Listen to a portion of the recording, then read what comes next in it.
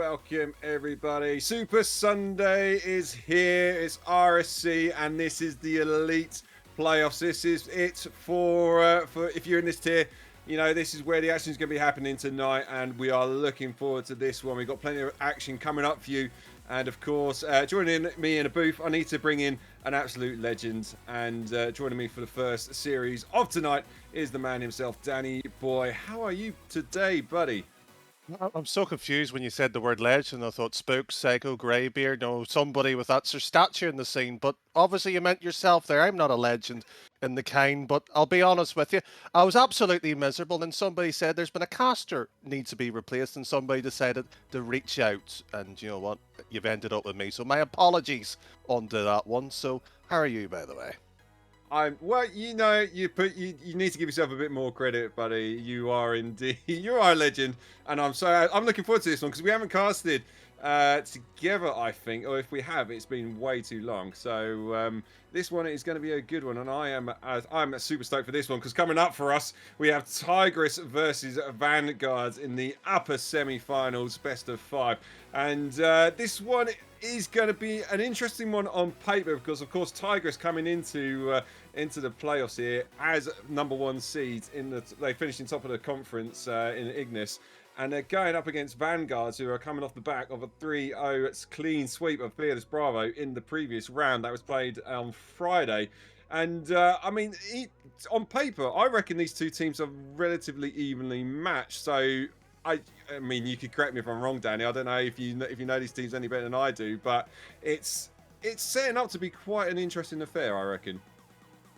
I would suggest that you're probably right. We might as well, as the bracket was on, see the statistics of the teams and players. I don't think there should be much surprise here because, frankly, both of them are in the upper side. They are realistically should be quite even. There should be no surprises here.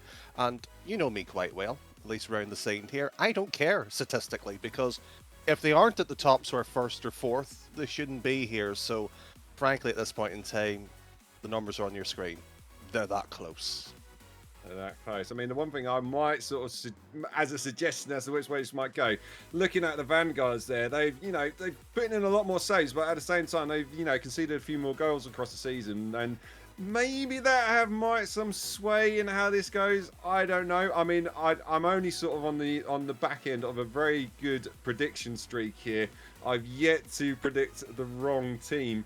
When I've been casting so far in the playoffs, so I might use that, as an indication of which way this is going to go. But certainly, I think I'm kind of with you on this one. Statistic-wise, it's really coming down to the players and just how they're feeling today, because nobody's really had a series yet, unless they've been doing scrims before this to sort of warm up and probably find their rhythm. But I don't know. For you, Danny, I don't know. Do you reckon either of these two teams are going to be sort of feeling more confident than the other, or do you think they're just both going to be absolutely bricking it behind the scenes and just wanting to get this done quickly? I think coming into it, there's obviously that bit of nerves being a playoff match. I am aware, and you can read the chat as well in terms of our in-game lobby. They found out they've got me on the opening game, so most of the time that's going to cause problems anyway. Oh Christ, it's Danny onto the broadcast. We're going to get flamed. I'll guarantee you this here. Play safe, play smart, and we'll have a good time here. We saw in the rivals that I made one prediction, by the way, before we head over to there. I had a 4-0 for a bracket reset. I think that might be the worst prediction in RSC history. And you know what? I still don't care. I wanted to see it, so hopefully we might get one here tonight. We will see. I mean, prediction-wise, I'll tell you what, I'll go first, and I say my prediction, I am going 3-1 to Tigress, and that is just purely based on the fact that I think Tigress are probably going to be the slightly better on the defense. They're going to lock it down, they're going to cause issues for Vanguards, and unless Vanguards can come out of the gates guns blazing, then I think they will struggle. But I don't know about you, Danny, what are you going for? Whatever B-Shake put on for me, I don't care enough for predictions. I'm sorry, I don't play that game. Results speak for themselves. And that's the way I've always looked at it, so I'm not going to change now. Fair enough. Fair enough. Well, with that, dropping the mic basically in terms of predictions, or lack of, I should say, we'll head over to Manfield Night. Tigress versus Vanguards. First series of the night over here in the Elite Playoffs, and we'll see whether these two teams, whether they can keep their nerves in check. Well, find out. Nerves is always a factor. We've been through 3 of the tiers so far here, and usually the opening matches usually shows quite a few of those sort of horror stories here. But Halo up and around here to the backboard, should have a chance here, but credit to him, it was on target but glances away. I've got to admit, I'm struggling with the names at the moment. We did tell the players to try and sort out the FTTs at the start, but whatever, you know, some players just like to annoy casters, and for sure it seems like Vanguards are doing just that at the moment. But I really am struggling with this, trying to sort of figure out who's scoring, but it is Halo getting the first goal of the series here, after a slight missed touch there on the goal line by Con Kitten, and it's easy enough cleared up by Halo, scoring with just over 50 seconds played. Well, don't worry, the teams have been told about their name change, especially if I'm on, so they will be reduced. So don't worry, because if they aren't going to be reduced here, we're not going to continue this broadcast until I'm happy, so don't you worry. It's good to have you in the booth here, Danny. I like the authority. It's something that we don't often get, and sometimes players can just walk all over us, but no, not with you in the booth. But Vanguards are looking to sort of chase the game here, and they almost getting something but Halo from scorer to saviour at the end. Managed to get the save on the line there to keep the Vanguards at bay and keep their 1 goal advantage, but they're not quite able to clear the lines. And Sato, shot on target, and again Halo acting as a solid defence there on the line. Well, there's Con getting to the back line, good save there. We'll be rolling with another one, Eve, with a follow-up, and, well, Tank with one sort of particular touch here, not necessarily ideal here, but breaks down to the other line, so there is chances being developed, not necessarily the quality to finish it off yet. Halo almost he does indeed, gets it in the back of the net. It took 2 attempts to get it, but he made sure he was being persistent there. Lovely touch to just try and get it under the crossbar. Not quite. Nothing Evie can do coming in there at the back post. Instead, send it into the back of the net, and it's a 2-goal advantage now. I don't want to name the player there, but was pretty much trying to learn how to do a 3-point turn in the net there. Just hasn't got the handbrake just quite right there. He needs to take his car to the shop and get that sorted out for sure, but they got a little bit now of a mountain to climb. Not quite Everest, but they're still got to find a way to get back into this one as we're approaching the halfway point. Not quite able to break that defense like I said Tigress might have, and Halo shot there just over the crossbar. Now into the turn of I can't even figure out that name before he's had a chance to shoot, but Halo punted it straight back there in the end, and it's Con Kitten clearing it to the corner. Potentially maybe a few stutters on the play here, but Halo, that's a big opportunity that could open up here. Halo, really you should be taking a bit of time here with the 2-0 advantage, shouldn't be rushing these type of plays here. And you know what, we could talk about the amount of space here being left open here. It's far much of giving the ball possession too cheaply here by both sides. And you did ask about nerves, well here's a factor of it already. Yeah, they just need to settle down a little bit. I mean, at the moment, Tigress don't really need to push too hard. They just need to keep doing the fundamental basics. They got the 2-goal advantage with 2 minutes on the clock. Halo trying to get a third. Shot off the backboard, trying to go double touch into the path of his teammate. Roll back and Noel. Oh, I've got to figure out a way to make that a bit shorter. But Roll clearing up the lovely touch there off the bat from Halo. And it's now a 3-goal advantage. And Vanguards, this game is looking out of sight for them at the moment. I'll go one better. I'll say it is out of sight. Oh, you're calling it with 1:50 on the clock. Oh, that's bold, Danny. That's bold. I'll give you that. Well, you want bold, you want an authoritative figure. Well, you've got it here. I'm going to call the shots as it is. Love to see it.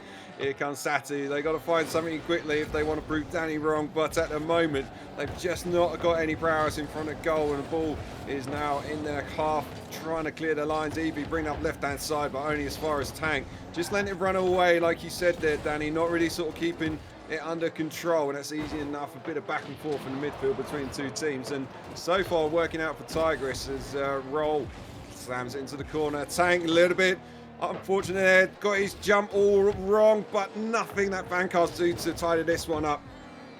They haven't shown much here to even get a goal here right now. Is this ball by both of these gunning, rotating players back, just even learn out, and Satu with a touch here, and what is at least an option or two when you shoot it onto the wall here, you're hoping for a second follow-up, or at least somebody present themselves as a passing option. It's just one-man plays. That's it. That's all what we've seen from Vanguards, and they've got to show layers to the game here. We're meant to be at the elite stage at this competition, and this has to be better, and that's the first on target. Just first shot on target, but what a save that was from Tank. More reaction, I reckon, than actual skill. But, you know, right place, right time. Keeps a 3-goal advantage there. 20 seconds left on the clock. And I think you were right, Danny. You called it early, and you were damn right to do so. As even if they were to get a goal here, this one is not going to be able to come back. I've seen some crazy things in Rocket League, but yeah, 10 seconds. That is game number 1 going to Tigress and Vanguard. I don't know, they just need, for me, it's just that final third, just no sort of team chemistry at the moment, and you said it yourself, Danny, it's just like hitting and hoping at the moment, and fortunately for Tigress, they got themselves in the head, and, you know, that's when they can sort of sit back and, you know, not push too hard, because, you know, effectively, they're not the ones that need to chase the games, but Vanguards need to kind of just, I don't know what, they just need to sort of tidy up their rotations a little bit and just communicate and just make sure they get more shots in the back of the net. When you say it like that, it just sounds so easy, this game here. Take it easy, shoot it in the target. Do you know what's even easier when your opposition decide to leave the net completely open? So, do you know what? Fair play to them if they want to play it like that. It's risky, but, you know, hey-ho. Yeah, I mean, Halo there, you can't see in Twitch, but there's a chance that me and Danny might end up jumping into this match. The invitation's been offered to us, but we will see. We'll see how this game goes. We're going to still allow Vanguards a chance to sort of bring themselves back and prove that they deserve a place in the next round. But Tigress have got the early advantage here in the series as we head over to Forbidden Temple. So, question for you, Danny, as the man of all knowledge, how would you play this one if you're Tigress? Do you wait for the mistakes, or do you go out guns blazing? Oh, you should know me well enough. I love when teams suffer. When they just miss the ball, can't even hit at a poor clearance here. So do you know what? Just sit there and just wait for the opportunity to present itself here. Teams will always make mistakes. Maybe in the final or two, the nerves will get to you. At this stage here, it's quality what separate the parts here. And Tigress, they played it so far perfectly. Indeed, and almost there getting the early advantage, but Sato at the near post sorting out the defense, and that's awkward. Tank gets a lovely touch on that one. The speed saw that the Vanguard teams were pushing hard as Evie, last man, completely fluffs his lines, and Tank, that's an easy enough touch for him to get on the end of that one, send it on target, back of the net, and we're not even played 30 seconds yet. There you have it. You asked my question. Just wait for the mistake and it will present itself here. That's the opportunity that you slot it. And you know what? The benefit of conceding early is you have time to get back into it, but you've also invented the door open to say, all right, what have you got here? Where's the quality of Vanguard? Other than that one shot in game 1 near the 10 seconds, they haven't presented a passing play or an outright or single man just out dribbles everybody at the pitch. They've got to change their approach here, and you know what, the pace that they're going is arguably too slow. Yes, definitely needs to speed it up, maybe a little bit more aggression, a few more bumps and demos might just open up a little bit of space, but at the moment they're being pegged back, and Evie is decent enough clear from him into the path of Comkitten, but again, Tank working his magic on the defense there, clears into the corner, and it's straight back into the Vanguard's half with Tigress looking to try and capitalise, but Tank just awkwardly fluffing his lines there. Now the chance for Evie to break away and try and find some sort of magic. He's going to fall into the path of Comkitten, but roll back and Noodles might just end up calling them Noodles in the end, getting something on that one. And Vanguard's still not able to break the defensive line of Tigress. Well, the cliche line shot it right at the keeper. Needed to have been placed much more better. And now force at their back lines here, being bumped and bruised out of the way here. Evie with such an awkward jump there. Realistically, it looked like it wasn't going to get to it. Does, however. And this ball needs to be pushed up here. And you know what? It's the first touch that you look at sometimes. And Vanguard, you're making me sort of want to pull my hair out at the moment. They've got to make that touch much more effective and pop it over at least one of the players here. They are, but they still got to make sure they keep their defensive solid, and Halo came charging in from the midfield. Unfortunately for the Vanguards, they can breathe a slight sigh of release, but that one managed to, I don't see who it was, got a touch on it, sends it away, but here they come and get met in the air by both Sank and Royale. And they've got to try and reset again and try and work their way forward. But at the moment, Tigress, despite just having a slim advantage, is definitely looking the stronger. Made that a stronger advantage now as a Royale coming in off the lovely touch there in the corner from Tank. Sets himself up for the pass. Laser beam into the centre there. And Royale says, thank you very much. 2 goals to the good as we hit the halfway point. Have to give full credit to the pass there. The defence wasn't even ready to defend what was being thrown at them here.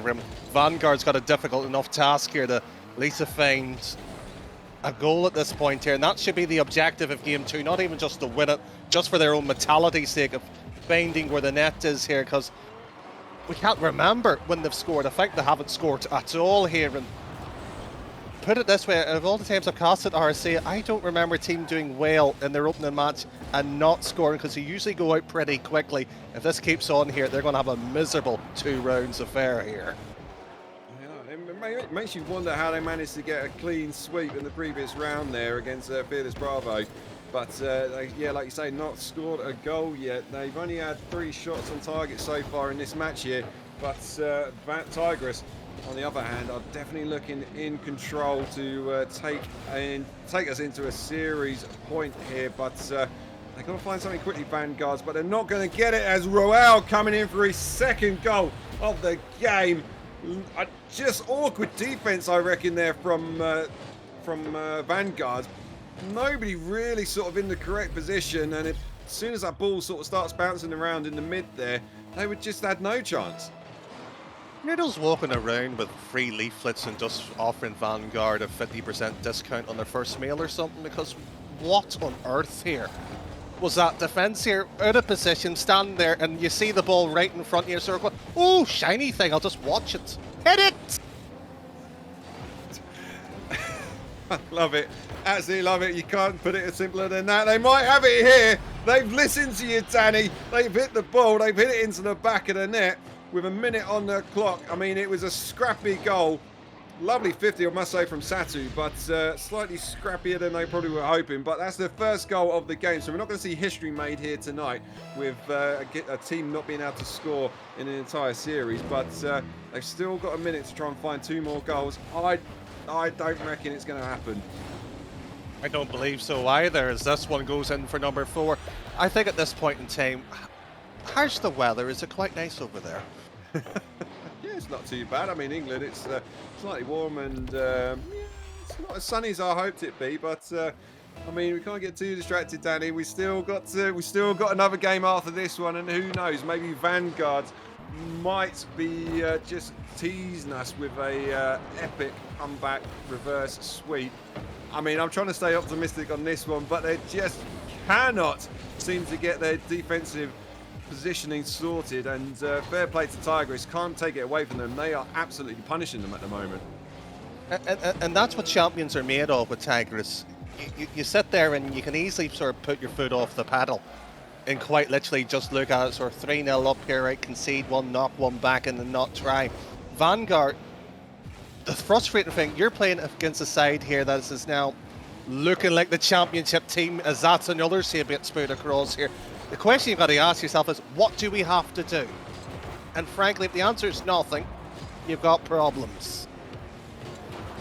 Well, they're going to have to try and figure out an answer to that question. They've still got 1 game left at least to try and find an answer as they're trying to get another goal, but they finally do get it in the back of the net as Tigress are trying so hard to maintain their defensive line there, but in the end it was just too many shots and too little too late though from Vanguards. If they'd done that a little bit sooner, then maybe we might be giving them a little bit more credit indeed. But again, I can't take it away from Tigress. Tigress have been very clinical today, and you know, a couple of mistakes in terms of sort of maybe, you know, letting the ball run away from them, but they're doing the job and they're doing the basics well enough to keep Vanguards at bay. So I reckon unless we see some sort of drastic change in the Vanguard's way they play, I think Tigris are going to have this one in the bag. Yeah, and people might be sort of looking at what I'm saying here as maybe being a bit harsh. Sometimes tough love is what you need, and Tigers is. I'm not going to call it early and saying this is going to be the side that's going to win it tonight here. I'm not going to be foolish enough to call it this soon. Surprising for me, but here's how it is. Vanguards need time, and they're playing against a stronger opponent too quickly, too soon in the upper bracket. They needed another match. Their lower bracket run might be incredible. That's if they can get scored. If they can get the rotation. That's if they can get the passing.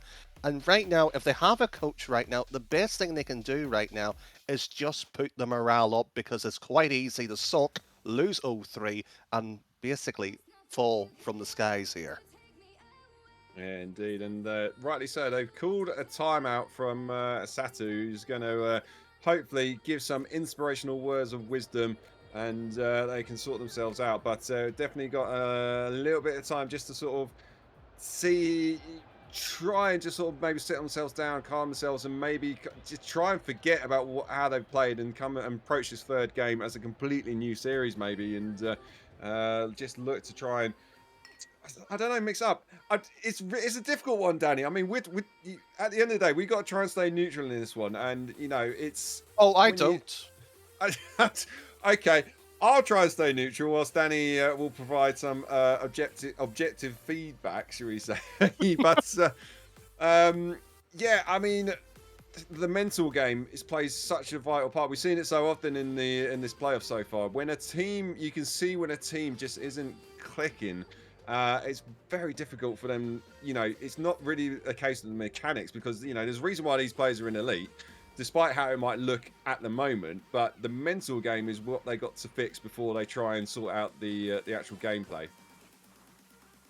I don't think anybody's sitting here questioning the mechanics, and frankly, we haven't seen enough here to even judge. If you want to make that, if you want to be, I'm not bringing out my big sort of sledgehammer knocking Vanguards down. Not for their mechanics. They haven't shown enough for me to judge it.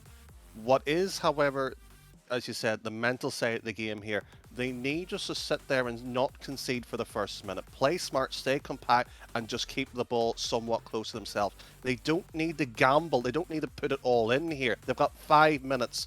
Just get that chance and lead. Indeed, and it seems like they've had a good talking to. They've still got a couple of seconds left on the clock, but they seem like they're eager to try and wait to get this game going, which indeed they do as they finally join the field of play. So this is it then, and I think it's such a cliche saying, but the first goal, I think, in this one is going to be the defining factor. If Tigris get it, and they get it early, then Vanguard, I can see their heads dropping. But if they get off to a good start, which Sato might do, off the backboard, into the path of Khan, in the back of the net. And maybe, Danny, maybe that timeout has just sorted them out.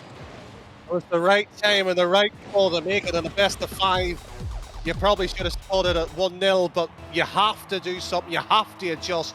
That's the goal what we're talking about. That's what they needed to do. And let's not forget here, that's their first ever goal that actually is meaningful to this match here. So the question now is, can they build on it? Which indeed they can, as they've got a second one in the space of, what, 20 seconds on that one? That is absolutely insane. I did not see this one happening, but it seems like Tigris on that occasion are pushing way too hard as all three of the players up in Vanguard's half. And Vanguard, uncharacteristically so far in this series, have capitalised on it. And Danny, I'm kind of a little bit speechless at the moment. I'm not. Did you expect this? Well, to a certain extent, yes, but I'm used to disappointments. So if it went the other way, I would have said, well, there's no surprise here, so I'm not shocked either way. Well, Danny's not surprised. I am, but this is the position we're in either way. It's not even a minute on the clock, and Vanguards have got a 2-goal advantage. But you said it in the previous game, though, Danny. That is still plenty of time left for Tigers to come back into this one. They might have a goal. Tag off the crossbar. Halo with the finishing touch to send it in the back of the net. Just the response they needed. And it came off a lovely passing play. Tank probably should have hit that one in the back of the net, but he'll be banking his lucky stars that Halo was coming in from behind him. Certainly will be. It did say, however, for this Vanguard side, it's not conceded in the first minute. No, it's technically 3 seconds have went by from that mark. They shouldn't have let that in. You've let the door open again, and that's the psychological side that's going to play, unfortunately, the tricks here. Con, Satu and Eve, they've got to score. They have to score. This has to be 3-1 here, because the longer this game develops here, I hate to be the bearer of bad news here, Tigris will get a second one. It's not a question of if, it's when. Trying to beat Halo to a bunch on that occasion. Could this second goal be here? Royale not able to get the double top, but he said that's a warning shot across the bow of the Vanguard's defense. It's coming. It's like Danny Boy's called it. The second goal will come for Tigris, but can Vanguards get a few more and get themselves a bit further in heads just to take that pressure off? Here comes Evie, right hand side, trying to get it past Halo, does indeed, but he's met by Tank on the line, and Royale's easy enough to clear that one onto the left now and come with the counter for the Tigris side, but he hasn't been able to tidy it up, and a bit of a hidden hope in the midfield between the two teams here. It's ended up in the path of Evie, not able to get on the end of that one, and it's just a little bit caught up in the corner. Satu across into the mid, and nobody's there to see it. On still with the attack here, but the third phase of play here for Vanguard's sake. Needs to be a softer touch here for Eve's sake here to get an active play onto it, and all lumped into the corner. Poor rotations here by Vanguard. They've actively collapsed the advantage here. Now the counter could breathe, and Halo shut down, and unfortunately for their sake here, still in their own half. It's awkward across the line, and the second goal comes just after the halfway point. It is the man who's been absolutely on point at the moment for Tigers. Halo coming in clutch, beats Tank to the punch, but he won't care one bit. I mean, it seemed like actually Tank got a touch there, and Halo's come in and stolen his goal. They might have a third. Oh no! The collapse. Is it on the cards? Who knows? Tigers have regained the lead. I know this shouldn't be done on broadcast, but the B stream's on. It's probably a much more closer match. Tune into this one. This one's done. Put a fork in it. He's calling it early again.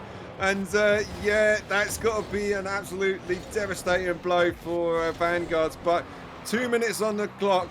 Danny Boy might think this one's over. They still got to try and believe if they're going to take this one into game number 4. But momentum is definitely in favour of Tigris now. But they've got the ball in their half, Vanguards. Can they do anything with it? Not quite on this occasion. Tank leaves it into the path of Vual. Takes it to the backboard. Slight double commit there. And Halo, thinking better of it, turns around. Keeping it firmly now on Vanguards. Trying to apply a bit of pressure. Not quite on that occasion. Lovely demo on the way out.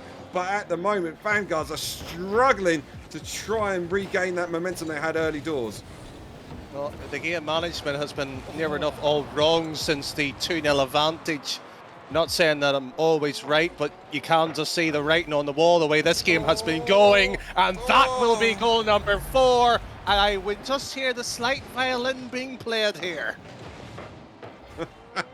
Oh, lovely, lovely play from Morale. I mean, it's been the sort of the defining factor between these two teams. Tigris definitely looking like a stronger, solid unit, and maybe that's why they ended up at the top of the table in league play, and looking like they've got a lot of form to give for the rest of this playoff here. But 2-goal advantage. Vanguards have to find something quick. They need to just compose themselves, not push too hard, and make sure that they don't concede another one. Otherwise, that will be game. As Evie doing just enough, sends it into the corner, but only as far as Halo off the backboard. The panicking defense at the moment for Vanguards, but they've somehow managed to come away with a counter-attack. Evie, shot on target, and not enough behind it. Halo saves it away. Yeah, it was the thing that undone the whole grand scheme there. And with the last 45 seconds, really, this has to be scored quickly and kept up here. It's unlikely that they're going to score 2 from open play here, as that 2, well, beaten quite easily. That's a wide open net, basically, until Cohen whips into the last second here. You just know that the game is running away from you. And Vanguard's, the mentality, how good is it? Oh, Con, that kind of sums it up. The touch he did wasn't quite quick enough. And Warral trying to bring this one up. Lovely little flick there, trying to get the finishing touch. Evie, nothing he can do to send it away. And it's ended up in the back of the net. The icing on the cake. The final slice of humble pie being delivered to Vanguard.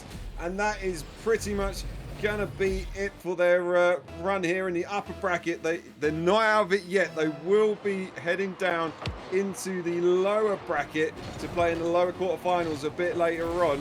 But at the moment, they've got basically an hour to try and just compose themselves, think what's gone wrong. I say they got an hour. They haven't, because they are pretty much straight on now into the next game. That is that's what happens though when you go down to the low bracket. But we'll talk about that in a minute, Danny. I mean, you've got to give credit though to Tigris. They were clinical. Even when they were 2-0 down, they did not panic. They just did the basics, and they did enough to bring themselves back into that one. And that's when the floodgates opened. So fair play to Tigris, I reckon, for this one. You can't take anything away from Tigers. You genuinely can't. They played this game far too comfortably, and I didn't want to call it early in terms of this is a side that's going to win it. Looking at the B stream as well here, it's probably a more tighter affair. The fact that they're still going, we've wrapped up on a sweep here. Tigers played too. You described the word basic, or the foundations of the game. They played that there like a side that you expect in an elite. You don't want to see a side rushing, pushing, and challenging and everything. They took their time. And that's the quality and the leadership that you need to. Vanguard's on the other side of the question. They need somebody in their comms and just tell them, stop it. Just stop it. That's all it needs, just somebody in their ear and calm it down.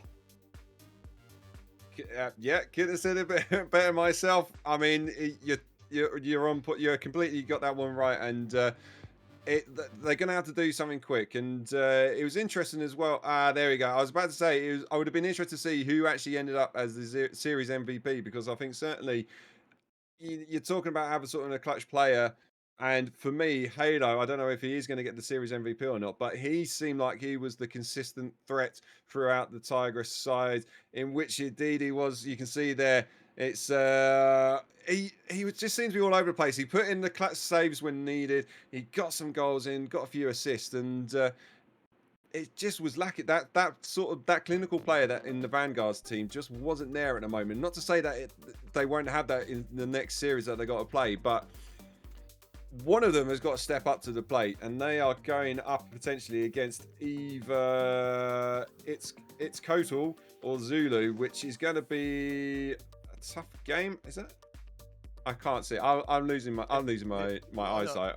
No, you're right with the potential. In fact, looking at all four in the losers bracket, I think Vanguard should have a decent chance, no matter who the team is. You're playing against Tigers. It might be unfair. It's Cole in that Fierce Bravo, the beaten before. They have nothing to fear at the lower bracket. So you're right there with where you were going with your thought pattern, at least. I'm glad you understood what I was trying to get out there, Danny. And yeah, they got a tough ask, but it's we've seen it in previous series. You know, there's always one story of a team that will blitz it through the lower bracket. So maybe Vanguard is that team, but Tigers will march on though into the upper final, which is going to be played. They've got an hour to either chill out, rest, or go and find a scrim and keep themselves warm. But they'll be going up against either Temple or Holdra, which is, as you said, it's still being played on the B stream, with Temple slightly in front at the moment.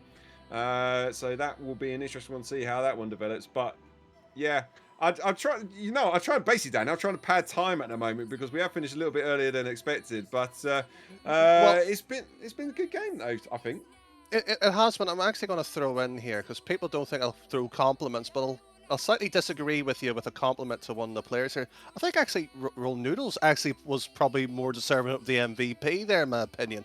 He actually played quite smart, got the few decisive goals, and led his team decently there. So, do you know what? I think credit needs to be given him. I think B-Shake may have adjusted the MVP to make you look more right there, but if he has done, credit to B-Shake too. Wow, I mean, you have just reminded me as well. That is my winning streak in terms of predictions. I know you don't care about that, Danny, but at the moment I am sitting pretty, having predicted all my teams correctly. So I'm quite happy with that one. Well, we should bow down to you. Well I mean, done, the King Predictor. you're too kind, Tanny. I know there's an element of sarcasm in that one, but I Oh, will yes, take there is. that. I know there is. I know there is. But you know what? I'm going to ignore the sarcasm and just take that, and I'm going to quote you on that one now for however many more games you get to play. But that is going to be it from me and Danny. Unless, Danny, you got any final thoughts or words of wisdom you would like to give to any of the teams going forward into the next round. Look, I'm going to put my casting hat off and put my coaching hat on. Calm down. You've got plenty of games, plenty of time, and just be active in the game. You do not have to go for everything. Be smart, be quiet, and just get on with it. Indeed. Couldn't say it better myself. There we go. So that is going to be it from for us for the moment. We will be back in about 90 minutes with Fearless Bravo going up against the loser, I believe, of Temple and Holdra. So tune in on the B stream quickly. Come back, watch the A stream or the B stream. It's all RSC. It's where the action is. But point is, we still got plenty left to play for. And here on the A stream, we'll be back in just over 15 minutes.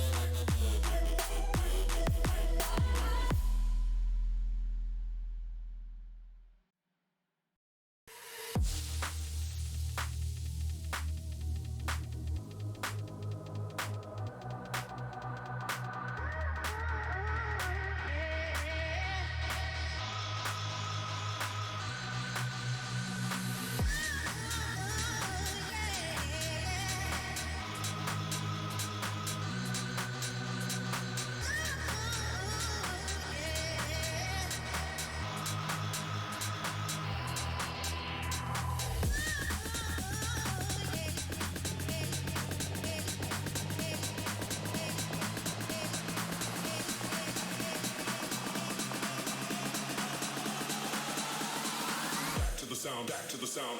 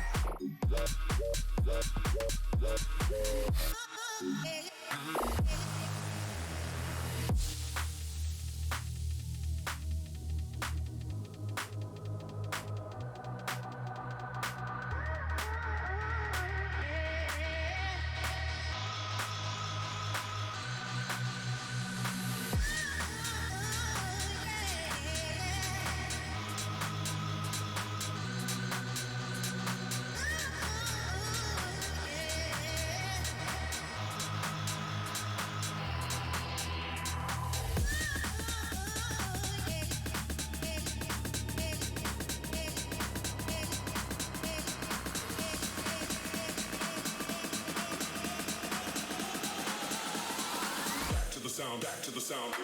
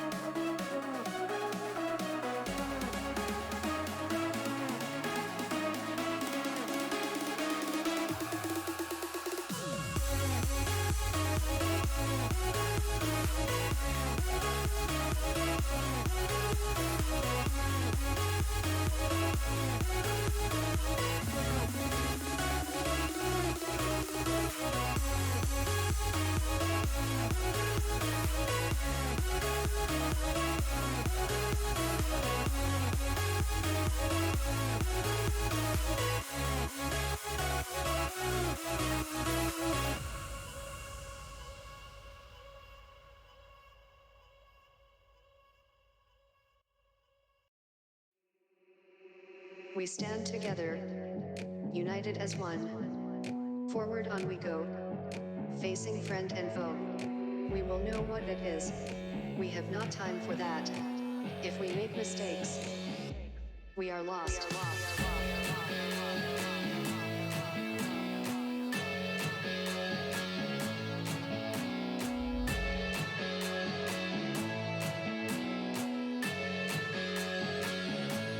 are lost.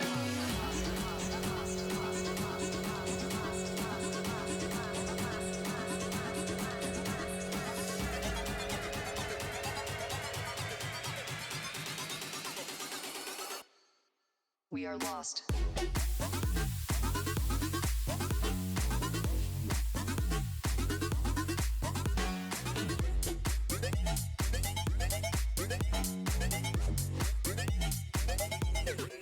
We are lost.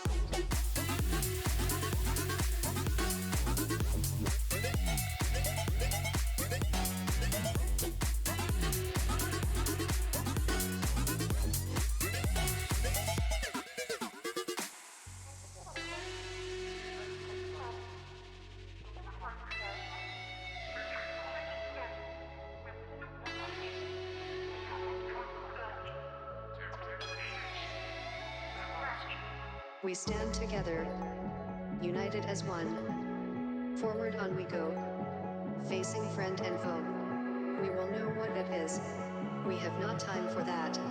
If we make mistakes, we are lost.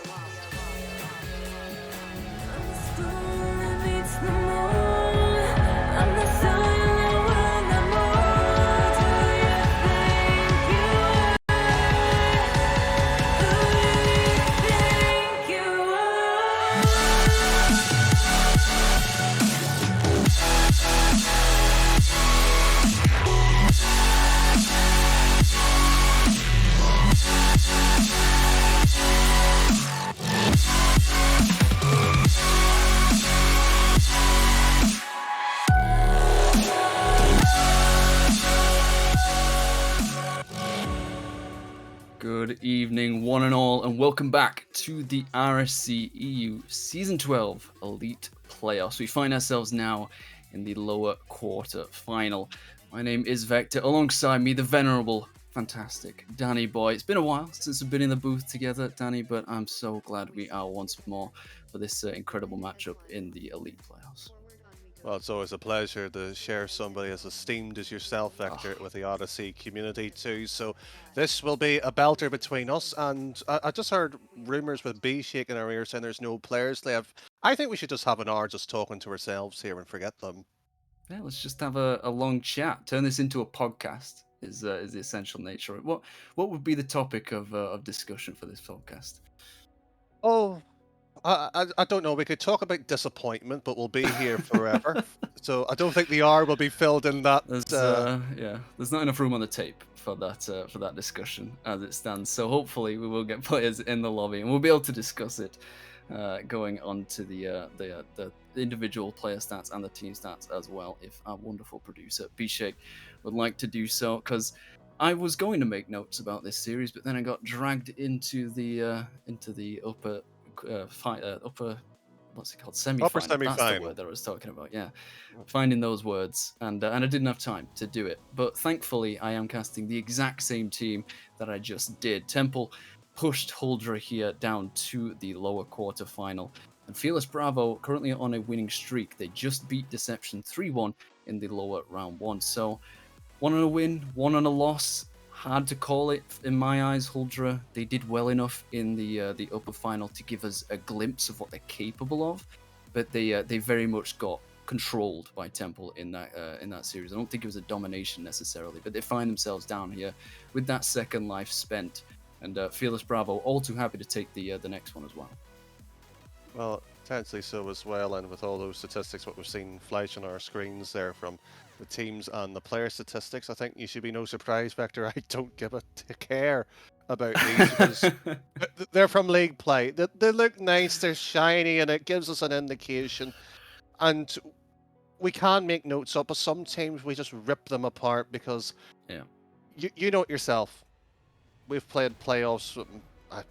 B when it was before RSC was even around. That's how old I've been. Long time ago, in the olden days. In the olden days when I still had ginger hair, that's how long ago it was. Wow, I didn't even know that. That's quite a fun fact. We'll put that on the quiz. But I agree to some degree that the stats really they don't have a great indication of just how people are going to play in a knockout environment. Of course, the regular season, you don't play to lose. Essentially, you just play throughout the season. You can draw series, especially as well. In this scenario, in this sprint, that is the playoffs. People play so much differently. They act so much differently, and as we've seen from Huldra here, we saw it in the upper semi-final. First versus second. Here it's now second versus second. Fearless Bravo were the second in their conference. Huldra the second in theirs. So it should go down to the wire. We thought that in the upper semi. I'm expecting it more so here in the lower quarter. We didn't discuss predictions before this series began, but I'm expecting Huldra to bounce back here. I think they probably take this 3-1, despite Fearless Bravo's ability to play the game. I love Butter, he's a great guy, but I just don't see Valkyrie Knights fumbling this one. Well, that's a fair point, and soon we're getting into predictions. Mine's is whatever B-Shake put down, because I don't care enough about predictions, and I'm just going to be blunt about that, because predictions are only as good as your previous match here, and the fact that both of them is in the losers bracket, everything's up into the air. Let's just be blunt about it. Anything could happen. It is indeed. The pit is opened up. The maw is wide. Whether or not it will be Fearless Bravo to fall into it, or Huldra, seemingly more likely here as they completely ignore sending someone to the kickoff there to open up things. We saw some crazy kickoffs between this team and Temple in the upper semi, at least I did. On that B stream, so I'm expecting to see a few more, but completely abandoning it was one that I did not expect to get on my bingo card, and it's started relatively favorable for them despite that mistake. Well, a mistake here and there, yes, from the kickoff, but what we saw from the upper the semi side of things, here's the opening goal by Josh, just went in. That was actually a surprise to see it slip on through. Even more than favourable, apparently, as Ethereal he did his best that he could there off the backboard, but slightly mistimed it. Allowed a wide open net for Josh to finish off, something that Huldra, again, alluding back to their previous series, they struggled with finishing their chances. A lot of it was down to Temple's ability to defend the net, and I'm expecting Fearless Bravo to be maybe a little bit less strong in that area. We've already clearly seen it here in the first minute. One shot, one goal. Could it be one for here? For Fearless Bravo here, they do get stopped just about on the line, but I'm expecting them to put up more of a fight than we're currently seeing from them throughout the series. Well, we sincerely hope so, and with potentially a few of these players that's going to be happening here, and that ball's just been thrown down far too cheaply here. What was going to ask you actually, because we've casted both of the upper matches here, so we've seen and had elements of both of these two sides, respectively on A and B here. I felt that one side played far too quickly, far too reactionary, and wasn't ready for their matches here. And it seems in the lower side of it, yes, there's a bit of sluggishness, but not necessarily the trust from the team that we should expect after 9+ weeks of league play. I think that's maybe sort of part of the territory, especially if you get knocked down to the lower bracket, as was Huldra's case, is that they start to doubt maybe themselves or their teammates, and that just adds on to even more of the pressure that they're already facing in this environment, in a knockout Rocket League situation on stream. It can get to the best of us, Nerves are a horrible thing to deal with in such a precise game as Rocket League, where mechanics are so important, the basics and the advanced stuff. So hopefully they don't struggle with that too much. Of course, they do have the opening goal, but all one-goal leads are fragile. They are wet paper to anyone that understands this game, and I'm expecting Felix Bravo to put them under a little bit more pressure here as the minutes tick away, but they've only still got 2 shots on the board. 2 shots better than nothing, but that's our wet paper analogy. We might just be finding the sort of the scrap of the sort of the trash can here. We just have all the notes that's been fluttered into the bin at the moment, just after you've had your examination. You sort of, I'm done here, and find out you've got to do a reset. You know, it's better to experience that, but you know, you do your best at the last minute here, as frankly, the minute has went by. There has been no real opportunities. It has been pretty much a dry game. Painful personal anecdote there. I'm sure most of us can attest to it. Having to go back and just be kind of blindsided by the fact that you thought it was all over, but no, you're still well within the quagmire that is whatever that metaphor was leading to. I'm just going to move past it as quickly as I can, as hopefully Felix Bravo will be looking to do the same thing, move past the opening concession that they had. A lot of demos coming through, that disruption play, working more so in Holder's favor as the ball is kept in the danger area as Dash attempts a quick snapshot there off the side. Well, will be stopped rather easily as Jawa here in the, is that the Range Rover? The Jurassic Rover? I'm not sure what it is, but I don't think it's helping his chances in this game. It is, and I'm going to have to openly confess something here. I actually know Jarrett quite well, and he's a very talented ones player too, which is annoying to play against. And he actually plays much better in that car than he does in an Octane. And that's the bit that really annoys me, when you tell him just spend a bit of time with the Octane that will transfer over. Yeah, absolutely. Of course, he is the top of his team as it stands, not by much. He only has a save to his name, the most shots on the team as well, but it has come to no avail as it's been, well, a rather quiet game after that opening goal.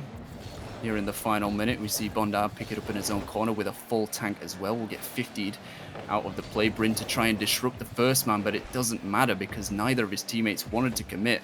Strange decision considering there's now less than half a minute to go and they still cannot find their way back down the end of the field. A back pass kills so much time as it's popped to the ceiling. All they can do is deal with it off the backboard here. Will they have a chance on the counter? Let's find out, because so far here I think the answer might be no here, as that's the closest. That's a nice catch. It's wide open. Target. It is. Well, you just made an anti-prediction, it seems. Danny boy, you said it wouldn't happen, and before our eyes it materialized as a strangely open midfield for Holdra's sake there. It was a great initial touch by Bryn, Ethereal even, my mistake, to get it down the midfield line, but it is still an even game. It could go to an overtime or be ended here by Jowett through the corner. Great 50, the ones player coming to the fore here, but it didn't quite work out as it spiked almost directly on the midfield line. The very first game sees us in an overtime, and it seems to be coming true that both second place seeds in their respective conferences have kept it extremely close in. That's what you would sincerely hope so after that length amount of time playing against each other, and conferences should be as tight and equal as it can be. As the right from this OT here, it has been pretty much a sluggish affair. It should be no surprise 5 minutes basically was, and that's on target. Well. Where did this come from? Bondabs through the corner. It's just straight out of defense. It's instantaneous offense. Wide open midfield, just as Huldra conceded. This time they exploit it in their favor.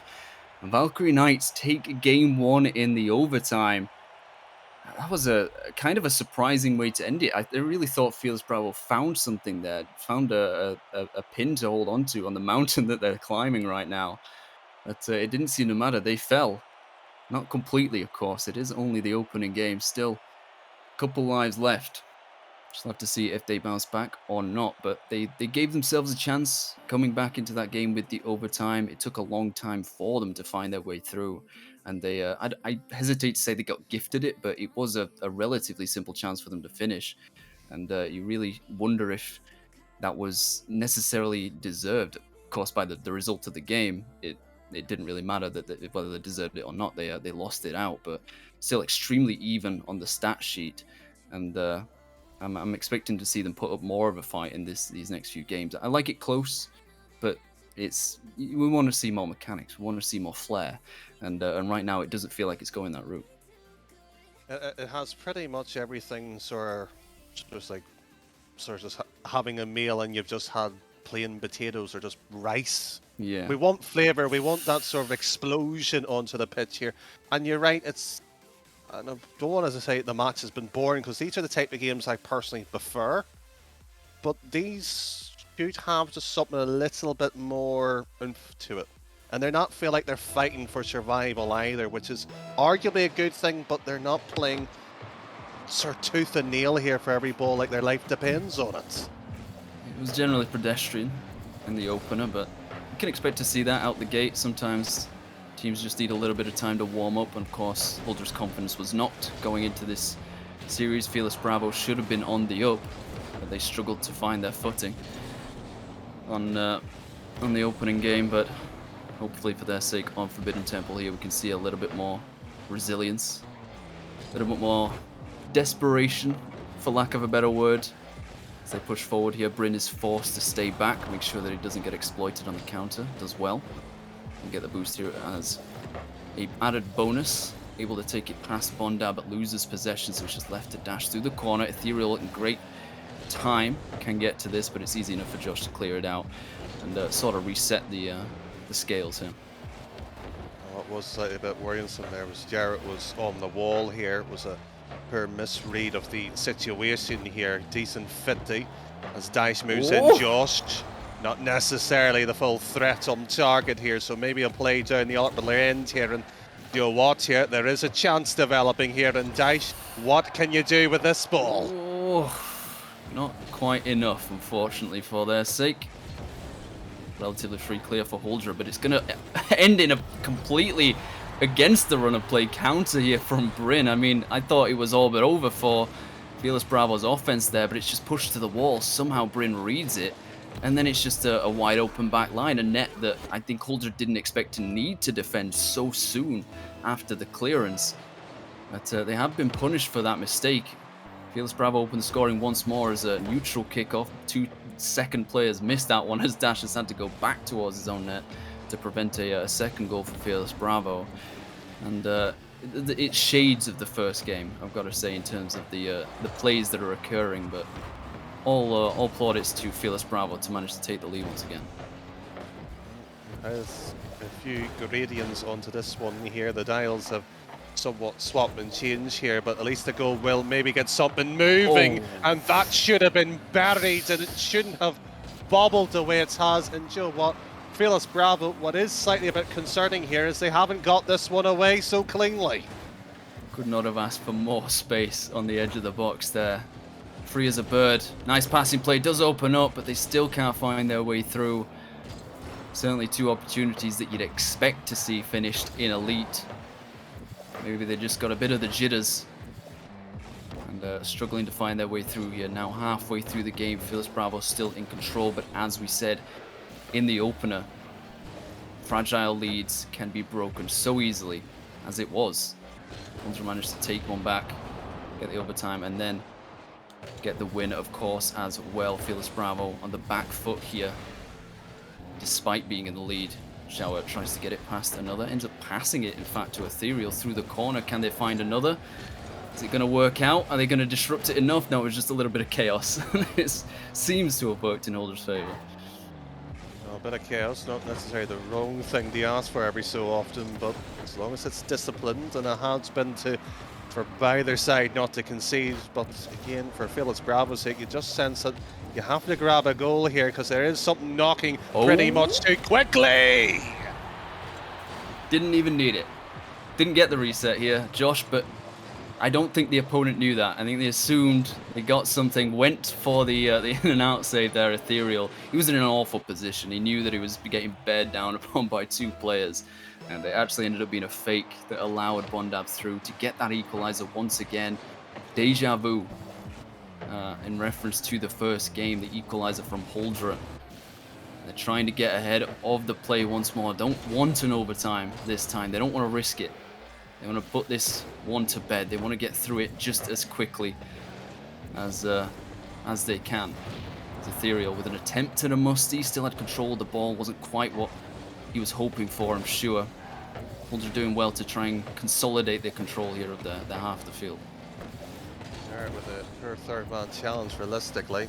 Just sort of whips it to the corner there. Yes, the two retreating back, but this sort of type in the elites and the higher ups as you get on to. Vector knows himself and played at much more of the elite level than this here. You have to play the game, you have to play the possession here, and sort of this threat of an OT potential possibility. That will be one save. It's the other side of the pitch though. I think that was saved by a teammate. I'm not entirely sure, but it didn't count on Holder's side, so it may be the case that Fearless Bravo just stopped their own shot. As 30 seconds ticks by, Holder now on the offensive. Dash with a wide open net to shoot at. Jout with no boost to his name, manages to get it off the post, but it will be Josh to follow up as the third man. Defenders be damned. Now 1 goal lead for Holder at the death of game 2. We may be avoiding an overtime. I feel so bad for Ethereal there. Does manage to get back in time, but just can only put it to the other post. They take the lead at such a late stage. That's going to be a hard pill to swallow. Certainly so. Yart will be feeling the worst off. It sits in the same position, maybe getting a touch, but Dash credit with the mechanics. We haven't talked about much of it, but at least this time it comes into play. And this, you know what, perfect bit of game management until that last bit of non-touching there. Ooh. Yeah, that was exactly what they needed to do, but it has left a space open for Bryn to take this to the corner. Will there be a follow-up? Ethereal can pop it high, but Showat's so low in the tank, leaving Bondab to spike it. They had the chance, but it was spurned as Holdra take 2 games in this series, something that they themselves faced in the upper semi-final. They are now in the driver's seat, completely in control of this one. It's still been narrow, it's still been tight. It's not necessarily convincing control of this series, but they're doing enough. They're doing their due diligence, and it has allowed them to get into a much more comfortable position, especially in the lower bracket with no safety net below you. You need to have that padding in terms of goals and in terms of games. So Fearless Bravo right now, it is a demanding struggle for them. I mean, we saw Holdra take a timeout in the upper semi-final after the second game, because that was the only time that they could, and I was not necessarily surprised to see them take it. It's a relatively rare thing, at least in my experience in the playoffs, because we've had that for a couple seasons now, that you can take timeouts in these best of fives. So I'm surprised to see Fearless Bravo not utilize that option, but we'll just have to see whether or not the way that they play, they don't like taking breaks, they want to stay warm. We'll just have to see, but it's so much pain. It's so much more painful when it's a close game, when you know you could have won it, you could have just about got over the line, but now they're right on the edge of the plank. So we'll have to see how they adapt. Well, that's the awful bit about it, is being that close and not being able to do anything about it, and yet they have the quality. It should be much more, and they'll go on to your point further in the Rivals finals, and that run entirely illustrated. There was very little timeouts being called, I think 2 at most, and we had already buffeted the 2 whoppers, because we had it on the A stream here, effectively being called out again, 2-0 down, and you sort of go, is this the right play? And yes, it was. They got back into the game. They had a 2-0 lead and then lost it 3-2, and it just slipped on from there.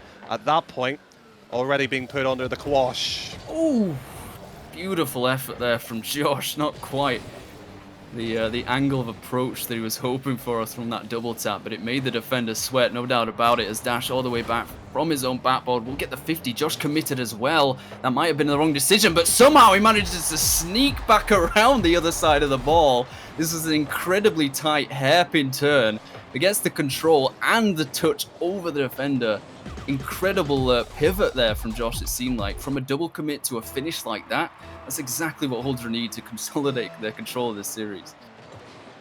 You know, that was, I'm just going to say it, incredible. The defender probably may have had a chance for a challenge if he was quicker, but the realization to get that, to pull it off here, rightly deserves a 1-0 lead here, and probably, I don't want to call it too early here, but a 3-0 sweep just for not alone here seems pretty much the outcome of this match already. Anything is possible. I believe I think it was that Huldra would take this one in a 3-1. I think that was my prediction at the start. It would, of course, require Fearless Bravo to pull their finger out at this point in time, shall we say. They've kept it close in every game, but close is not enough. They need to start getting out on the front foot. It's something that I talked about with Huldra needing to do against Temple. They seem to have taken that on board. Now it's Fearless Bravo's time to do it as Dash just barrels his way through with an incredible 50 to the corner. Nice read off the ceiling as well. Tied angle, but he finishes off to take I think that's the first 2-goal lead of this series. Pretty much, yeah. We've had 2-1 and 2-1 so far, so it's always been nip and tuck with somebody at least having to tie it up, and they usually generally do here. And what was unfortunate, you describe it, when you are in these situations, you can't do anything about it. Jarrett basically had 12 boosts or near nothing here as the third one runs in. This one is game, set and match. Let's be brutal about it here. Fearless Bravo has not shown enough here. I never want to call it too soon, but it's hard to defend. This is a case that I desperately would not want to take on as a defending attorney. Fearless Bravo now down 3-0. Not a single shot on the board as Bondab almost finds Huldra's fourth. They've had nothing to show for it on the offensive side. The ball has been entirely red here because it's just been on the red side the entire time. There's no way that they've been able to push out of their own half, which is surprising. The first 2 games, like I said, they kept it close. The first game was an overtime. All the signs pointed to this being a close series, one that will go back and forth. But and I hesitate to say it again this early, shall we say, into this potentially final game. Capitulation is the word on my mind. I didn't want to say it, but it's getting closer and closer to that as we see fewer and fewer chances for Fearless Bravo materialize. That's been the closest we've seen in the third one there, and it was pretty comfortably saved away here. And I think probably we'll be talking about Huldra in terms of the quality of what they've had displayed here. Josh and Daesh, between the pair of them, has been exceptional what they have at least put across here. But again, your point, and we talked about this at the opening, yes, they're close, yes, being second, yes, that's sort of moving across here. They will get one back here, but that's all what they've got to hold on to. And it came from a pretty glaring mistake, you gotta say, from well, not necessarily a mistake. On second viewing there, Josh was in a difficult position. It was well played by Bryn to get the pinch through the corner, but 1 will not be enough. 3 is the minimum. And with 2 minutes left to go, they need to show a lot more convincing finishes. Ethereal with time on the sidewall. Bryn to look for disruption, I believe, as it's dropped back to Ethereal. Maybe he wasn't expecting the touch, but had no boost to do much with it anyways. He will be there for the follow-up play, but defense is strong. It's popped back across, but Dash is far too rapid to give Fearless Bravo any hopes of getting that past the net. Shower. You said he was a once player, but seemed to struggle with control in possession there as Bondab with plenty of time and space to try and fake out the defender. Doesn't quite work in their favor. They probably want more goals to pad their lead here, but they probably can just sit back and defend because they've seemed to be doing quite well with it so far. 7 saves. Well, again, 1s and 3s, 2 different game modes, and in these situations here, both requires a bit of game management and what you actually want to achieve in this vector. And frankly, 2-goal margin, I wouldn't be necessarily outright comfortable with it, but with the amount of Fearless Bravo's shots on target, or at least threats in general, it hasn't been good enough, and this one was poorly played by any standard of the mean. Oh, so fortunate for Chowett there. Post bound. He'd hoped it maybe sneaked in off the post, but Lady Luck's not smiling upon them as Bryn's chances stopped at the first time of asking as well. Jowett with no boost does manage to 50 through, but Josh is right there waiting for it. A demo on the back line could open space, but Bondab right place, right time. Bryn can only throw it to the sidewall, back to another Huldra player.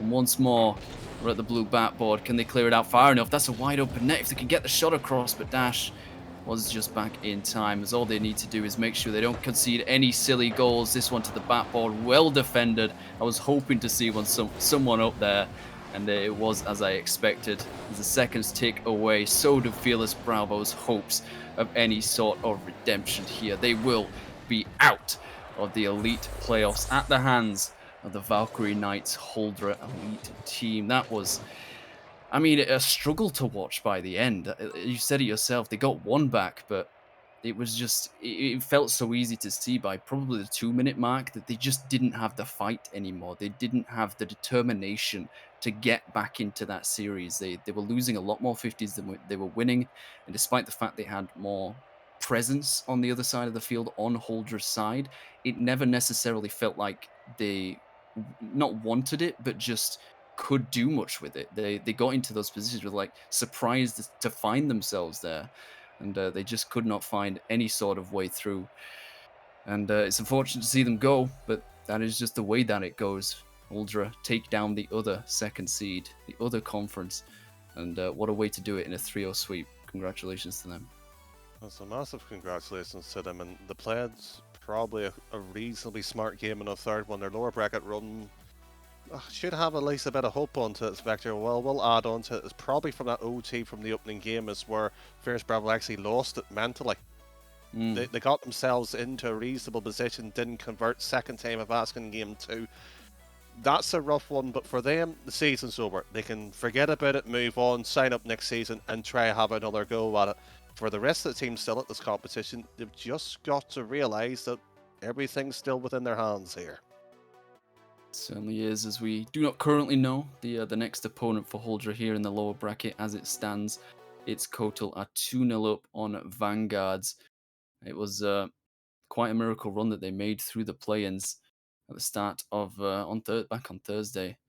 They got 3-1 over Velocity. They weren't quite at the very beginning. They did start in play-in round 2, but they've shown their grit and their determination against every opponent that they faced, and you can only beat who's put in front of you.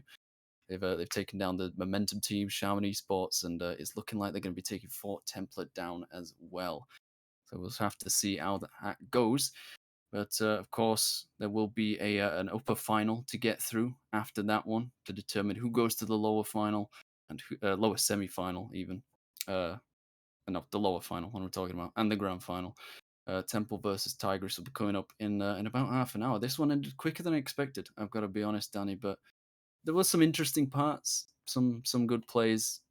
It just, as you said at the start, we clocked it almost immediately. It felt too simple. It felt like a very basic game of Rocket League where there was very few stakes. It felt like it didn't feel like a lower quarterfinal. So a surprise, but still a pleasure to cast alongside you, Danny. And I believe we're back for the grand final together as well. Hopefully that will be a bit more entertaining.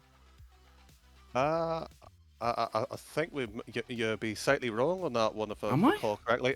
You've got a different, slightly older caster than myself. It's Greybeard Greybeard, alongside yeah. you. I'm get not that confused old, sometimes. but no, you should have a Similar lovely age. time. Close enough. Just for men do wonderful products to keep this hair black. But Vector, it's been a It's a lovely pleasure. I plug, just said, yeah. yes. If RSC's interested, hook it up here because this isn't getting any. Well, let's just put this fresh batch just in today. Anyways, Dice was your MVP. If you were interested, the B stream's still on for the other match. We're going to take a quick break here. Have fun on the other side.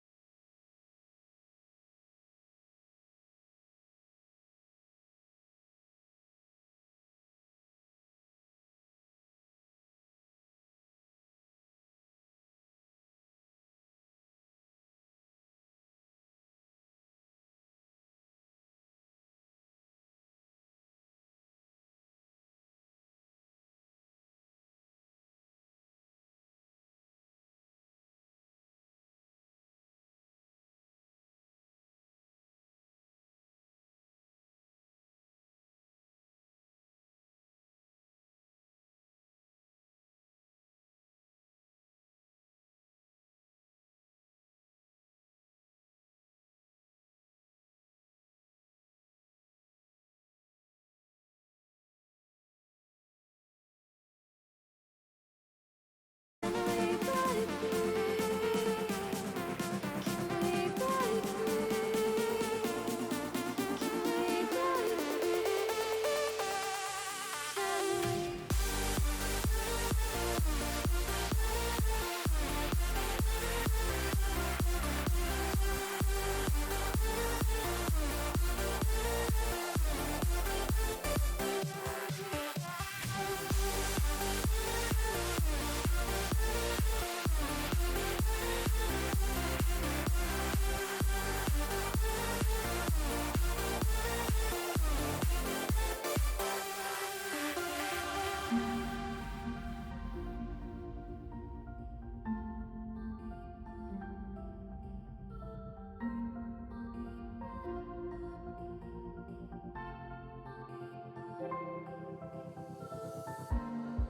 were blinded, tried to deny us, didn't think we were following our hearts. We are breaking free, it's just you and me. We might fall apart, now we're running away with our can we break free? Can we break free?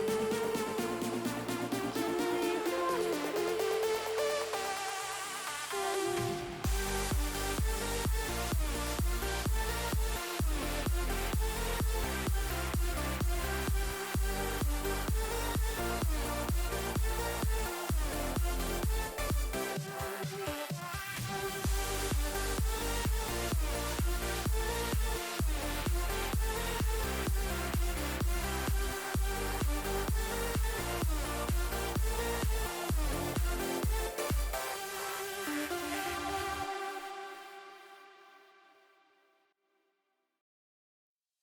You're like a goddess covered in evergreen. High in the mountains, hoping that I could reach. Far in the distance, I can feel that you know. You're like a goddess buried in beautiful. Oh, oh.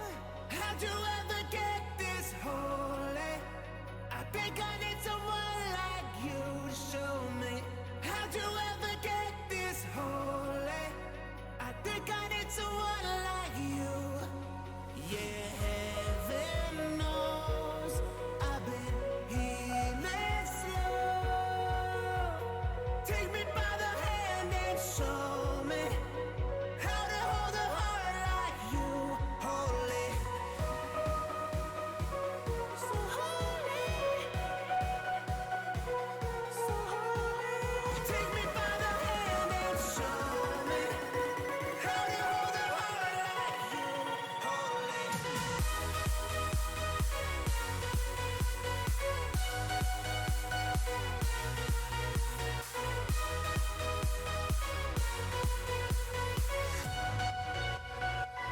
So holy. Yeah, heaven knows I've been healing slow. Take me by the hand and show me how to hold a heart like you, holy.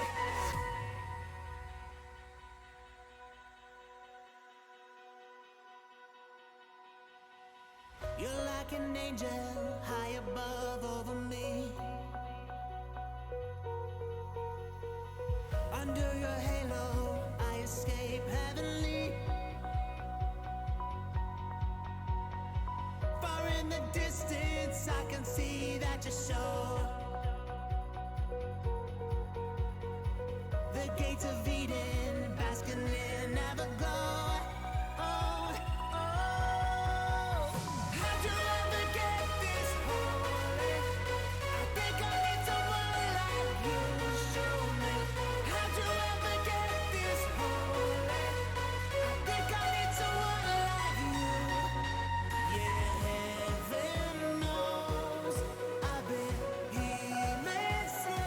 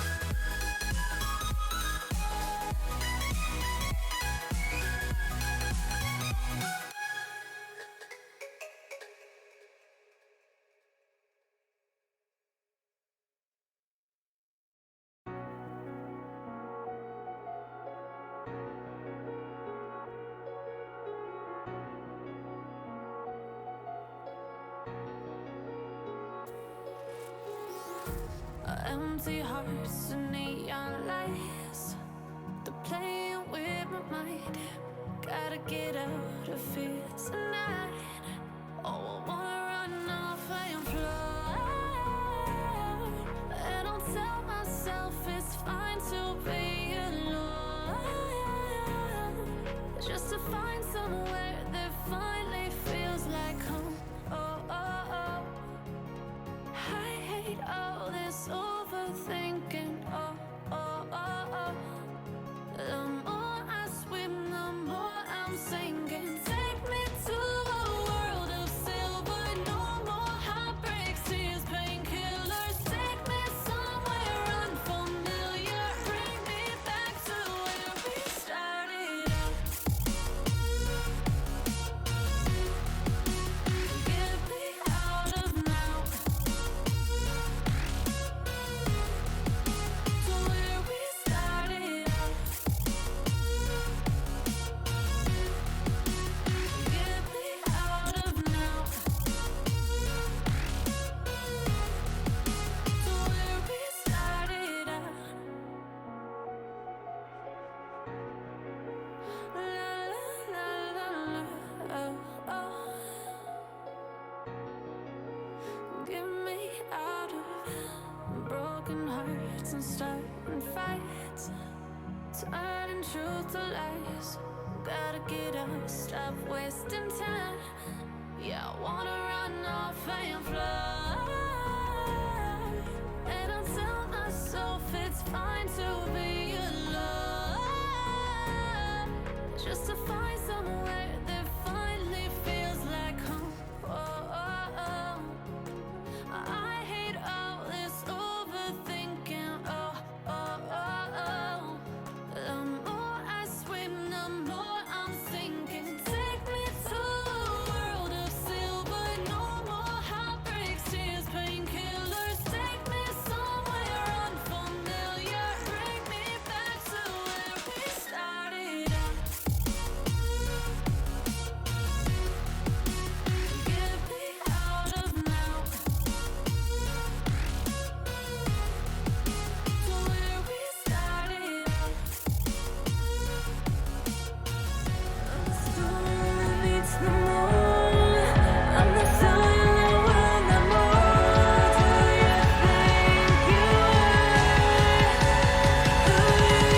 you think you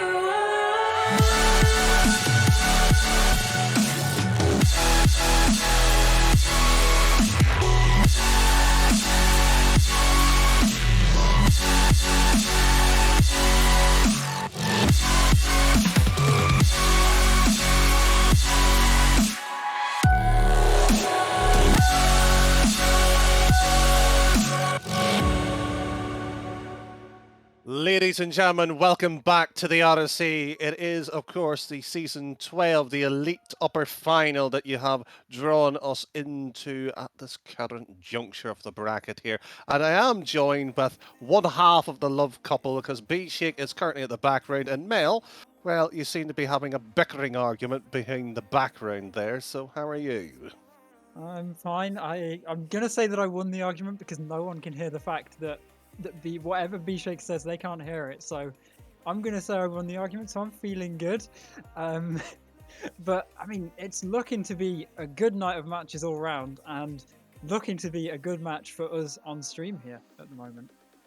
Well, that should be the potential. We might as well go to the bracket itself here just to update everybody who is just tuning in. First of all, where have you been? And if you've been tuning into the A stream, my deepest apologies. You've had me for 2 hours, and arguably the better matches Male has hogged over at the B stream, so we might actually steal one of high quality, but 3-1, 3-0 in the 2 uppers, and then Male, the lower side of the bracket. Not much really to break down here.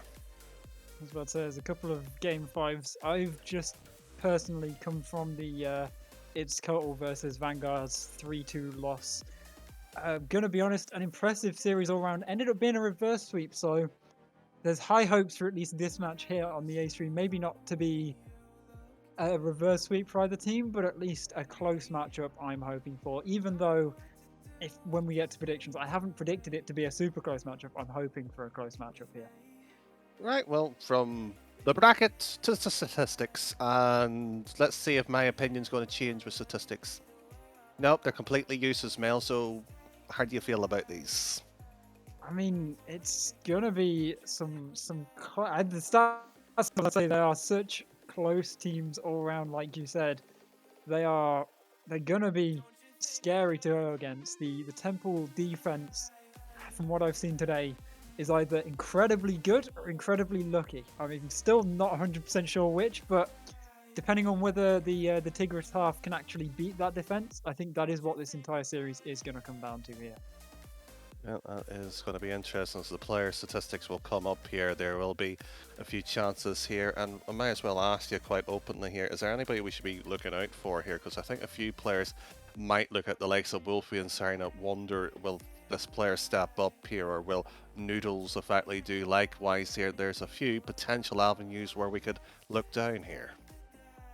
In terms of players that I do know could be good to watch for, like you said, Wolfie, he's the main question mark, I think, on the Temple half. If he's playing well, they're an incredible team. Him and Edgy, they, from what I've seen, gel together incredibly well. Their passing and receiving of each other's touches on the balls, it's just such a good combined effort from them. And with Mamba being their supporting third player, at least in the playoff series so far, as a whole, their team just works so well together. Meanwhile, I haven't seen much out of Tigris, but I know they swept, so they must at least be doing something right. Something right. Harper, we'd see how right the predictions are. Mel, we might as well kick off with you, because this one might be one-sided in terms where this is going to go. So where's it lying? I mean, I'm going to go with the fat 3-1 prediction in favour of Temple here. I supported them in the first series that I saw them play tonight. I'm going to support them in the second series. I'm supporting them the entire way, so I think Temple's going to do this. Well, to anybody who is just tuning in, I don't care. So whatever B-Shake has put down, that is my statistic and as well as prediction. That should be no surprise to anybody at this point, but I'm just being open to everybody at home as well. But it is the upper final, Mel. Best of 5 between these two sides. And I mean, it looks like he's written down a sweep prediction for you at the very least, as we now jump across to Manfield Night. It is a strong start in this game for Temple, as they have already got that ball into the blue half, returned fast, and it seems like it's going to be a pretty back and forth game from the first 10 seconds already. The top two of the respective conference, the two sides that most people who has looked at and said this should be a high quality affair. We would sincerely hope so as Tank, with an option here, Wolfie in the Dominus and the quote, I believe it was B-Shake. I'm not going to do a rubbish impression of him, but he did say he scores quite a lot of goals here. We'll find out if that's going to be the case or not tonight. And I mean, like I said, it's the Wolfie Edgy mix-up that I think is going to, hopefully, at least for Temple here, break out the defense and stop Tigris from getting any number of goals. But right now, the ball's been kind of in both halves. It hasn't really settled on either side. They're enjoying going back and forth as Edgy gets a strong clear, but it hits the ceiling, ruining a lot of the speed. Mamba, he's up. He's got the air dribble. He's by one. And he was the only person I didn't say to watch out for on that Temple half. And he has scored their first goal. Well, Roll Noodles sat there and looked at the effectively air dribble that was obviously being darted across the pitch here, and Temple with the opening goal. And for the sake of everybody's ears, B-Shake is screaming down to the mic with joy. It's whether the case it continues or not. And right now, with the kickoff seemingly going in possession of Temple, it is looking more and more likely that Temple can gain an extra goal lead, as that one's going to bounce middle. He's up, but he doesn't get the touch. Edgy's cleared it out to Wolfie. He's going for the double. We've seen him in the Dominus earlier where he's been doing well. But right now, shot after shot on that orange net, but nothing fully going in there. Yellow beating Wolfie with the attempt to go forward here. And Kazak the 50s Roll a Noodle pass one here. It's basically a race and he's popped it over. Where's the support here? Wolfie's done their job and cutting this respectively out, and Tank beating Halo up. You can see everybody jumping up into the air, but that's all what they're doing with the hands waving about. Ooh, as no players really wanted that ball, giving Edgy the slight edge there. Right now, Mamba, he's trying his hardest to get them up another goal, but this defense from Tigris, I said the Temple defense was to watch out for. It's looking more like that offense is the more dangerous thing right now, as Tigris have barely left their own half, and we're about halfway through this match already. So it's looking to be an incredible offense, at least in this game, until something happens, I think, to break it here. Well, Halo throws it to the back line here. We want to see incredible. We want to see something spectacular here. And that's at least a beat there as Wolfie, technically third person in the defence here, rotated and demoed Edge here. You highlighted him, Mal, much earlier here, not able to do anything productive this time of play here. 2 minutes remaining basically onto this clock here. It's just a case whether we go 2-0 or 1-1. And right now, with Mamba up in the air, Bishek really wanting them to score there, not managing to get it, and a musty flick almost sneaks in along the line with an incredible save, his third save this game from Wolfie. And it is getting to be a very heated up match, as still only that one goal holding Sanctuary in the lead here. The Ambers are getting stoked up at the moment here as Halo will be hoping that his teammate gets the save. Has done so. Breaks these to the halfway line, fires it to the top right. Nobody's getting on to that. Wolfie faked out by the original challenge there, and there has been maybe a few words said at the background there, and unfortunately I think B-Shake will be hoping that his tongue might be meeting some soap later. Yeah, I mean, there was, he's lucky he's not on stream. That's all I'm going to say for the people watching, because he was not impressed by whatever just happened in front of that orange net. Right now, it getting incredibly close to the blue net. And with a minute left, Sanctuary Temple, they've been doing an incredible job at holding on. But holding on is not extending their lead, and it is still incredibly dangerous. With 50 seconds left, a nice flick from Halo to equalise up this match. Anguish in the voices of B-Shake. You can't hear it, but we can certainly do so. And there will be 3 defenders, likewise 2 here, Mel. It is a tight affair. You wanted it heated up. You said about the 1 goal being slender. It has been 47 seconds to develop, maybe into an OT as well. As Wolfie fakes out their Edge with a 1 hit, so at least it's away from their defensive problem. And I mean, it is all down to whether Wolfie and the rest of the Sanctuary roster can beat out this defense. They've been holding them back there for so long in this match. It would almost feel like a tragedy for them to lose here, but lose is what they are on track to be doing, as Noodles gets another goal for Tigris. Well, it would be typical of RSC that I'm casting a Sanctuary-based organisation franchise matchup, and they're going to be annoyed with me as well later on today here. Temple had a lead, lost the lead, and certainly might be losing the estate of this one here as Halo up and around here. Decent block. Wolfie again beating the second time. Edge will be trying to go in and out here. Silly decision, really. 3-1. Yeah, and like we keep saying, you can't hear B-Shake, we can. He is not enjoying the sudden change of pace in this match, as Tigris have just seemingly turned on in the last minute of this match. They've figured out what they need to do. They've figured out how to beat the defense. Luckily for Temple, it is a best of 5 series, so they will at least have that leeway to lose a game or two. But they still don't want to be losing games. I don't think anybody wants to lose games, Mel. I'm pretty good at losing games, I quite enjoy it. Well, the end of my professional career, if you want to call it that, I was pretty much losing all the time in round 1 and 2. That's why I ended up coaching and casting. So, yeah, it's not a good habit to get into. I mean, they'd say those who can't teach. Maybe it's just those who can't cast. I don't know, but either way. What are you trying to suggest, Mel? I can't cast here. I'm not Hey, saying Sheik, we anything, need a but new caster. yeah, I'm gonna be replaced already. It's an incredible turn of events. But at least I'm not arguing with B-Shake. You said you didn't want me to argue with B-Shake. I'll just argue with you instead. But Tigris showing why maybe they could be chat's favorite heading in. I can't quite tell, because looking at chat, it seems to be about 50-50 on who's supporting who, but I think Tigris overall just about edges being chat's favourite. And given some of the goals they scored, I can see why. Well, certainly. So, and it's been pretty even with chat support onto it, and hopefully it will get a bit louder as well throughout the rest of the night too.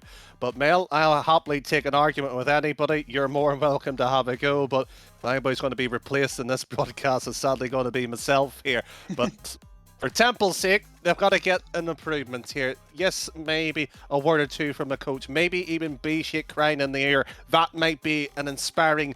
Well, just to get him out of the VC, that might be inspiring enough here. And by the looks of it, I think we might need to remake the lobby here due to the fact of a DC. He may be joining back. I don't know whether it's just he switched. Oh no, he's back in the lobby. It's all good. I was about to say he may have just switched car right as we queued in, because I know that can cause some people to disconnect from the game. But all 6 players, they're now on the field. Chat seems to be wanting a 3-0 sweep for Tigris. I predicted a 3-1 win for Temple. B-Shake doesn't want chat to be correct with the sweep for Tigris, but right now, at the start of this game, it's Tigris who are on the attack. Well, might be the attack.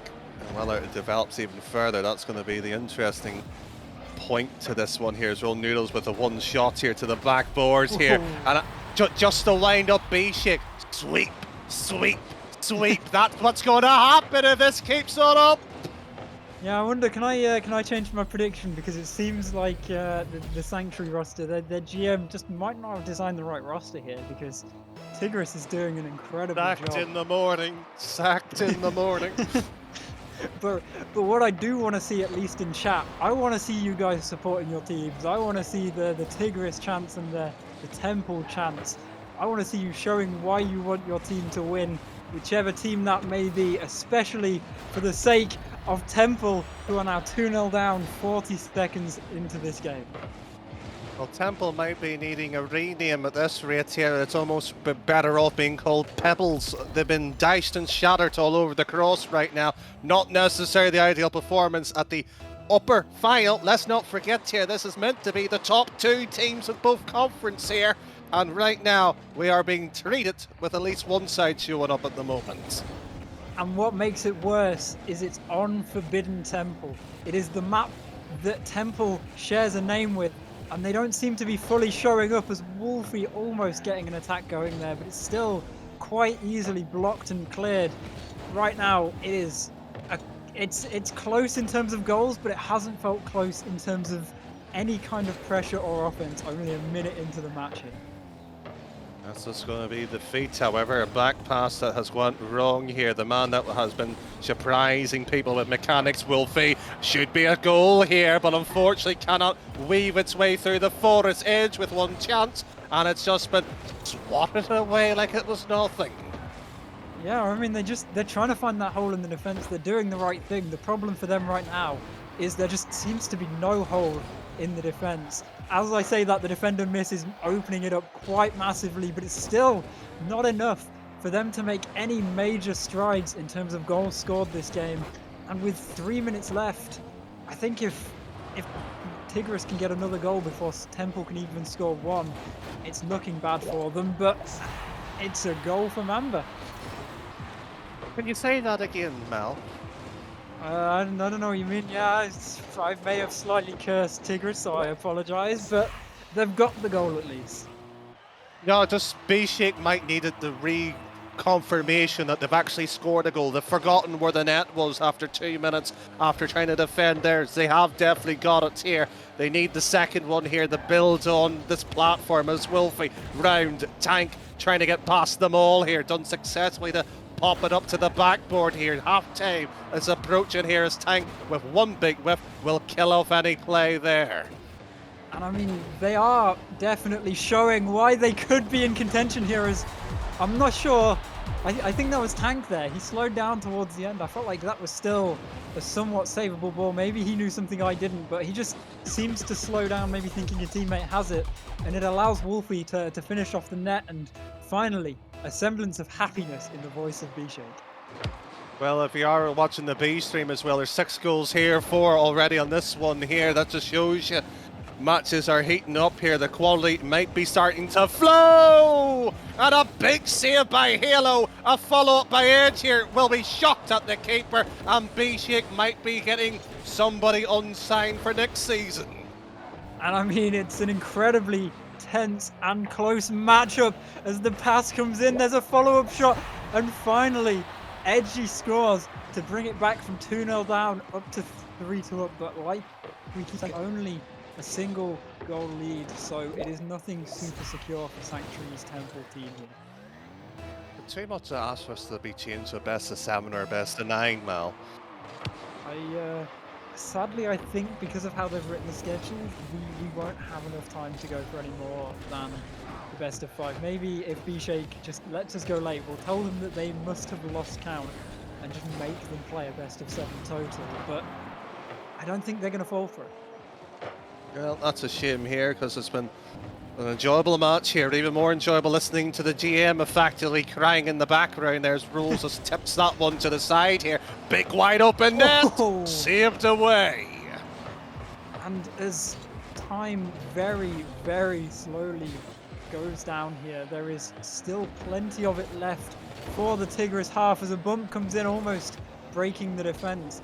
Wolfie only just noticed he switched to the Fennec with a shot like that, almost somehow making it in the net, but he needs his teammate and he needs the support to really just break through what remains of the Tigris defense here. Mamba 150, and it will be the tank being bumped away here. Edge, he will have Halo to deal with. He's been almost a brilliant nuisance so far. That's a decent pop here, and once again, there's no support here. This infield pass really won't do much here in terms of developing the play here. And Temple, well, what was described earlier as pebbles, might be seeing a slightly bigger rock here. It might just be a stone. And I mean, I'm telling you, it's the Forbidden Temple map. It's because they share the name. It is the go-to map if you want to feel good as Temple, it sounds like. So maybe it's just they don't or can't lose on this map even. It could just quite easily take and hold what remains of the 30 seconds, but Tigris, they have the opportunity to break out here and just sneak in a goal. Well, potentially. I did say in the upper match earlier in the day here, it'd be a bit foolish to call maybe Tigris the champions outright. They played incredible, but this is, as we keep highlighting, the top 2 for a reason here. Backboard read, will it be another chance here of a goal? It seems not in Wolfie. That's good game management, just killed an extra second or 2, and well, an own goal wouldn't have hurt there, would it? I mean, it would have been great content for the stream. What I will say, you asked for it to maybe go for a best of 7.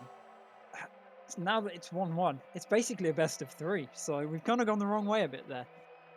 Right, so what we need to do is have a 10-minute OT followed by a 20-minute OT and a long technical pause here. I mean, we have just been told that one of the Temple players are quickly going for a wee. I don't think that counts as a timeout of any kind, but he needs the toilet break. And I mean, after a game like that, I think he deserves a toilet break. No, I don't think so. Oh, okay, then they don't deserve a toilet break. Doesn't matter. We've heard No. it. We've heard it here.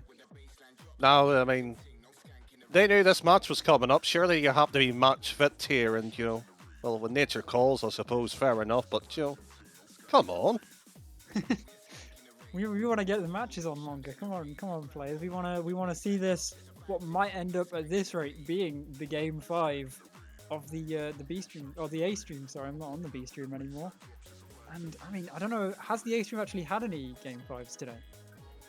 No, we've had 3-0, 3-0. It's been sweep city, I think, pretty much. And if there has been a game that's went to difference, I've forgotten because it's been that type of day so far. Well, what I will say is heading into game number 3 on, I believe this is Sovereign Heights, a very nice looking map. The Sanctuary players, they've had their toilet break. They're ready to go. Let's hope that toilet break doesn't cause them to lose this game. Well, it might be a case of, is there enough roll left into the bathroom here? Because is it time to rest as Wolfie with a fresh sense of the gameplay with Mamba. The back lines as well too here will be popped and beat. Maybe the lighter weight might be the advantage this time. Quicker reactions perhaps here, as well we haven't got enough scientific data on this to prove it yet. I mean, a lighter car means a higher max speed but a lower overall hit strength, I'd imagine. So maybe we'll see a few weaker touches coming out from the Temple players. What they do have right now is an aggression going as a bump attempted on Halo doesn't come through, but it doesn't matter as Wolfie finishes it up off a shot, I think, saved by Halo from Mamba. Well, Halo was being forced down and into it. It sounds simple of just play it to the corner. Not able to do it here for Temple with that lead as we're basically reported on just here. That's what they needed to do here just before Tigris back a wee bit, because they did have an upwards momentum slightly developing earlier. Yes, they lost the last one here, but this one could be costly. Oh. Tipped off their way, and finally Mamba gets it away from danger. And you see what I mean when I was talking at the start of the game of, I'm not 100% sure if Sanctuary are incredibly good in defense or just incredibly lucky, because that sure looked like it should have just been straight in, but a miracle play almost turns into a second goal for Temple here. They are 1-0 up, 3 minutes 40 left. It's all for Tigris to score right now. There he is, and it's into the middle here. Wolfie, for Temple's sake here, we're slightly alluding to where this one might be going into the middle. Tank two-man commit here, and Halo in the wrong position. What a demo! What a demo! It's incredible. How have they pulled that one off? The defender knew he had it, so he went slow, didn't see the guy behind him, and because of that, it's an open net. And what you didn't hear was the knees thumping the table with B-Shake right now. He just went, oh no, oh no, oh the misery of that one. Can we have this more with the GMs where we can hear the reaction as Halo gets that one away? I mean, it would be an incredible content opportunity to just have live noises from the GM as a weird noise coming out from B-Shake when Halo managed that incredible offense, taking on what seemed like the entirety of the Temple half. He sounds broken in this voice chat right now. Oh, what a delight this is. Good match, but even better that chat can't hear what we can hear. Maybe for the fortuitous side of the facts here. Edgy, however, beaten in the last ball, trying to get a bit of redemption. Wolfie's around and not able to scarper one into the middle of the box here, and just like that, how easy this game can make us all look like fools. And I mean, the other thing we have to talk about, they've done this before. They've gone down and then come back. It felt like maybe a few of the ones when they went down before were because of stupid mistakes. This game, it hasn't seemed like that. It's just been great play from the Tigris half.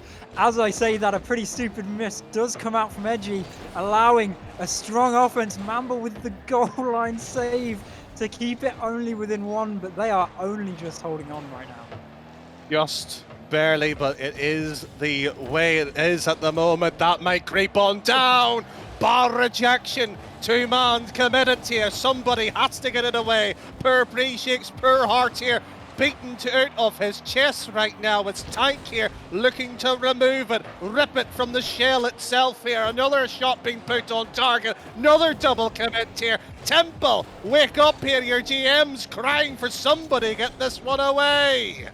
And I mean, if we lose the transitions and are just always stuck on one screen following this, it might just be that the stress has got him to B-Shake and he's just, I don't know, had ran away, because right now, I was about to say it wasn't the Temple that he wants to see, but with a goal like that, he is celebrating as Mamba sneaks one in, maybe making up for any mistakes he's made this game. Well, this potentially might be the grand final repeat in the future here. B-Shake is the producer, the broadcaster. He will be showing the image. We might just have Mail, just his camera. Never mind the players, just him. Forget the gameplay. Can sit there on the top left of our screen. Just him. I mean, it would be...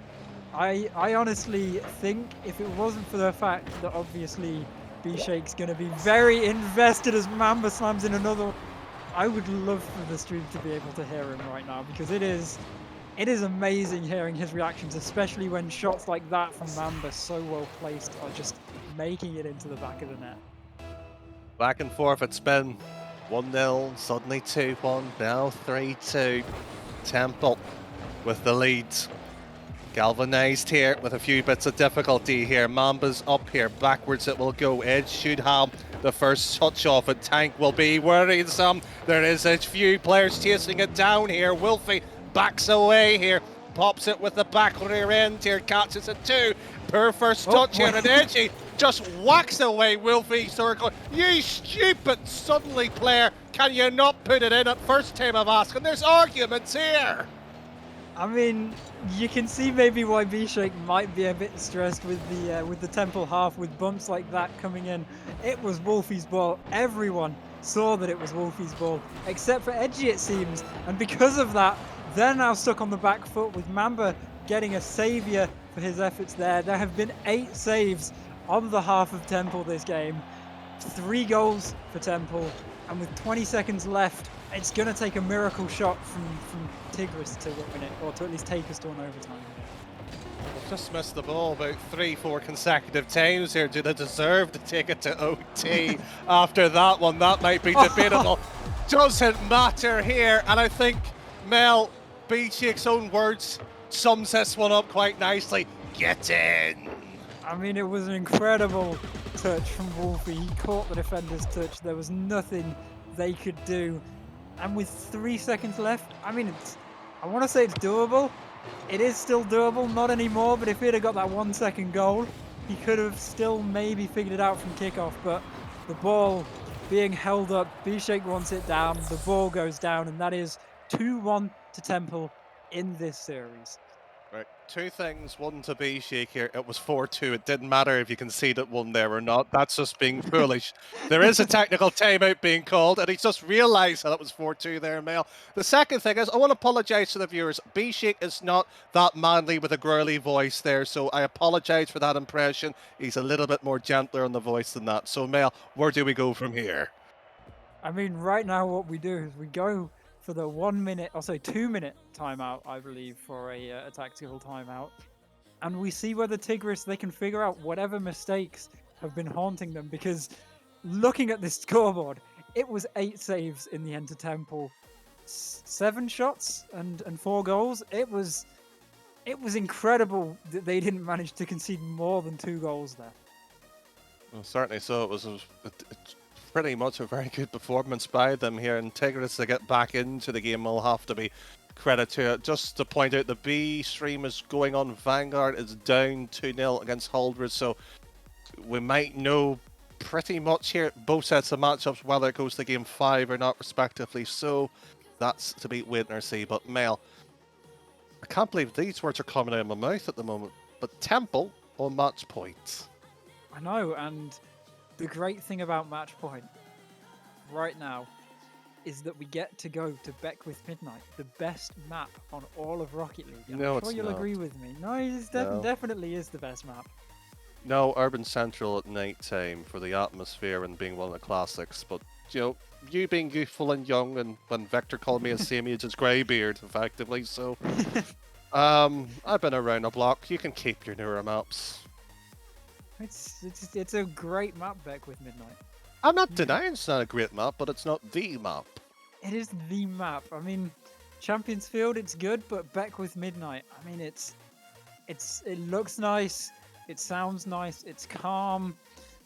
It's just an incredible match all round. And what map would be better to have a game for that could decide the series here? Urban Central, I've just told you. No, I think it can't be. Urban Central's Go on, finish your point here while we're waiting for this timeout. too many moving things on the map. It's too distracting. We just need a nice calm map like Beckwith here. Sorry, it's too distracting when most of the moving parts aren't even visible. Yeah, it's distracting. I'm very easily distracted. I'm sure Source and Ark, they'll both tell you that from whenever we play games together. I get distracted by the littlest things, but right now, what I am not being distracted from is a strong start in this game for Tigris. Potentially match point to move on to a grand final. Well, there's a few trees maybe distracting Mail potentially into the future on this map, but will it be a distraction here for Temple? They've got to keep their eyes on this moving part, this machinery, the defensive rotations perked out well here so far, and rolling back Egos here. Hale's on the opposite side. No pass being brought out here, so I think it'd be fair to say Tigris has slightly lost their control that they put on earlier. And I mean, that is the risks of a timeout here. It can help you figure out what's going wrong. It can help cool down the defenders like we may be seeing here from Temple. The timeout can cause them issues. Halo managing to sneak by just both defenders to get it in, and that is what the 2-minute timeout can help you with. Well, it's what you need it to do, and let's not forget as well here that Temple will have that opportunity to call that fact if they do go and lose this game. I'm just slightly slowing it down just in case B-Shake might be in disbelief that they might lose this game 4, but anything can happen here. And I mean, right now, we are very, very slowly on track for them to lose this game as a shot from Wolfie saved by Halo. Wolfie not happy taking out one of the other defenders to maybe try and weaken him down. But right now, it seems like it's not all Tigris, but Temple just can't get an opening right now. Certainly not. There has been pretty much a complete shutdown here in the compression's good. Oh, Wolfie. Mwah! Beautiful. I can see why he's picked Wolfie on his team now with a beautiful, like you say, redirect. It's just nailed it by that defender, and he's going to be loving that. And I think Tigris are going to be hating it. I'm also going to stick my neck out here, and people say I don't give credits or niceties or compliments. That's been the best goals of the playoffs so far here. Credit to Wolfie here, but it's only one goal here. Has brought it tied back up. Can't be getting the glory just yet.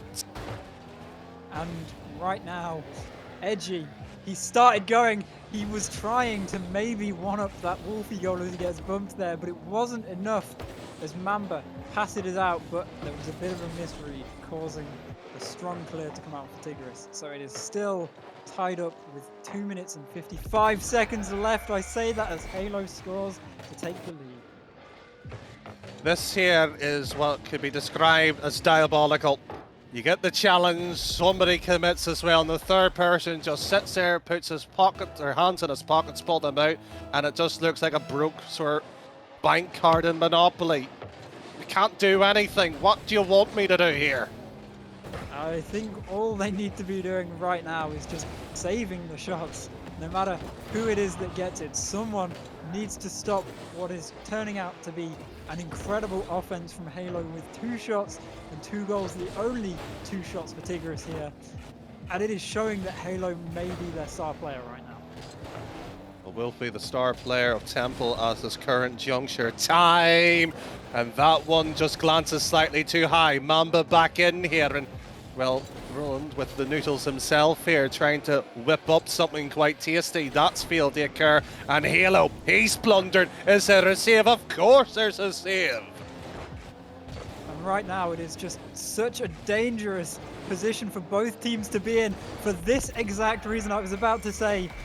Temple can easily get a goal, but they can easily concede because of a strong clear. All 3 of them were in that orange half, and because of that, it's allowed this opening. Tigris, who had a very strong showing in the opening game, Mel. Let's be fair on that. 3-1 to be more specific. It's 3-1 now here, and Temple wasn't strong enough, not had the wit to their game to get back in time here. And it's somewhat here a bit of deja vu. And speaking of it being like game number 1, as another shot slammed in the top corner by Halo.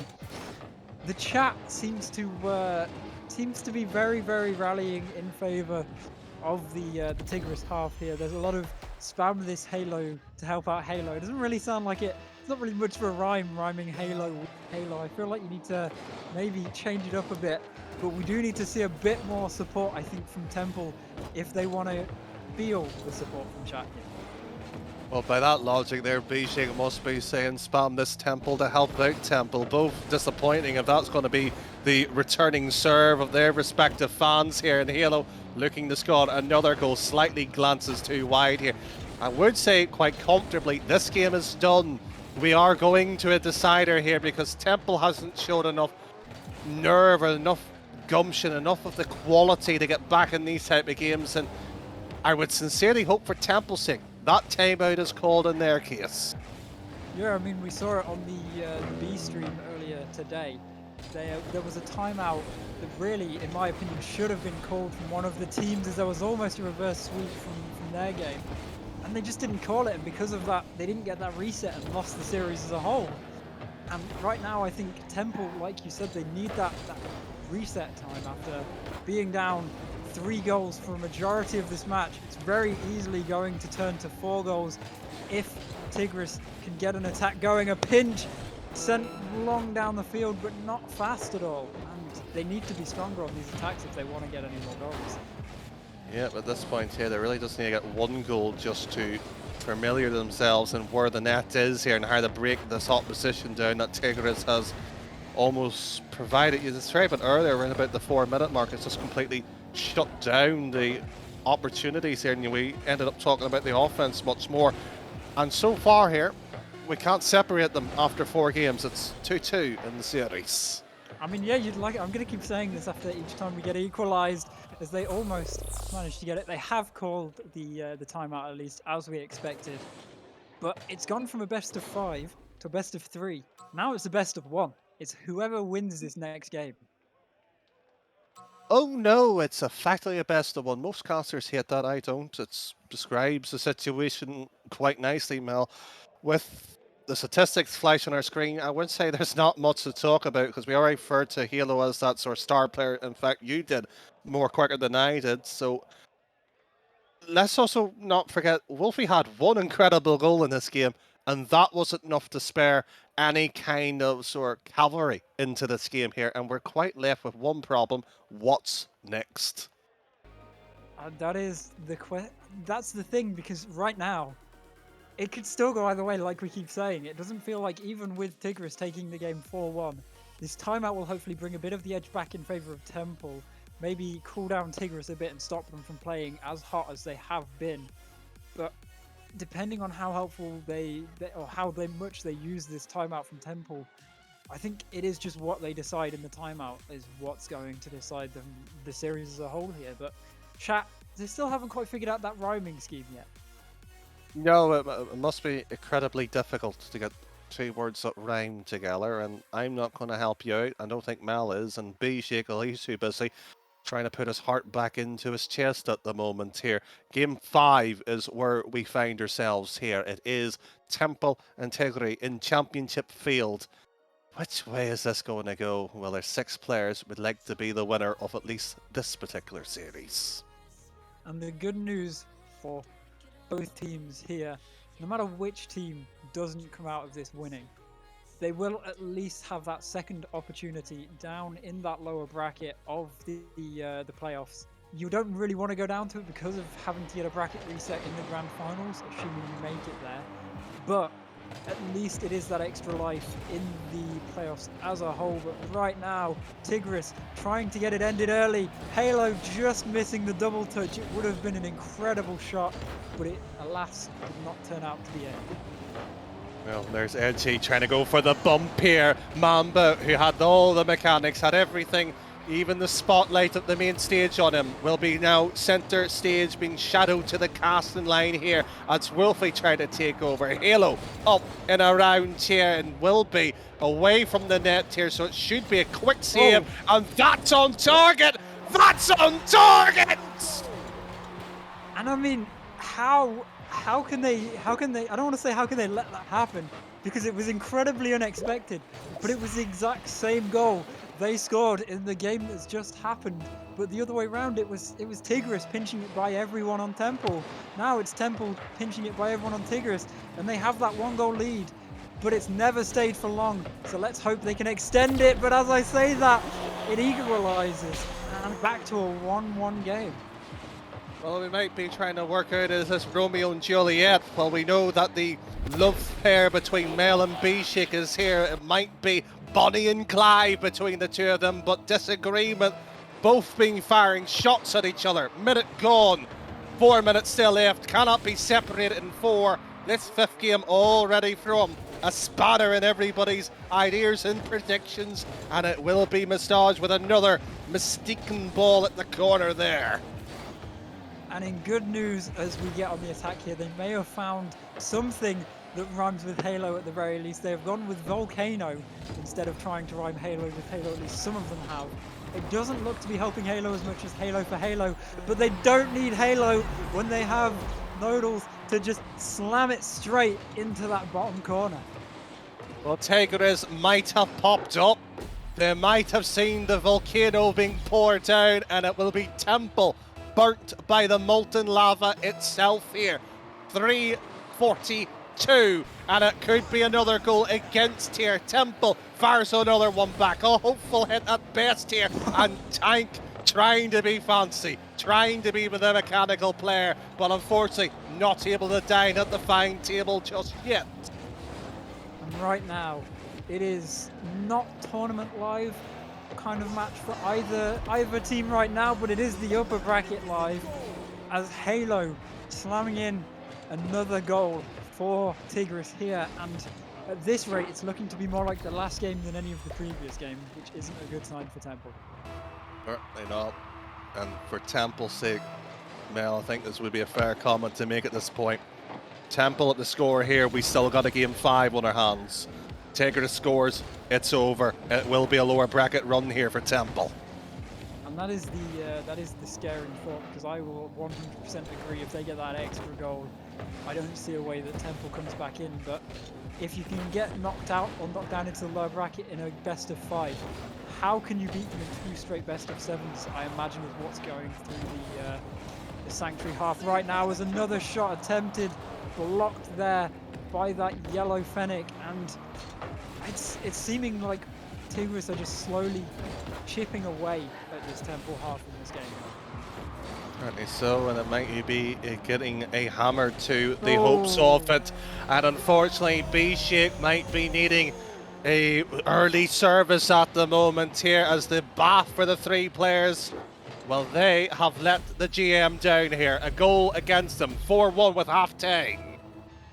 And I mean, as casters, there's nothing more that we can really ask for than a game 5. A very close game 5 would be great, but Tigris in these last couple games have been so on point and on fire that I think they deserve to be doing this well in this game 5. And it feels like Temple, maybe they've dropped the ball a bit.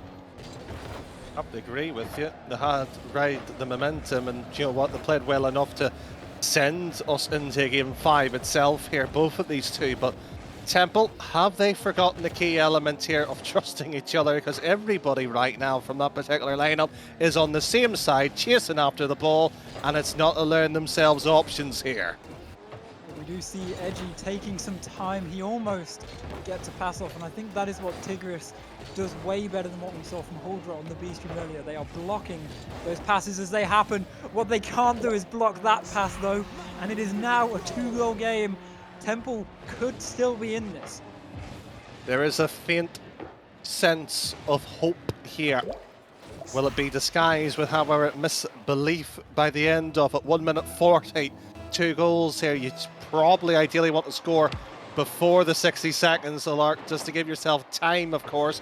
Mamba, well, a poor air dribble, to be frank about it, not able to get past the first real challenge here. The hurdle now is Tank, and Tank alone here. Wilfie, he's got the touch, and it will be a breakaway. And as time slowly whittles away from this clock, it is a resource that is incredibly scarce for the Temple side, whereas for this Tigris half, it is exactly what they want to be seeing. You said they needed a goal, hopefully, before that 60-second mark. We are there now, at the 60-second mark, and they have been stuck in their own half for the last 30 seconds of it. So I don't know if they can make this 2-goal comeback here. I agree with you. As Wilfie will get this to the back wall here. Halo's just disrupted the potential, but I think Edgy would eventually missed it by going too quickly here. Everything is now pointing for the exit here as Halo with 1 touch here, and this isn't going to be lucky. Lightning doesn't strike twice, does it? sadly, we see for that Temple side, it just doesn't make it. I mean, there's 30 seconds left. They could do this. They need the goal now. They need it fast. What they don't do is beat out Halo. They have bumped the goalkeeper, but it's the post. And now it's a scramble in the defense from everyone. There's a what coming out from, I think that was B-Shake. It might have been you, but whatever it wasn't a goal for Temple. And that is going to seal the deal, giving Tigris the win. I'm slightly insulted that you thought it was me that said that gentle what. Because the words I would love to say can't be broadcasted, though the ones I can say is, just hit it in, Temple! Big wide open net! Force it in! Whack it with all the strength that you have! But no! Just flail and flounder around and like roses going around in that big giant park. What are you doing? Just smack it! I mean, I can tell you for sure what they are doing, and that is winning the series, as they have now lost. Sadly for them, in that game number 5, we see it just seemed like a bit of a blowout victory in those last 2 games. You wouldn't have thought it was as close as it was with how well Tigris started playing towards the end of that series. I think we have the series stats coming up before MVP, but I'm going to start talking about the MVP already because I think we both know it's going to be Halo here. I think there might be maybe an argument or two potential that we'll find out in a moment, because that MVP debate here, Ronald's done his well tank, but yes, I would agree, Halo would be the standout player. But to touch on that one point here, Temple played well for 3 games straight, and they could have maybe had a potential sweep there, as Halo is confirmed there, Mel. But Tigris, they have shown to be that side that might be difficult to beat in the grand final. And I'll ask you this question because you put it forth earlier. Is the bracket reset on at all here today? B-Shake's gonna argue with me after the stream is out when I say this, but I don't think they can do it. Even if they have to face what is it Huldra in the lower bracket that they're facing?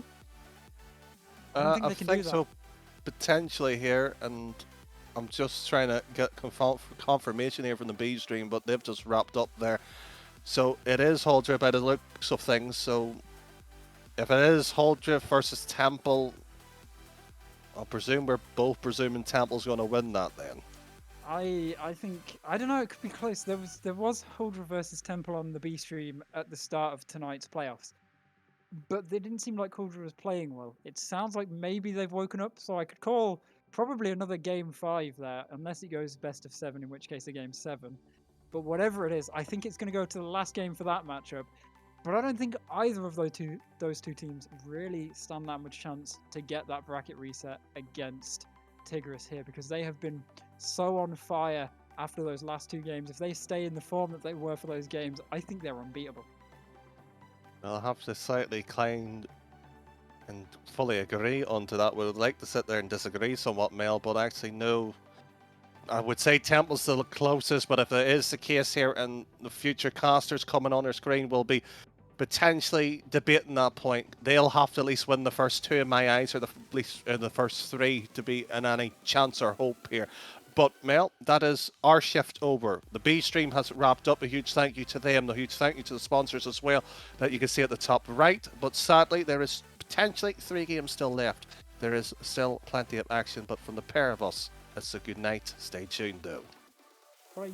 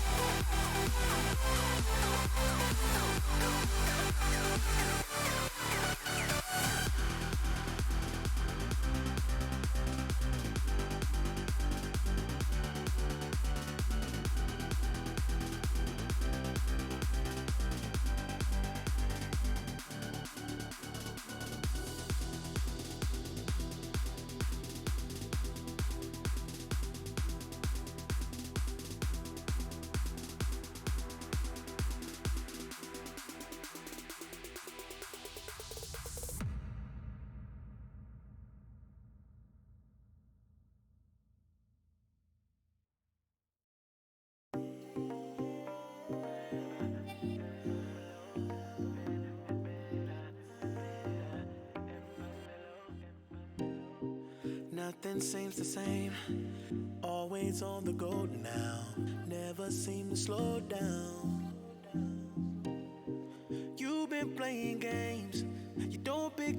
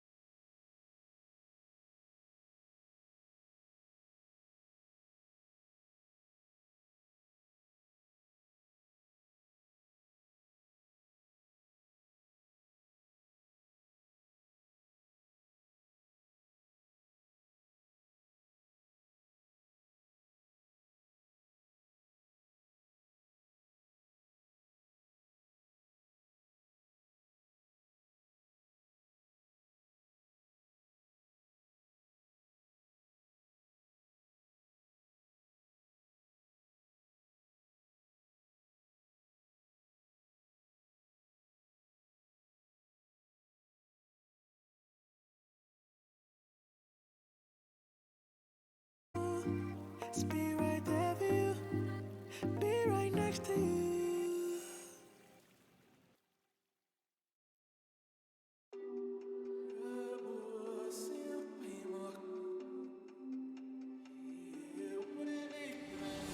Call me up when you're sober. When you showered and changed. You give it up like it's over, but never give it away. And I don't wanna fall for you this time. I can't find the truth in all the lies. If I could, I would, believe me. If I could, I wouldn't need you. I don't wanna fall for you.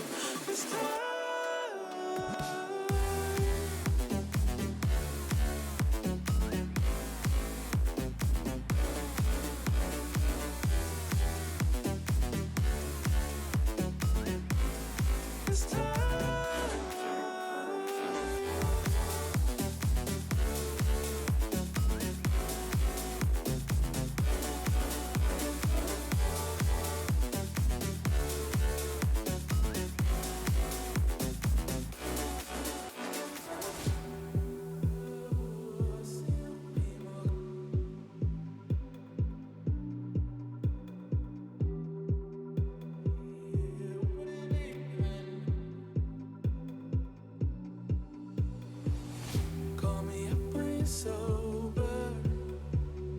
When you shout and change, you give it up like it's over, but never give it away.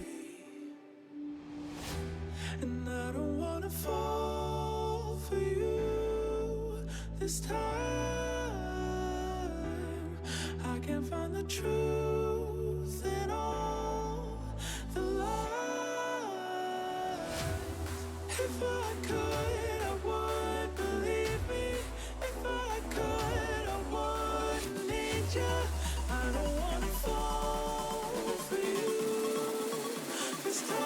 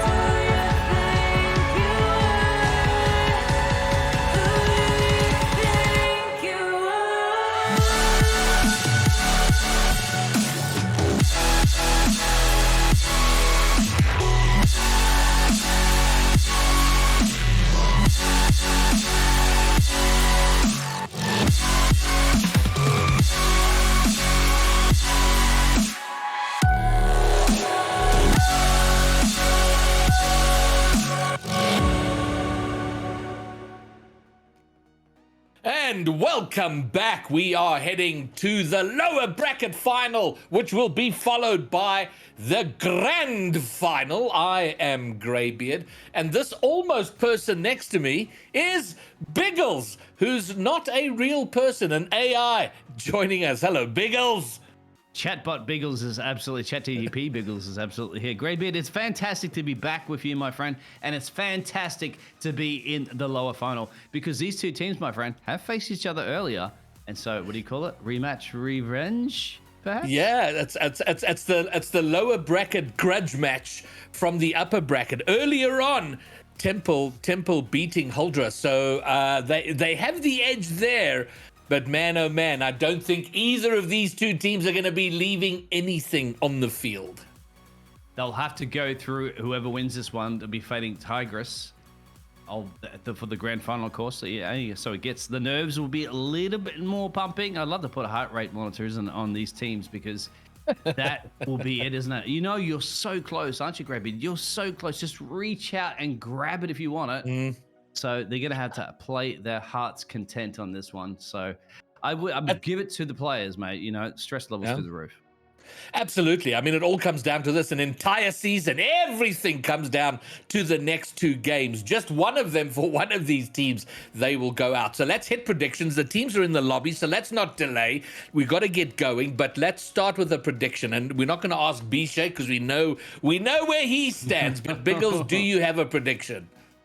Well, I don't want to put B-Shake's heart through the roof at the moment, but I'd say, you know, in the previous one, Temple had got it done there, and Holdra didn't. So I'm going to swing it to Holdra and say Holdra's going to get this one in, I don't know, 2-1, let's say. Throw that one on. All right. Well, yeah. All right. Well, I was going to go with him, but I feel someone's got to support B-Shake here, so I'm going to. Yeah. So I think Temple will take it. Well, we'll find out, won't we, everybody? So, welcome along to the Elite Playoffs, the lower finals. 200 big ones up for grabs. Shout out who you would think would get it. Shout out how great Greybeards is. And shout out, let's go, Rocket League. Ging. Well, away they go. We are going Temple in the green, Holdra in the red. And out there to make it happen, Bondab with a sort of a little bit of not a Hail Mary, but just an early throw at the net, run it up the flagpole, see what happens. Not much does. And now Mumbo with a controlled effort. Wolfie going in for the bump play, doesn't get the bump, which allows the last defender to get it back out. Now a defensive demo, the pass into the middle, Bondab with the shot, and it's in! You called it, passing play there. The demo, taking out one of the players early there, slows it down, snips it right over the defender, right into his teammate, right in the middle of the net. Job done, bingo, right on the scoreboard. Man, oh man, and this Bondab is quite the player. Got to cast this team the other night, and they looked really, really strong. And even then, we thought we would be seeing them in the grand finals, but they got to get through the lower final first. And I have no doubt this an open net. Oh no! It's been thrown away by Holdra, and Temple have smashed back.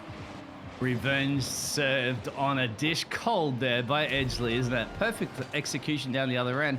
Not letting that one go away. They tied the score, my friend. 4 minutes and 15 to go. Biggles, this has got a vibe about it. This has got a long distance vibe about it. I don't know. Just the pace of it and what's going on, the 2 goals within a minute. It feels like we're in for a long one. I hope so. 91 viewers at the moment. Let's crack 100, my friend Greybeard, because you're not going to get Mr. Greybeard and Mr. Biggles in the booth very often, and you're going to have these two. Not going to see these two teams battling it out here for the possibility of finding their way into the grand final. So get your friends, get your grandma, get your family, pets, and everybody in for this one, because I guarantee you, Greybeard, I think this is going to be a close match all the way. Josh with the no boost play. It's been midfield here for the last 15 seconds or so. Edgy heading toward the net. Mumbo should have a shot. No, it's not. Josh is going to half control it, half clear, but it comes around into the middle. Mumbo with a shot. Josh with a touch away. And for the moment, my word, Holdra looking edgy in front of the net, and Edgy gets it past. After that fantastic defense, isn't it? A right place for a right time, but then unfortunately the door's left open, my friend, and you know what happens? You get burgled.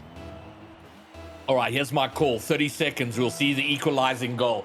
3:21 now. By 2:50, we'll have an equalizer. That's my call. That's the feeling I get from this game. Let's see if they can make it happen. But for now, this one, mate. Oh no, on the other end, but. Oh, they got to defend. Please don't let it get in. Oh, that saved. Oh, and there B-Shake's heart rate monitor bumping up and down. Okay, they got 10 more seconds to find this goal to equalize, to make me look like a genius, but I don't think it's going to happen because Holdra are full on defense right now. Yeah, we have to be careful with the heart rate monitor at the moment because B-Shake at the moment is his heart rate's probably through the roof. So let's take it easy on him, boys. All right, and Greybeard. Although I think you're pretty snappy, mate. Your heart's pretty good. You've been casting a lot of rocket league. Look at this off the top crossbar. Just missed it, mate. Day late, dollar short. All right, but this is better from Holdra. They've managed to fight their way out of defense, although they're right back on it now. The shot, the clear. And now, can they transition into attack? The pass into the middle is going to find Mumba, though. And yeah, for the last minute and a half, it has been Temple with all the territorial and pressure play. They got to get that passing plays on. That's what you saw by both those goals earlier, isn't it? Just lap it to your teammate. Here we go. This could be a lining up an opportunity. There's a broken play there. They've snatched it away down the other end. Good clear. But then it's been picked up at the moment by Josh. Goes to Dashy. Where's Prancer? on here at the moment. Santa Claus is not coming to town just yet, but Mumba's come all the way there. Broken up by Josh. It's swinging both ways at the moment, my friend. Midfield is kind of being cleared by both teams. Yeah, but it's Temple with the advantage. So they'll be happy with it going back and forth. Okay, the drop down dash is underneath it. And I have to say, the other night when we saw Huldra playing, it did take them a couple of games to get their passing plays were a little bit off kilter. They weren't finding each other. The passes were too high, too low, too wide. But when they did start finding one another, they looked fantastic. Oh my word, but now they look shaky in front of net. They survived for the moment, but they got a minute to find an answer. I think the other team's been studying those tapes, as you mentioned, at the moment. But hey, guess what? Dress rehearsals are over, boys and girls, because you are in the lower final, making your way perhaps into the grand final. So that's it. No more playtime. Recess is over. It's time for school. It's time for the main exam. It's time for the big show. So that's it. Yep, get those cobwebs out, and look at that. Opportunities here. Now it's just a little bit of kerfumbling play. I wouldn't say that they're not mismatching that one, Graybeard. It's more of the fact that the plays have all been broken up from both sides. Yeah, and it's the link-up plays. The clears are finding opponents. First touches are finding opponents. And then passes like that. Oh, it's so awkward. Somehow they keep it out. Dashes up. 20 seconds. They've got maybe one, maybe two tries at this. The net's open for a moment, but Bondab sends it to the wall. Gets the intercept, and now bringing it around. Bondab sends it the wrong way. This is the last chance saloon for the equalizer to send it to overtime. But for Dyer, Temple holding on. Wow! 0-second classic. Are you kidding me? I thought this was all gone. I thought that was it. It's game over. And all of a sudden, the net was left open. Corner shot goal.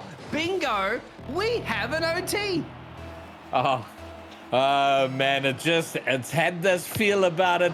I think we're in for something special here. It is going to be however long it takes. It is going to, whether it's 20 minutes, 25, 30, 40 minutes of uninhibited focus for the team that's going to take this down, because we are in here for the long haul. 20 seconds into overtime. It's Huldra! And they were behind for so long, but they take it in overtime. And I hope B-Shake is there for the transitions after this game. Beats one opponent, his teammate beats the opponent there. And of course, that shot, we all know it's almost impossible to stop. Well, Dashy's proven that one. And Huldra get game one. Oh man, oh man, oh man. How frustrating for Temple though, because it was level for a long time, but once they got a lead, it was from 3 minutes 10. They led for 3 minutes and 10 seconds, 0 seconds. They let it go and then lose it in overtime. Man, oh man, that's gonna knock them back. But they got to put it behind them and come out swinging. Game 2. Exactly right, my friend. It's never over until the clock has finished ticking. So you can't count yourself out, and that's the spirit you want to have, and I expect that spirit from both teams to fight their way, because the grand final's there. Just remember, as I said, reach out and grab it. Graybeard, just reach out and grab it. It's there. Well, and the teams have to play on the absolute best performance. Well, good teams are separated from great teams by sort of coming back from adversity. And one of the many, many reasons that I don't compete is a game like this would have me, I might well be mentally broken after that one single loss. But a team like Temple, I don't expect we're going to see that. I do think we are going to see them coming out strong in game 2. And B-Shake at the moment is definitely going to be stressing about this one. To the Temple and to game 2. So let's see how they go. What do you reckon? First to score might take game 2? Law of averages? We'll find out. Maybe not. This might be the first goal. It's well wide, though, and Bondab can pick it up, collect, control. Oh! Is that going to be an own goal? It is wide for now, but they're in massive trouble. Mumba has to come and tidy up the milky spilt in aisle 5. And for now, they survive. But here come Huldra. And you gotta love custom of Graybeard, because you don't get comments like that anywhere else, but you will get it right here at RSC EU for definitely the playoff series. And wow, yep, no clean up on all 5 at the moment, but they are still cleaning something if they can. Follows it down the other end. Here's Dashy. Can he get an angle on it? He's gonna have a tap across the crossbar. Anybody through the follower? Just to the left there from Joshy. and it's a little bit. It looks a little rushed here from Temple at the moment. We've seen mistakes in defense. They haven't been punished because there was a mistake in attack.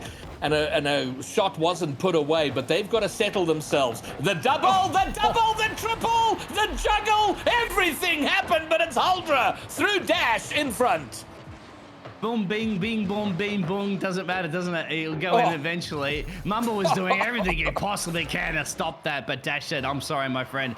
NASCAR speed, NASCAR score, and they get one on the board. All right. Oh, Mamba's going to be on this. It's a bit of a soft shot. It's very much a soft shot. Dash now gets it over one. Wolfie tracking back, trying to disrupt the play. But I just don't feel like Temple have settled into their work here. They're playing like a team that's behind and that feels a little bit desperate being behind. That's when my predictions went the other way, my friend, because it's all about revenge. I think that the teams probably, once again, if they had the chance to study the tape and realize where they went wrong when they both battled in the upper semi-final earlier, and maybe they figured out that strategy. It's too early to say, because look at that. Rebound back, and Wolfie says, hey, I'm here. We are still in this match. That felt like it should have been saved. I'm trying to see Wolfie with the tap. Dash doesn't have the angle. He got to where the ball was, but he was behind it, and it finds its way into the net. A level game. This is what happened in the last series. No, we're not gonna have the kickoff goal. Almost, my friend. Almost. They jinxed it.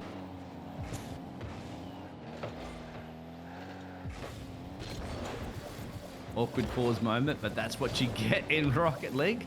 And let's see at the moment if they can bring down the other end. Here we go. That's a good shot. Angle. No, couldn't quite get the boost on there. Dash is going to be flying through the air, but gravity's going to force him back down.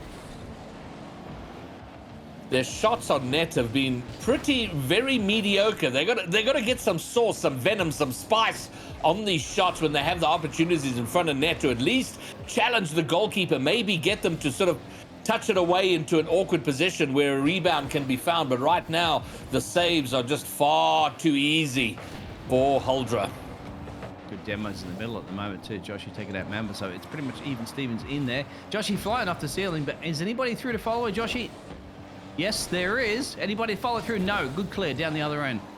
Midfield, 50 demos either way. There's a good passing play. There's a fantastic passing play, but couldn't quite get it on there. Dash is back to clean up on aisle third, and he clears one opponent. There's Joshy to shoot it down the middle. That is what you call Rocket League Greybeard. Perfect play from all three players. You know, just before this, there was a lovely play. The shot smashed into the crossbar and down. And then now we see Dash and Josh linking up. And this is what I was talking about. This Huldra team, when they get their passing plays right, they're a joy to watch. And this is massive danger signs here for Temple. If Huldra can carry this on and keep finding each other in this way, because it just becomes so hard to stop. Opportunity there, but could get a player up. So there it is. Joshy's going to clear it down the other end. Wolfie's going to get a little tap on it, but who will it go to? Dash is back to cover it. Matt Dashy missed it. That's crucial. Thankfully, his teammate come up and cleared it all the way down the other end. You have Bondab charging for it too for now. Josh has picked it up off the ceiling. Dangerous territory. Can they get a clear it? No, they can't get a good angle on it. They're trying tooth and nail to equalize this one, Gray. Yeah, and when the pressure is on like this on Huldra, they do have a tendency to look a little bit fragile in front of their net, but the pressure relieved there. The pass into the middle. Mamba, this is headed toward the backboard. I don't know if anybody can make things going, but Biggles, what do you say about another 0-second goal to push us into a second overtime? Why not?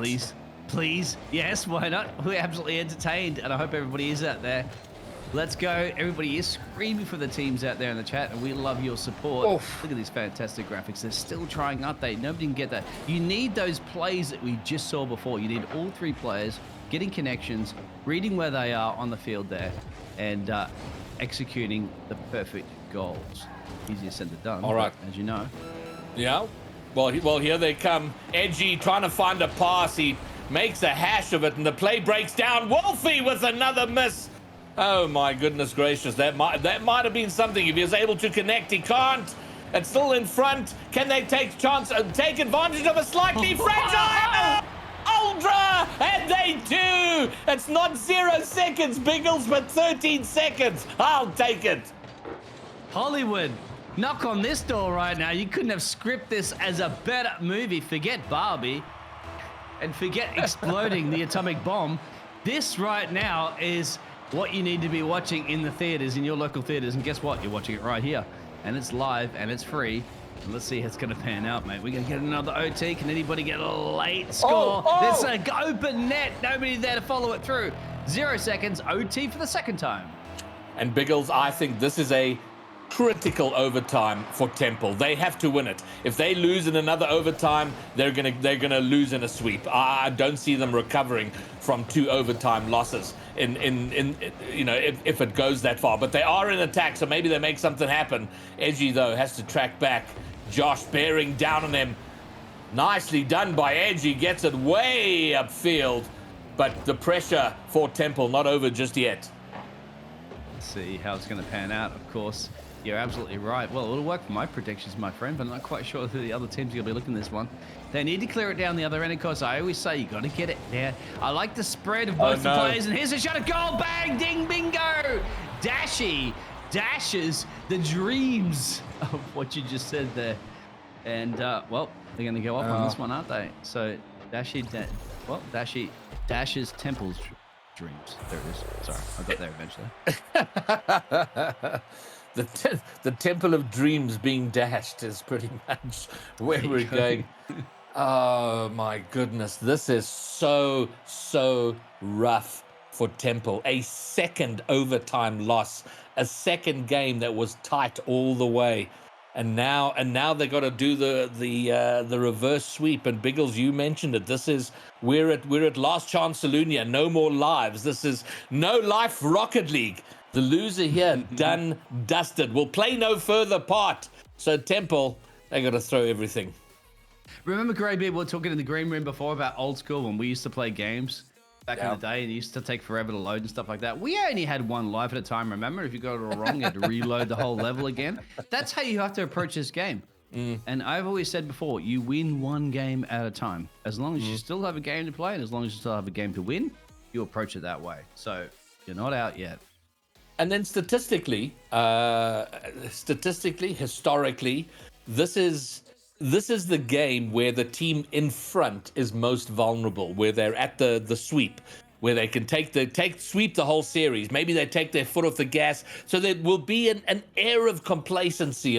And Temple, if they sense that and take full advantage of it, and it's got to start with putting real power shots on net and not just these soft shots on net. But if they can just take advantage of maybe a bit of complacency, then they've got that one game you talk about, one game at a time, and then take the next one. So here we are, Sovereign Heights, do or die time. You're absolutely right. I think each player, and I always say each game, especially in these levels of playoffs right now, you take a game like it's your game 7, like it's your game 5. I say play every game like there is no second game. And you go under that attitude and you should be good. And that's certainly for a team that's ahead as well. Oh, rolling it all on there, Wolfie. Wolfie's getting that statement right now saying, yes, we are still in this, my friend. We are still in this. What a touch-up from Wolfie. Completely blindsided Josh. Josh thought he had that under control. The ground pinch going behind him. Nothing it could do. So Temple have done the first job. Get a lead. Oh, no. Oh, what an important little bump there, because that was going to be a kickoff goal. Oh, it's going to be a goal anyway through Bondam. And just like that, that's equalized. They rolled it.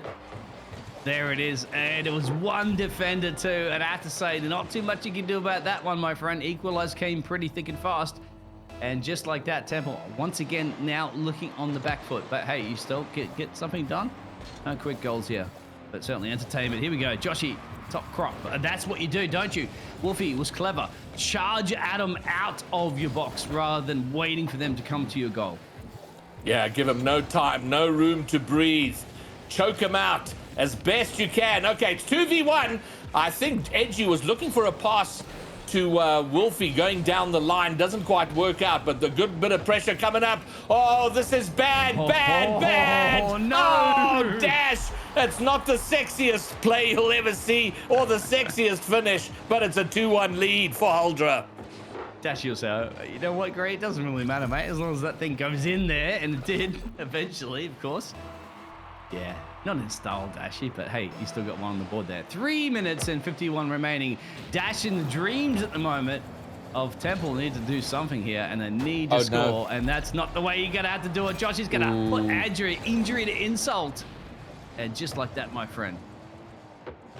And maybe there was a touch of complacency at the start from Huldra. And I say maybe.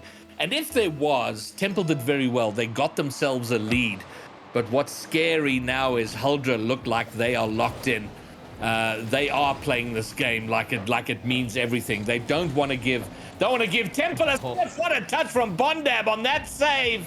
Because that would have changed the entire complexion of the game. But for now, it's 2-goal lead still for Huldra. They missed it down the other end to the defender. Now it's a 3-on-1. Almost. They got a fantastic clear, but Dashy's got it down the other end. But it's getting to a stage soon. What do you reckon? You get to about that 2-minute mark there, Gray, when you have to just put all pressure on. Just all 3 players commit to an offense attack. Oh, no. Oh, how could you miss that one? Sorry, it seems too easy up here, but that's an opportunity and an open net. Oh, yeah, that is, if this goes in, it's all done and dusted. That was savage. And you know what? If this is when you become a Rocket League atheist. You come to believe there are no gods in Rocket League because there was the opportunity on the one side. Or maybe there is, but because you miss, you get smacked with the counter and you get conceded, or you concede on the other side. Which came first, the egg or the ball? That's the question, isn't it? With all the eggs out there and there.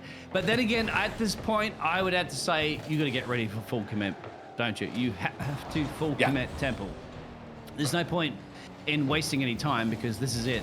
Win or go home territory. And especially like that, they're lucky at the moment, and they've just got to charge this one down. Find the spaces, find your players, get the clears. Don't hang around your own goal area. That ain't going to help you. Just shoot it down the other end. Do some demos. Do something. Wolfie needs to step up to the plate there and do Wolfie magic. Oh, no. There is an opportunity. A little tap at the back there. Demoed him immediately. And Dash is going to bring it down their end. Buy some time. Well, now you just start to feel like it's just not Temple's day. I mean, that is the third very clear opportunity for a goal we've seen. And between the crossbars, the whiffs, and pushing it wide, it's, oh man, it's just savage out there. And now we get a save. It's a double commit in attack, and they are starting to throw everything forward, but not even that is helping them. They just can't seem to get a play to work out for them. They got to get touches in the ball. Take the ball away from your opponent. That's the only thing they can do. Doesn't matter how you're doing it. Just get the touches, control the ball. There's a perfect passing play, and that's it. That's exactly all they need to do, my friend. They have 1 minute and 34. Just do that a couple more times, and you're back in this game.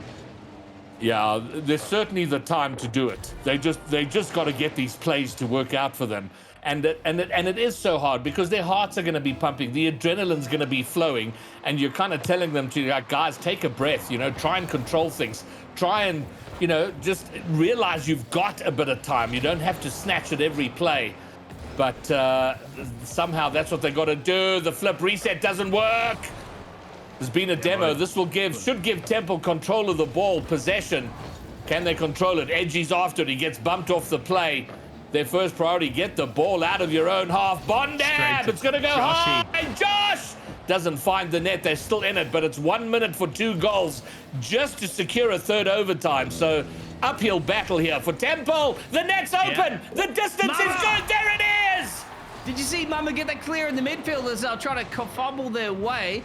As exactly. Huldra was trying to hold the ball a little bit, try to buy some time. Mamba says, all right, you buy all the time you want, my friend, because the time is exactly what we brought to get ourselves back in this. Temple is not over yet. All right, 1 minute to go. This kickoff, an important one. It's pretty dead. This goes forward and can... Oh, Edgy Mo. Wolfie's going to have a shot. He goes slow with the control. He gets it. Level game. The series is still alive. American Wolf right now, and this man is definitely howling. He says, it's not over. And they are believing, they are dreaming. That's what they say, never stop believing. We know that song, and I'll tell you what, Temple are not.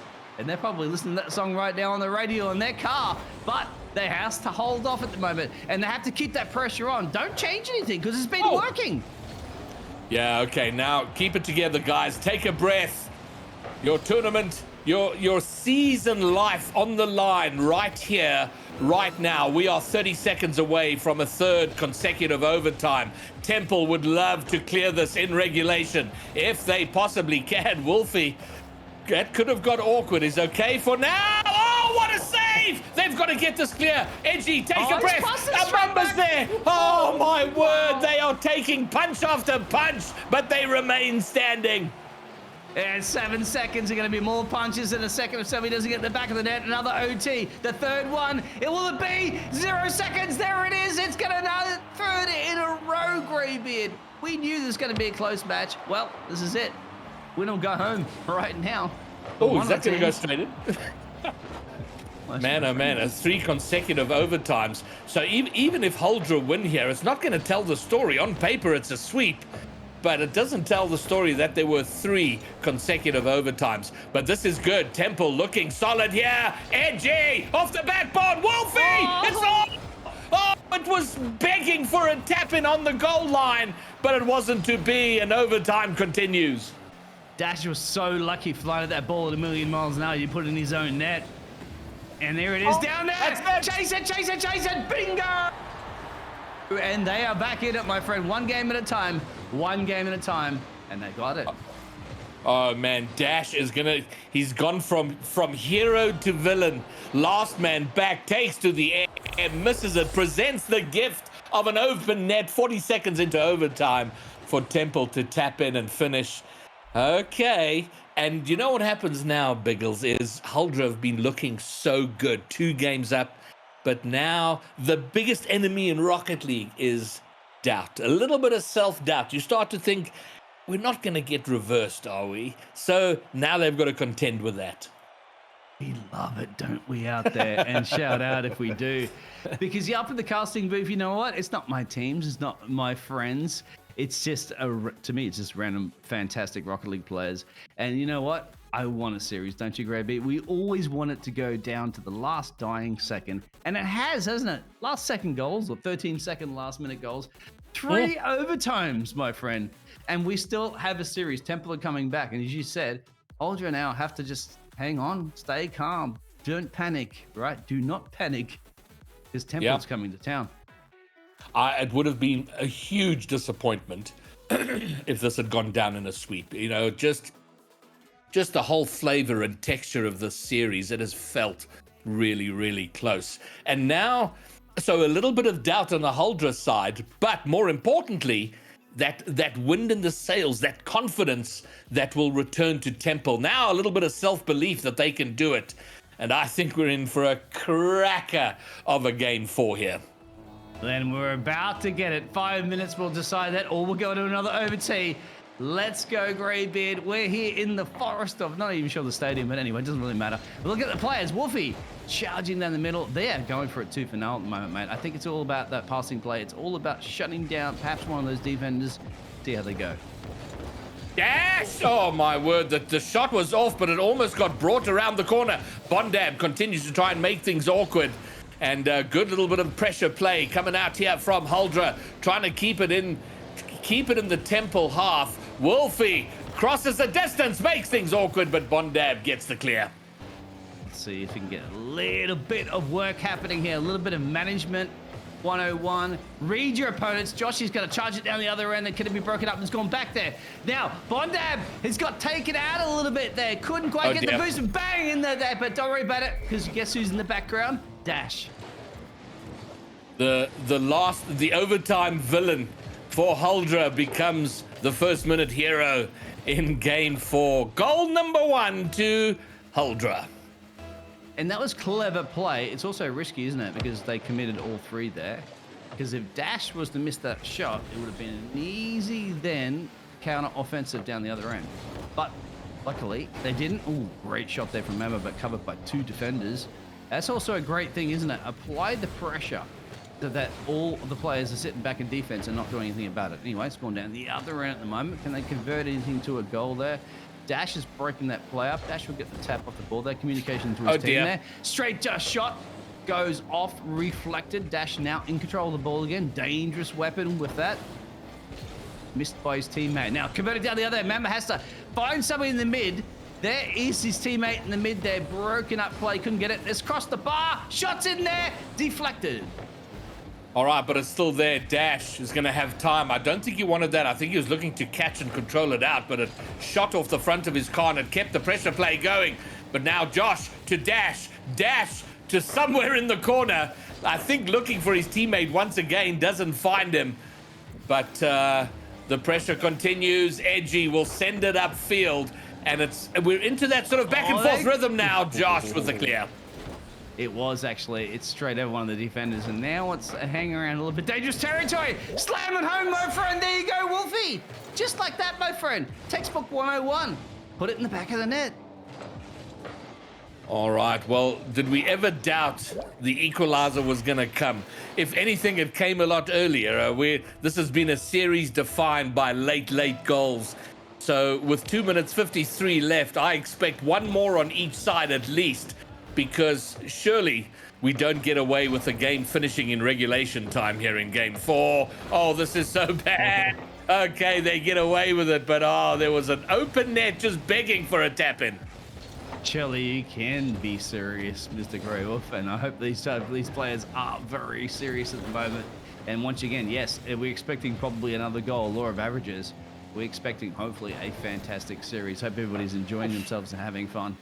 Because, hey, everybody, it looks like, to me, my friend, these teams want to get their way in the grand final, and they're playing like they want. And Dash is playing like he wants to get his team in the grand finals, and that's one way to do it, my friend. Put it in the back of the net.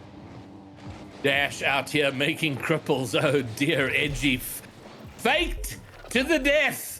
And it is Huldra back in front. So there's one of the 2 goals we were expecting in regulation. Next goal, surely, is from Temple. Maybe after kickoff. Mamba does very well. Can he find a teammate here?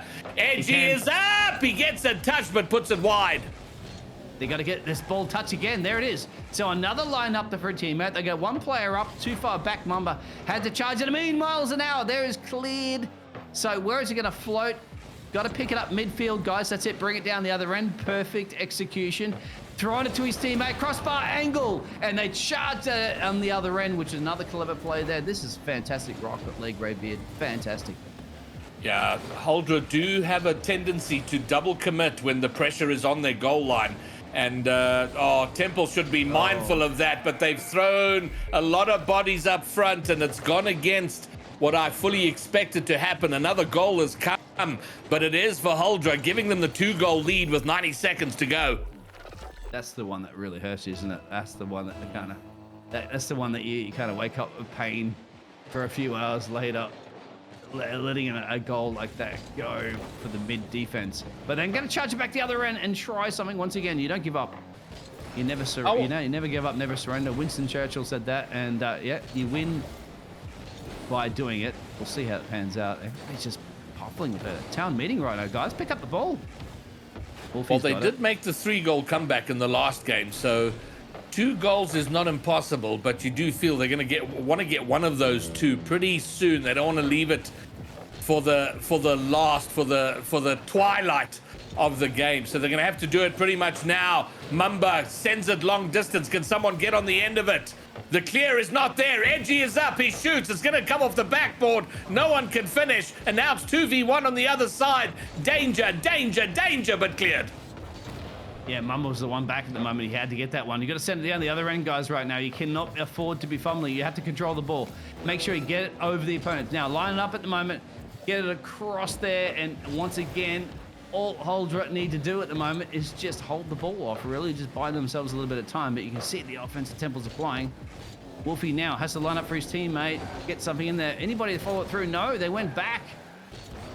You got a full commit. They got a full commit. You can't have your player back at the moment. You have to come up charging, guys. 2 for nail. 6 seconds on the clock. No time. This is it. Grand final. is not a reaching out there, and Holdra will definitely make their way into the grand finals.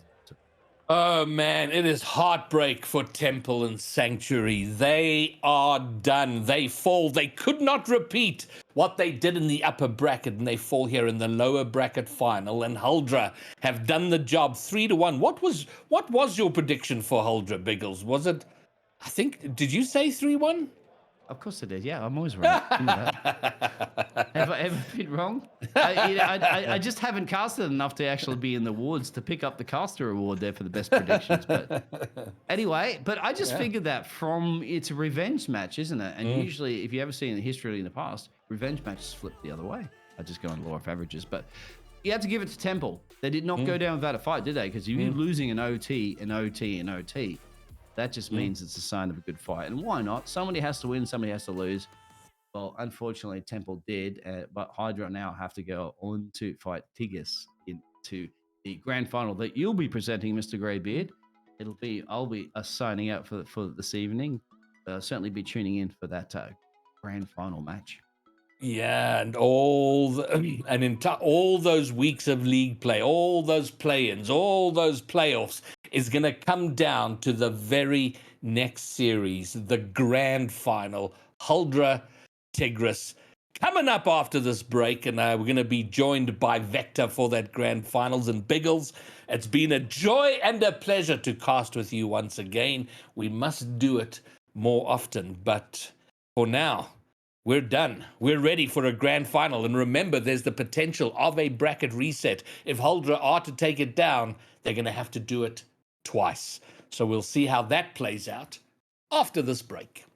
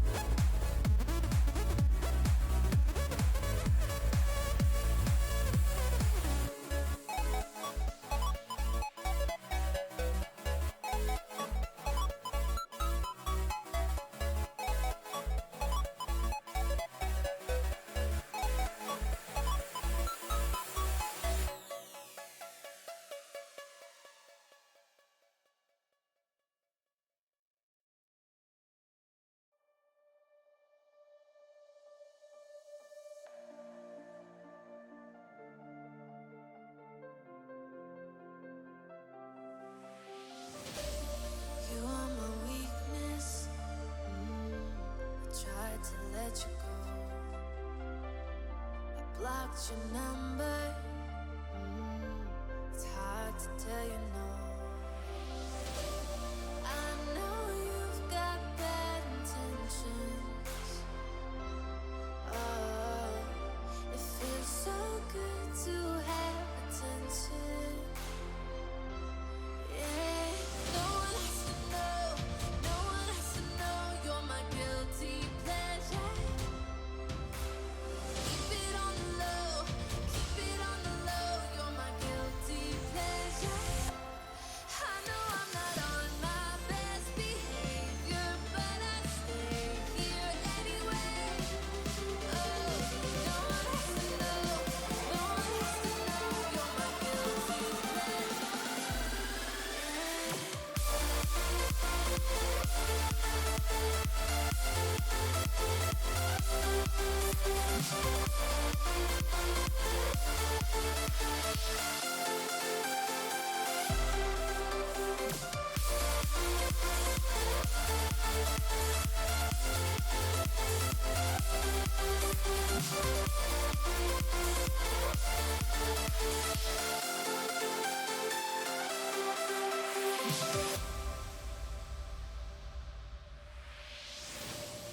You're the seduction.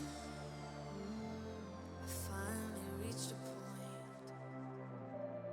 I'm the dysfunction.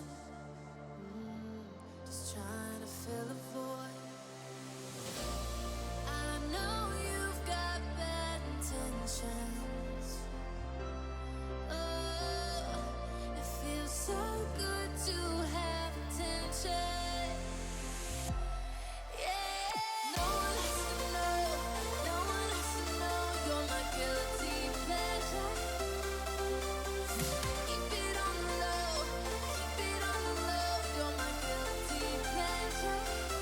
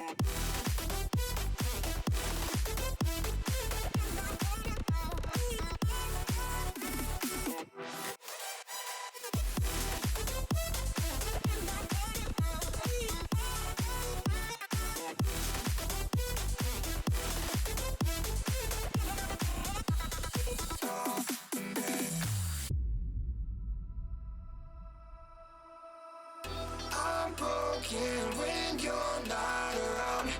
Unspoken words I'm screaming out. Can you hear me? Can you hear me now? Now.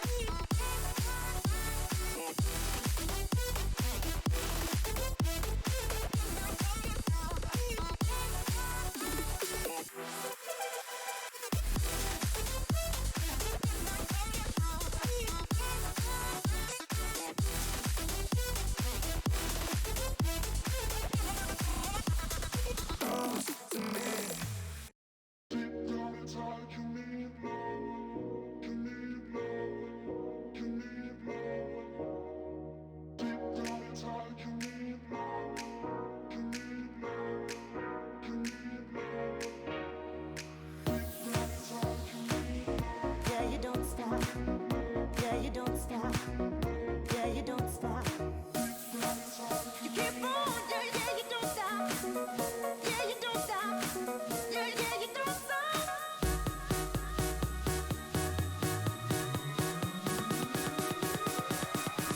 Now how about this?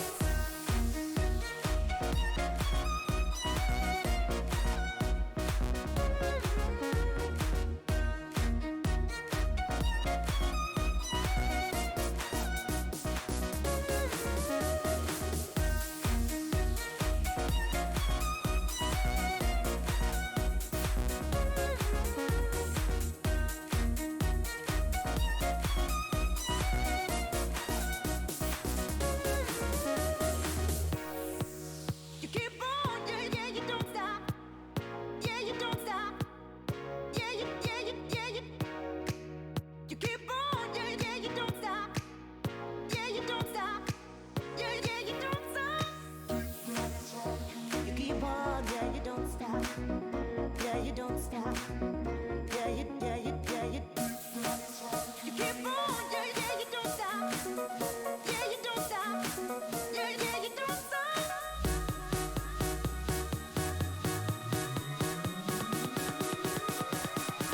Now how about this?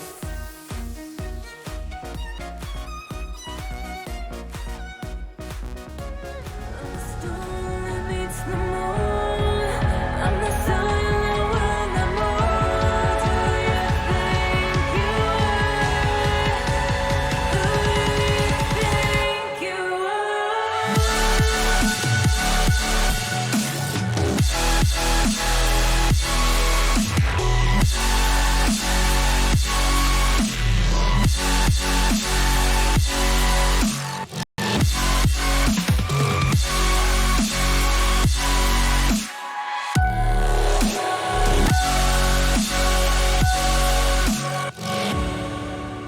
Good evening, one and all, and welcome back to the RSC EU Season 12 Elite Playoffs for the final time tonight. My name is Vector. Alongside me, the incredible, wonderful, venerable Greybeard. We are once again back in the booth together. The Ryans are taking over. Yes, you didn't know that. My name is Ryan. His name is Ryan. And we are here to stay, hopefully, to oversee an incredible elite grand final between two of the best teams we've seen of the entire elite tier this season. It will be Tigress coming in from the upper bracket against Holdra, who narrowly held down a protesting Temple in the lower final. Greybeard was there. It was an incredible series. I watched it unfold. And if that series is anything to go by, then this grand final should be absolutely bombastic.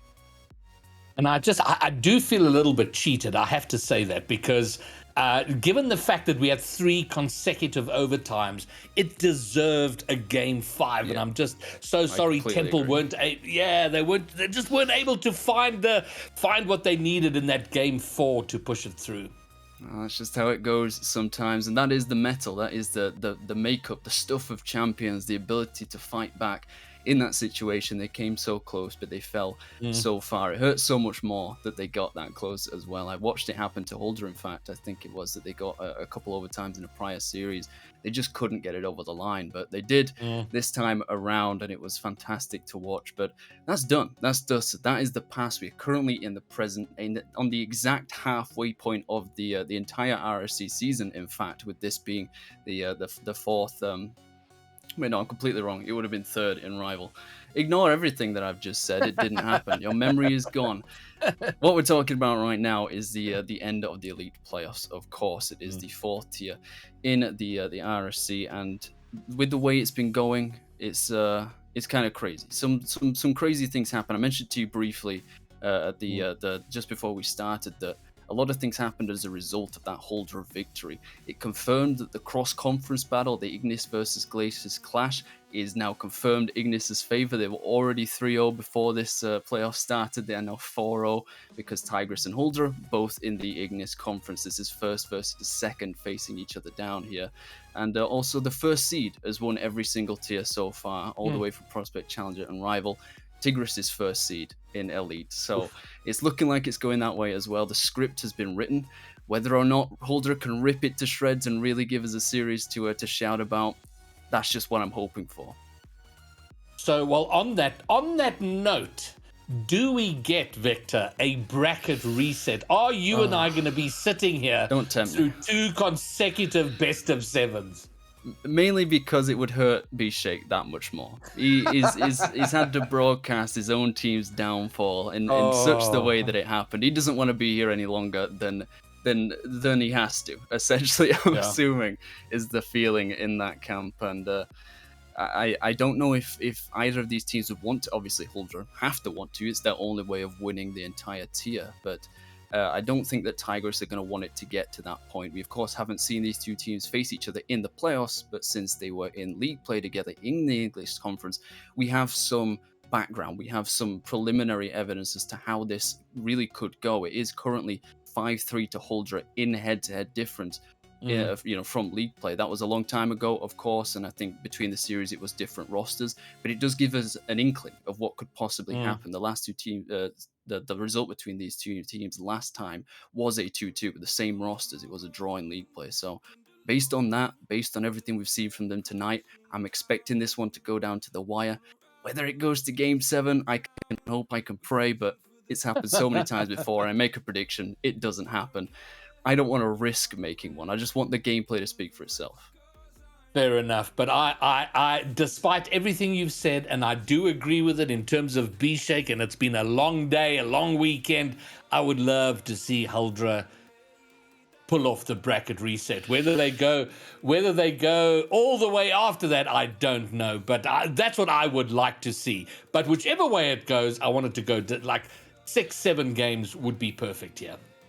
I certainly agree. As we are now on to the best of 7s, we've been on the 5s all night. Whether it goes all the way to Champions Field, we've seen it a couple times. I think it's gone to game 5, but it would be absolutely incredible to finally see it go all the way to the end. We will just have to see as we get kicked off with the grand final of the Elite Playoffs. Two teams that know each other well from league play face each other once more. Tigris coming from the upper bracket, the quote-unquote home side in this matchup, and Huldra, the noisy neighbors trying to disrupt the party that this Panthera Esports side has got going on. Which side will take it? All right, well, a fairly neutral start, a little bit of cut and thrust, a little bit of jabbing to test things out, and nothing doing just yet. Dash puts it high and hopeful. Oh, there's an open net here. Rollback! Oh, the save from Dash! And that should have been, you feel, the opening goal for Tigris. And already, not even a minute in, seeing some incredible offense and defense. We saw so much of this from Huldra in the lower final. They had such incredible chances, and they finished most of them. Went to 3 overtimes long, in fact, but this is a different beast. Tigris has been stewing, they've been waiting, they are raring to go, and the opening goal is scored by none other than Rollback Noodles here for Tigris. Now, I was just about to comment on the defense of Huldra because they looked a little fragile when there was a lot of pressure on their line in that last series, but they were looking really strong, and I was waiting for a gap to say that, but then I couldn't because they got conceded on. Oh, my word. Dash trying to get in the middle. It's open. Josh shoots. He scores. Level game. Once again, just interrupted. This is definitely a game where you cannot have a thought because it will be immediately dashed by something incredible happening as Josh comes flying in through the midfield to equalize this game pretty rapidly as well. Barely any time between the two concessions, which says to me that this is going to be an incredible back and forth series. Neither side willing to concede to the idea that, one side just has that momentum, has that ability to get rolling and really steamroll past their opponents, score shot after shot. It's not going to go that way. This is going to be a fight to the death. Oh, the shot is on, down off the crossbar. They survive. Tank with the follow, but Rollback Noodles actually undid him by getting another touch and putting it out of his reach, but the pressure's still on. And for the moment, Huldra are under the gun here, but they do finally get a bit of breathing room. It's a nice infield pass there. Rollback does receive this ball once again. Gets way too much time on it to flick over one, thankfully. For Huldra's sake, Dash is ready to the danger. Now they're getting a lot of time. I don't know if this has just been respect being shown by each opponent. They recognize one another's ability and they're giving them the space because they don't want to overcommit and look foolish and they get beaten. But we're seeing a lot of ability utilized by these teams when they're getting that space. So I'm glad to see it. I wonder if it will come back to bite one of these two sides if they start to get complacent in defensive proactiveness, shall we say, as another shot goes flying towards the net. Dash is denied his opening goal of this grand final. What a save. And that looked like a lot of that ball had crossed the line, but it's sent out. But now there he Josh goes. Is going to get a second goal. And it is Huldra in the lead. Oh, you can deny one, but not the second. A double commit by defenders here left this wide open for Josh to come flying in and finish it off. Crossbar down, now make it another one-goal lead. In fact, they have taken it back in their stride as a kickoff that went in favor of Huldra. That was going towards the net, but a bump on the second man dissuade any notion of that one as Halo all the way from his own backboard. This is just going to go in. What happened here? Oh my. Halo from high on the wall does really well. But oh, the bump! I didn't even see it. I thought that was like a team bump, but it was just Tank being a tank, come flying in and bashing the final defender out of the way. That's what you call teamwork. What a bump. What a bump. The perfect bump to level up the game. And Rollback Noodles trying to go for it, but it is touched away from him. So we're back on even terms. Josh now looking for a third or at least a pass to a teammate. Doesn't find either. Bondab now. Can he find Dash? And I have to say, Huldra look amazing when they find those team plays, but they don't get it every time. They sort of take a while to lock in. But when they find it, that does look devastating. Yeah, that is the benefit, should we say, of a best of 7. You get a lot more time. Well, I say a lot more time. It's 1 or 2 more games time to warm up your senses and your mechanical ability. Of course, it didn't seem like they needed it in that lower final. They were guns blazing from the word go, winning 3 overtimes on the bounce is an incredible feat. But this one's just going to go soaring past the defense through the corner. It will allow Halo, in fact, no mistake, to pick up his brace. Probably wasn't expecting this one to go in. But I think Josh maybe over-anticipated that one, thought it was going to be a pinch by Halo through the corner. Gets caught out by the slow play, which is a rare thing to see. And it has allowed Tigers to take the lead here.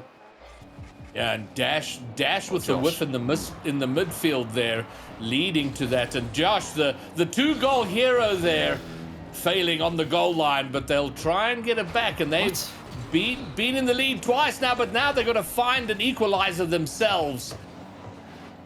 Which would be a little frustrating to them, yeah, given how they've played so far. Some vicious plays here by Tigris, even when it's not just directly at the net. They create so much danger with simple touches, always making sure that Huldra aren't getting the ball easily. If they're losing possession, they're making sure it's not just freely sent to one of them as Halo gets a double reset. He doesn't get to utilize it well enough, however. Had the perfect corral of that ball through the air, but Upwork denies him. Upright denies him even. And I just can't believe they're able to do these kinds of plays. I mean, I know that they've got great mechanics, but this is master level stuff that with the consistency that they're doing it at. They've got control of the ball here in the final 10 seconds, and they've got to get it all the way down the field. But they're going to be stopped in their tracks by an incredible stop there by Halo. I mean, he's done everything on offense, but he's just absolutely bodied them in the midfield, making sure they cannot get through to their half and holding on to I mean, you want to say a fragile lead, but they looked completely in control after they got that third.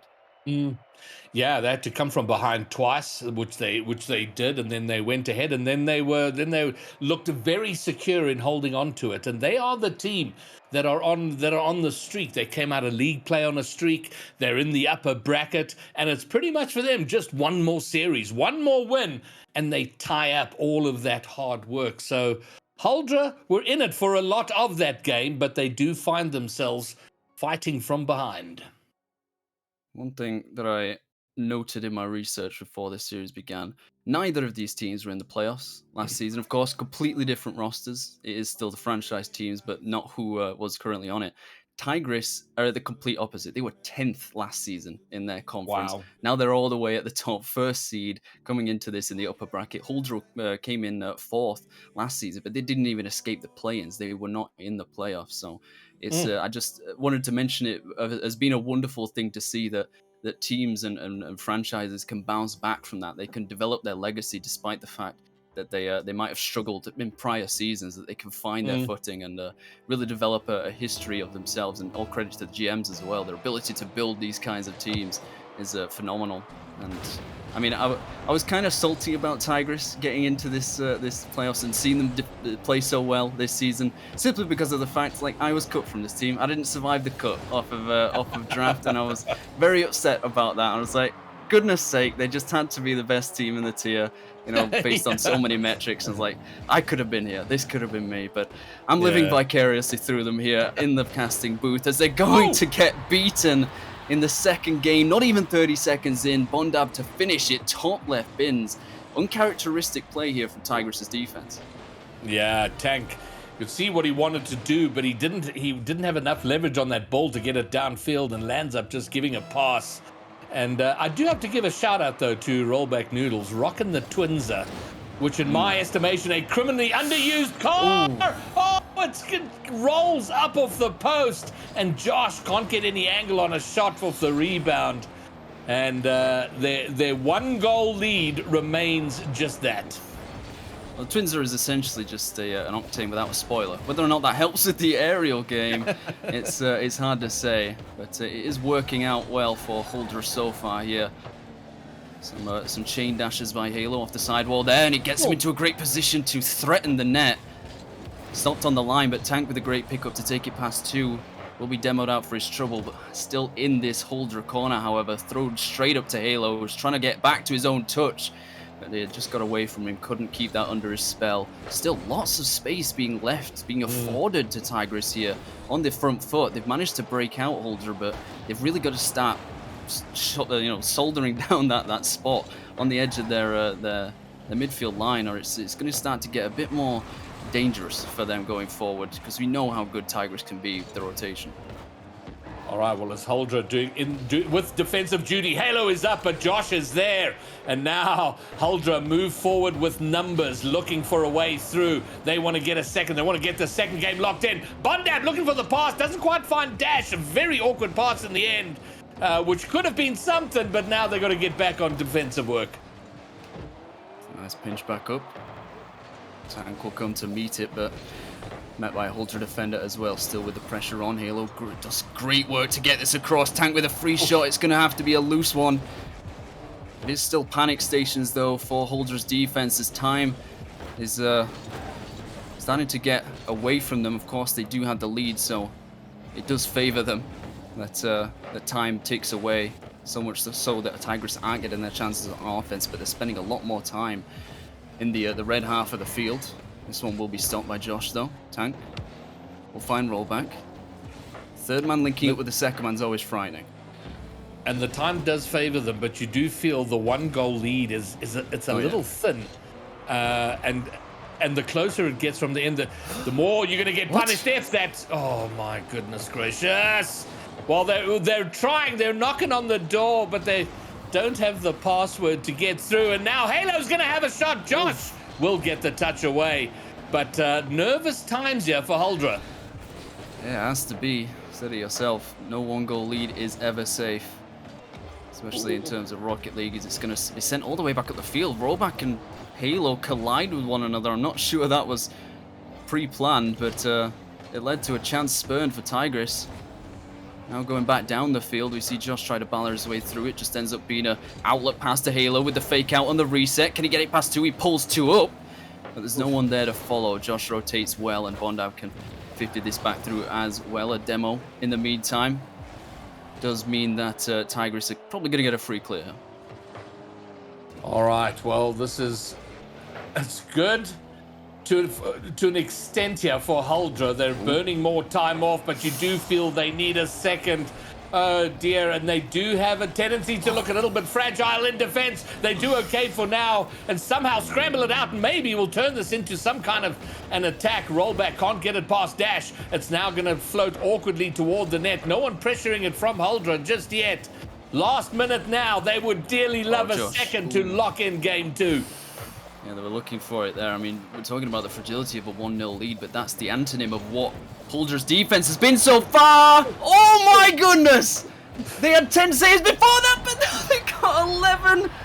They couldn't do it the second time. This is exactly what I was talking about 3 minutes ago. This rotation from Tigris is so deadly. If you do not get a man out in front of that ball, they are going to find a way to take a shot and plant it in the top right corner. Equal game with 30 seconds left. We could be staring at another overtime. Oh, no, I don't think so. Oh, Never my mind. word.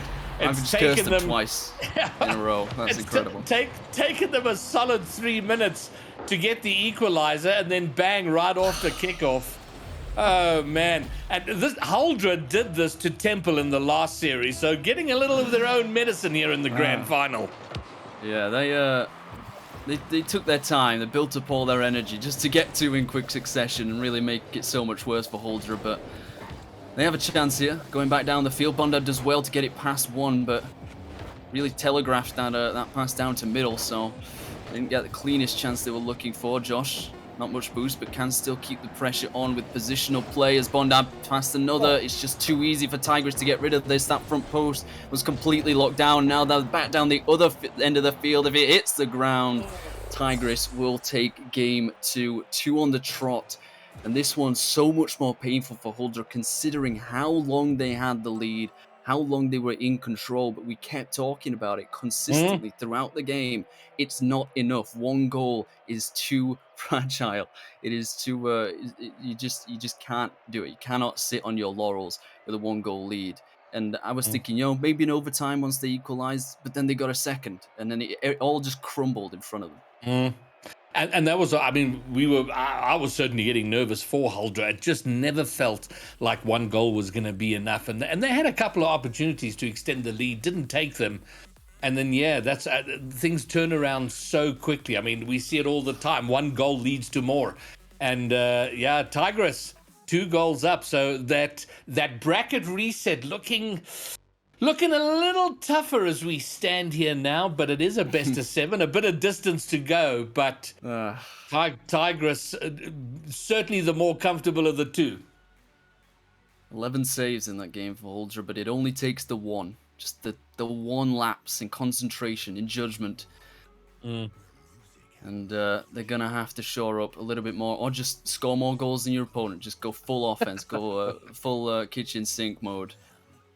Here on the stunning vista, the skyline of Sovereign Heights, we shall either see Huldra fall to the worst position they could find themselves in. Match point. Game 3. Away they go. In a best of 7 that they have to win twice. They would have to win so many games of Rocket League on the bounce, and they're struggling to even win one so far. It's going to be a struggle, but one that I am very excited to see them commit to. All right, well, here's something of an opportunity. Halo, if he gets this touch, he does. Tank is up, Josh is up. Tank gets their first bond down. Oh, he's passed down. Oh! What? Okay, he got the first touch, which was good, but my word, it wasn't a great touch at all. He gets away with it there, gets the second bite at the save, and now they can go forward. The high pop, Josh looking for the follow, finds it, but rollback Noodle should be able to get the clear. Bondab.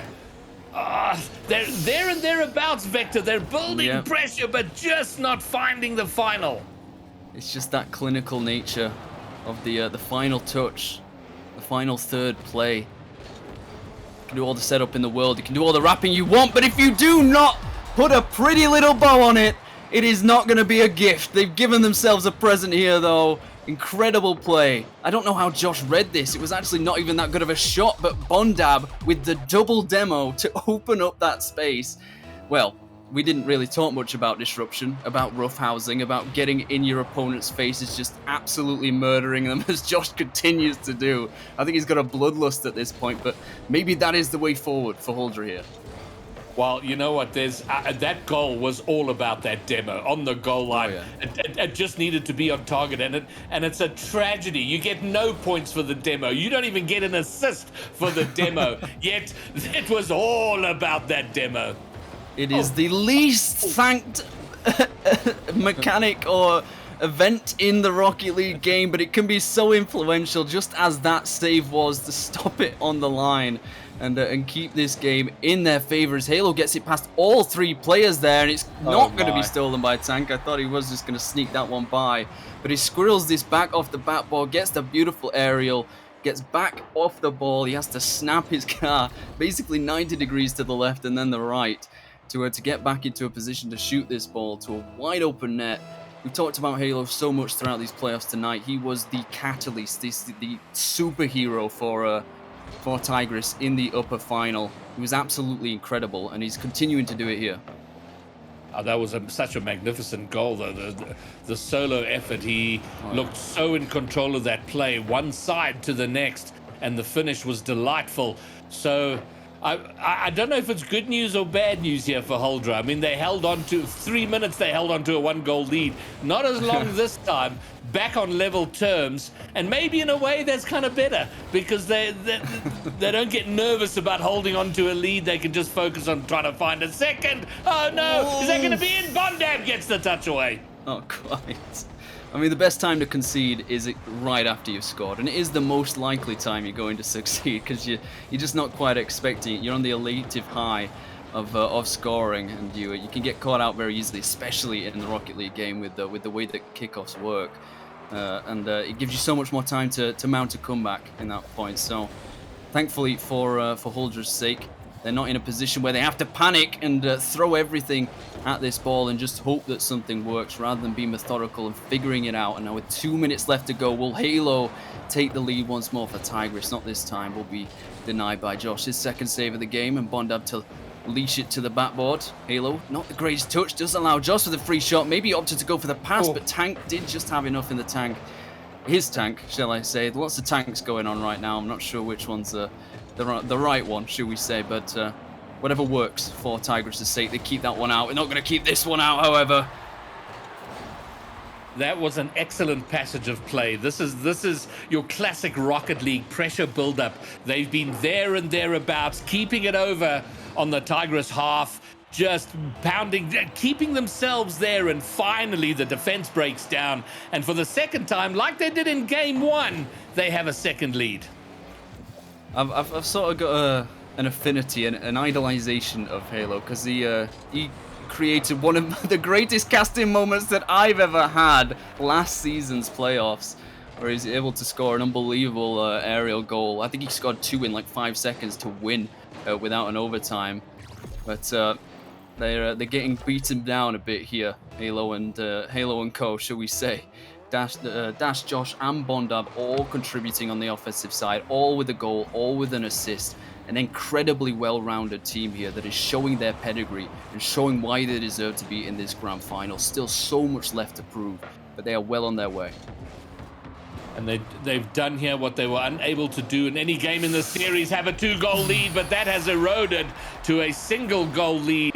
And they've gone through periods of looking so good in defense, Vector, and then moments of fragility which get exposed there and they concede. You could call it over-exuberance, overconfidence. There's so many ways to spin it. But all that matters is the result of the play, of the goal coming through. They bring it back to 1. And with a minute left, this is still very much a seesaw game. This could go either way, and if they should lose it, then they will be up against match point. But they are so desperate to make sure that does not happen, desperate to get that cushion back. They're denied this time around, but their positive play, they're staying forward. They're not just sitting back, turtling and holding on to the lead that they've got. No, they're trying to expand it, make Tigris think that they are not as good as they actually are.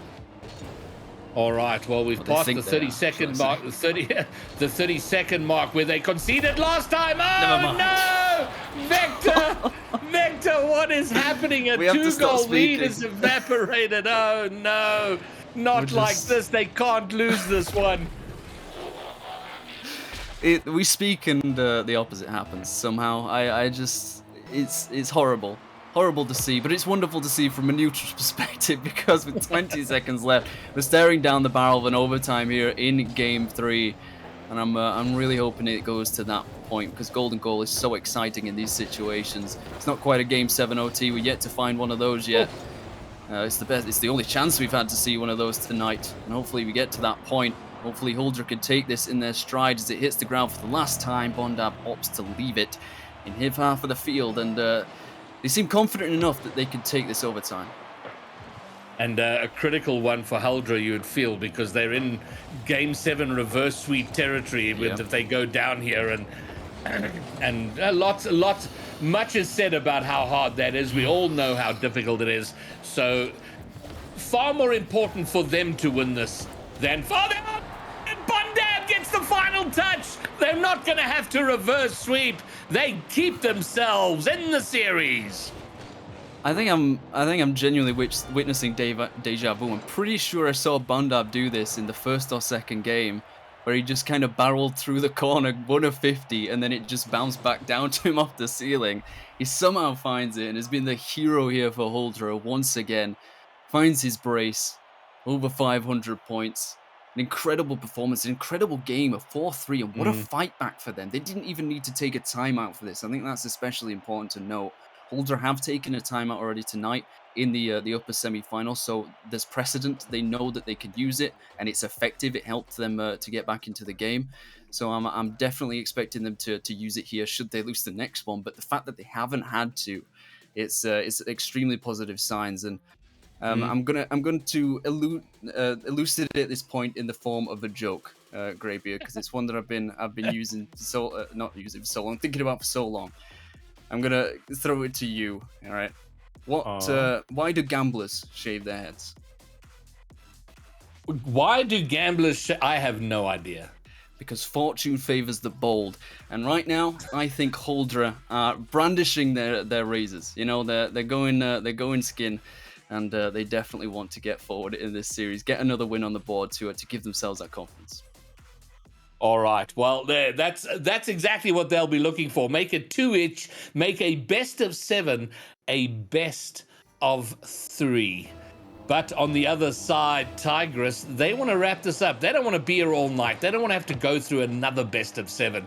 So that's what they're going to be looking at. And they're going to want to treat this like it's a do or die. Throw everything at it and make sure they win. Almost an opening goal. Kept away for now, but the pressure remains with them. Strong start already for Tigress, but plenty left for Huldra to shout about. Absolutely launched down the field from Halo here, but what? Again? Another goal from Halo that I was not expecting to see. The first one was from a bump from Tank. This one, it's just a whiff. Josh just can't get to it. I'm not sure if he misread the pace of that ball. Maybe he got disrupted by the blocker incoming there, but it's led to a lead for Tigress that really should not have occurred. It looked like he had 2 goes at leaving the ground, like he wanted to take off but wasn't in the right position, so grounded himself and tried again, and it just didn't work out for him at all, leaving him in a terrible spot. Dash now, long clear forward. Raw Noodles doesn't get a great touch, but the dunk as it came back to him was fantastic. Tank now drops it down. Halo looking to get on the end of it. He does, but it goes high into the Huldra corner. I love the ideas that Tigress has on offense. They're so creative with their touches. Even when it looks like a bad play, it's generally not necessarily communicated. I mean, it might be. We have no idea what they're talking about in their VCs. But it appears so. They appear so in sync when they're making these touches. It's very rarely wasteful when they decide to go for something like that. As this one, oh my goodness, I thought Dash was going to read that play before it even happened. That was incredibly close to going in, but this one even closer. Rollback all the way from midfield, but Dash was right there to save Huldra's graces here. It's still going to be difficult for them to get this ball out of their own half as they get bumped out. Rollback as the third man, risky commit. I think they get away with it. All right, the possession given away. Loose in the midfield. Josh will get there first. Heads toward net. Halo, who looked really uncomfortable, did so well to time his jump and get in front of that and clear it off the goal line. But pressure still now from Hydra. Josh into the middle, but Tank gets the clear. Dash to try and dissuade any thoughts of offensive pressure. Let's pop back up high. Josh is the only one to come meet this. He can only throw it back to the corner. This one's going to be 50'd all the way through. Bondab with the equalizer. He probably didn't even expect to get. He was probably just trying to get this back to the midfield, but actually gets it. Oh, that wasn't a 50. That was just a straight shot, in fact. The defender wasn't quite in position. It looked like a ghost hit, but you take him any way you can get, to be honest, Gravitt.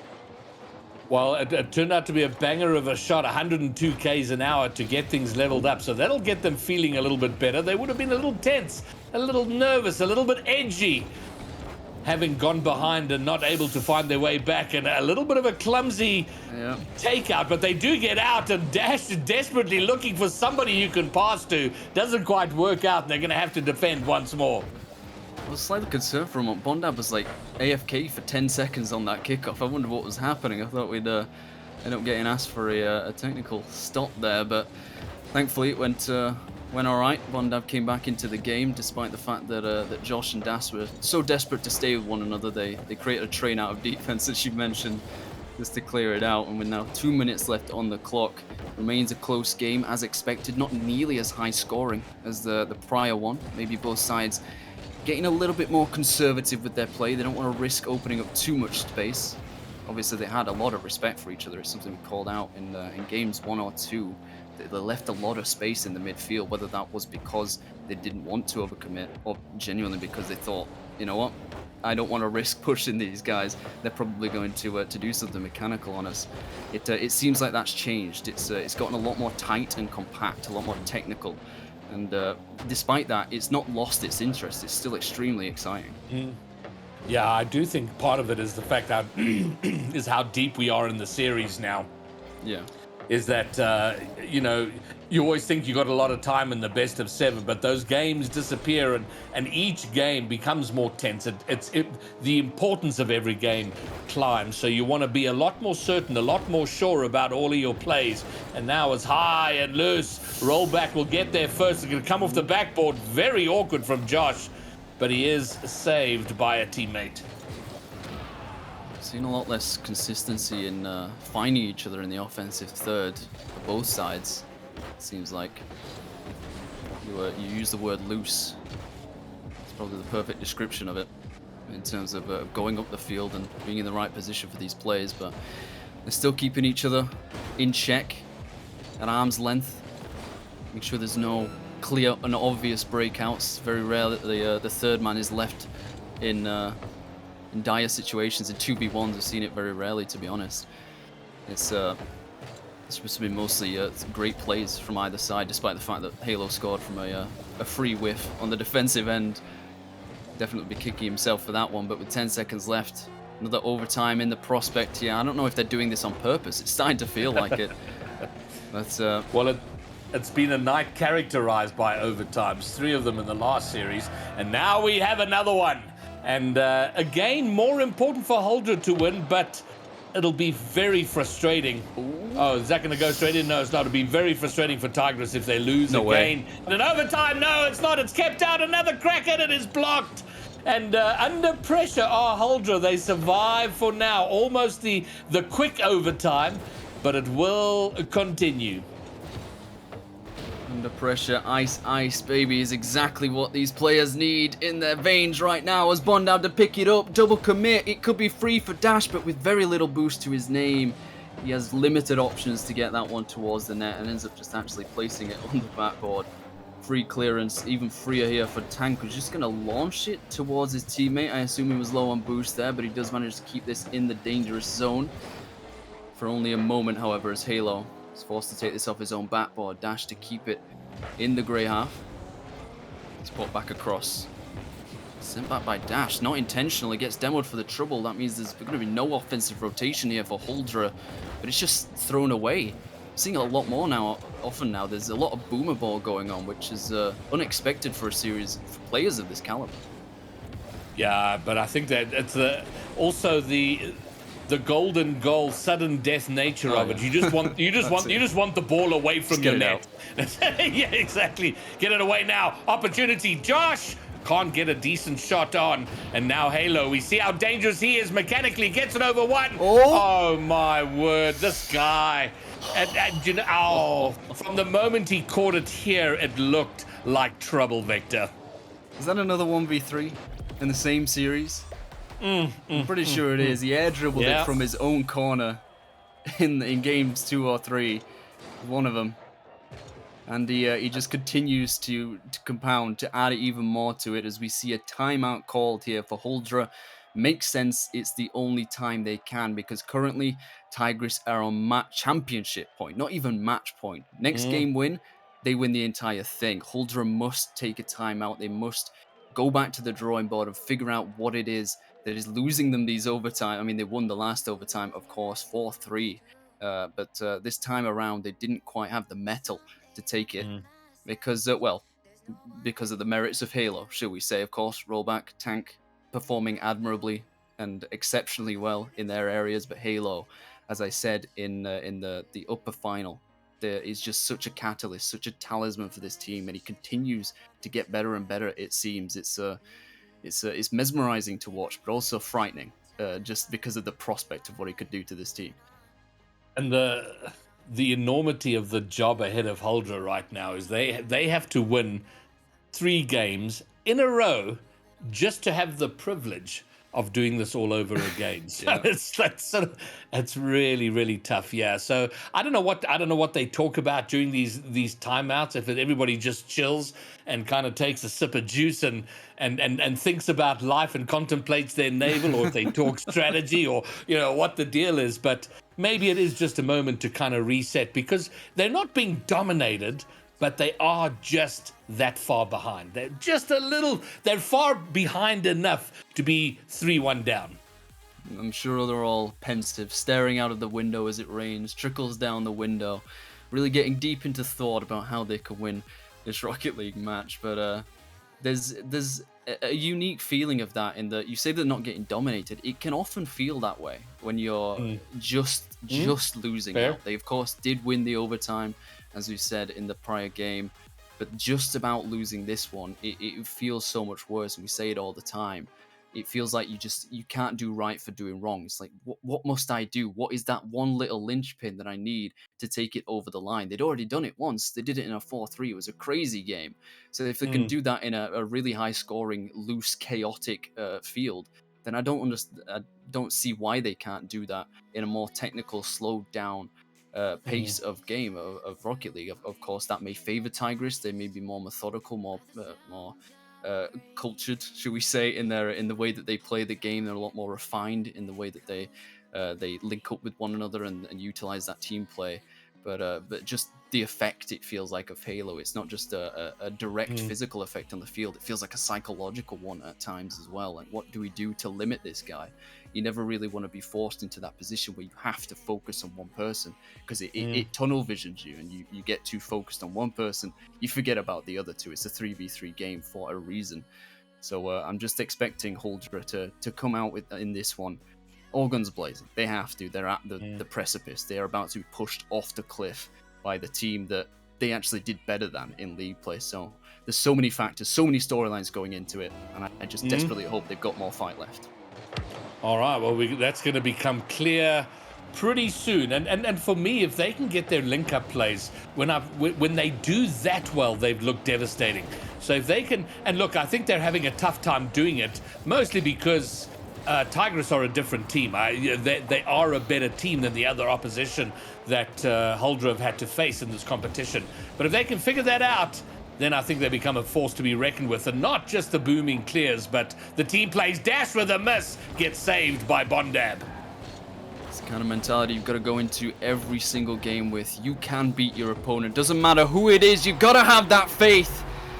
But right now, that faith is being damaged by Tigris, and Rollback here especially. He's given a lot of space. I think Joss assumed his teammate was in a position to deal with that breaking of the defensive line there, but unfortunately for them, they concede, and now that is championship go-ahead goal. If Huldra cannot score in this game, then it will be over for them. Oh. Almost an opportunity there. It goes a begging, and Rollback Noodles will get the clear. And I think he was quite surprised that you mentioned the amount of space he had coming through the corner. He was just looking for the pass, and suddenly the ball was in front of him with the opportunity to shoot. I think he was quite surprised by that, but does very well. Is that going to go in? No! Oh, Dash has completely beat the open net. They're just rattling the uprights. It's the crossbar challenge. They hit the right post I mean, I don't know if Josh expected to finish that one. It was kind of a Hail Mary attempt, but then Dash jumps at a bouncing ball, hits the crossbar, fails to finish on this chance as well. It's gone back down the field. Dash can only put it to his own backboard. That's going to be tremendously awkward, thankfully for them. Tigris were not expecting it and weren't in position to exploit. But still, you cannot allow those kinds of mistakes to happen. Dash is going to try and take it over. I think went for the air bump there, but to no avail. I like the spirited effort that they've got going on, but they've got to transfer it to results. Yeah, find the venom in the final third. Josh now is going to float down in front of the net, but Tank stands firm, stands solid, gets a second touch around the corner, allowing Rollback Noodles to pick it up and take it away. Halo, and that's got to terrify everyone when he gets involved and gets behind the ball. Bondab looking for teammate Josh in the corner, does find him. Josh does very well to get it now into the middle. Halo's up, doesn't get it. It's floating down. Awkwardly, can someone get the tap in? No one there to finish it up. Oh, not quite a wide open net, but probably the best chance they had as this one clatters against the crossbar. And Holdra must be thanking their lucky stars that that one did not go in. A 2-goal deficit is so much more difficult to get back from, as Dash once again forced to take this to his own backboard. Thankfully gets the double tap to dissuade Tigris looking for anything in the air. And they just have to get back down the field. Halo now is going on a mission to demolish every single Holdra player, as this one's sent hurtling towards the blue net, straight at the defender though. If the only shots that they can get is from beyond their own halfway line, then they're really going to start struggling in these final 2 minutes. All right, they're trying to make something happen here, giving away possession far too easily. And now dangerous and awkward in front of their own net. Dash once more. He's had to spend a lot of time in the air in front of his net, more often than not having to save it off his own backboard. A double tap on one occasion in defense. And again, we see them, they're getting forward okay, but just that final third, Halo. Oh, Dash will be very happy that he dispossessed Halo high in the air. Yeah, I was absolutely expecting the reset there. I was just revving up the line for Halo finishing that one, but it will be stopped for Holdra's sake. Let's roll back to keep it in the midfield. Make sure they can't push back forward, but Dash as well to get this into a dangerous position. No one is quite in place to get that quickly enough. It seems Holdra are afraid of pushing up too far as the second man, but they pull 2 defenders. Can they keep more pressure? No, it's just going to be pinched straight back out. Josh can't keep possession either, and Tigris all the more happy to keep just pushing it straight back out of their own half, because they're being given the ball in so many areas. All right, well, here they go once again. Possession given away. Oh, no. And now Halo. Oh, Halo. Dash again, dispossessing high in the air. Oof. Where's the time gone? There's 30 seconds left. Dash has to get this across the field with nothing in his tank. Ends up handbraking across. Josh can't get this through either. Probably should have just gone solo for that, but he was looking for a teammate. He wanted some help. He's not going to get it, but Josh saves it off the line. That save could be absolutely crucial, as 10 seconds left here with the demo. Josh with a bit of time. Another one. Can Bondo get there? It's stopped by Rollback. A championship save. Oh my goodness. It's still off. It's still off the line. Dash, can he keep this alive for one last time? It's going to be spiked, and Tigris take it. Oh my goodness. What was that? How did he stop that on the line? They had such a good chance. I mean, after the save vector on the other side, it just felt like, yeah, okay, this is surely a lead up to an equalizing goal in another overtime. But man, oh man, the defensive Tigris standing firm, and they are the champions. There will be no bracket reset. I cannot believe how that ended. I expected so much more of a fight from Holdra there. They had such a good chance at the end, and it was just a simple stop. It was hurtled straight at Rollback multiple times in that game. 4 saves to his name. 8 in total for Tigris, so you can't say that Holdra didn't have an offense. They had plenty of opportunities. They just couldn't break through. It was the same story as the prior game, and it just felt like it doesn't go out with a bang. It goes out with a whimper at the end there. A 1-goal game to finish it off, and crazy that is how Elite has decided throughout everything that's happened this season. How unpredictable it has been. That is the final. And congratulations so much to Tigris, to Panthera Esports. Commiserations, the deepest, of course, to Huldra, fighting back through that lower bracket, going all the way to this point. But no bracket reset, and that's going to do it for the Elite playoffs. What a night. What a night.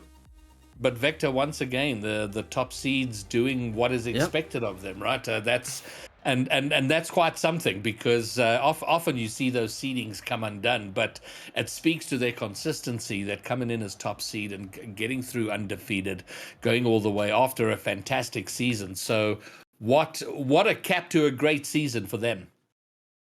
Oh, without doubt. I mean, obviously they earned it in league play. They earned the position that they were in to get into the upper bracket in the first place, and then they just completely compounded upon that. They got a 3-0 sweep to open up the night, and then went to a game 5, in fact, against Temple in the upper finals. They were tested. They were pushed to the brink by Sanctuary, but then Sanctuary were gone. Temple were gone. So the only team that really gave them any sort of trouble didn't exist anymore. It was Huldra that ended up rising from the lower bracket. And a 4-1 is just...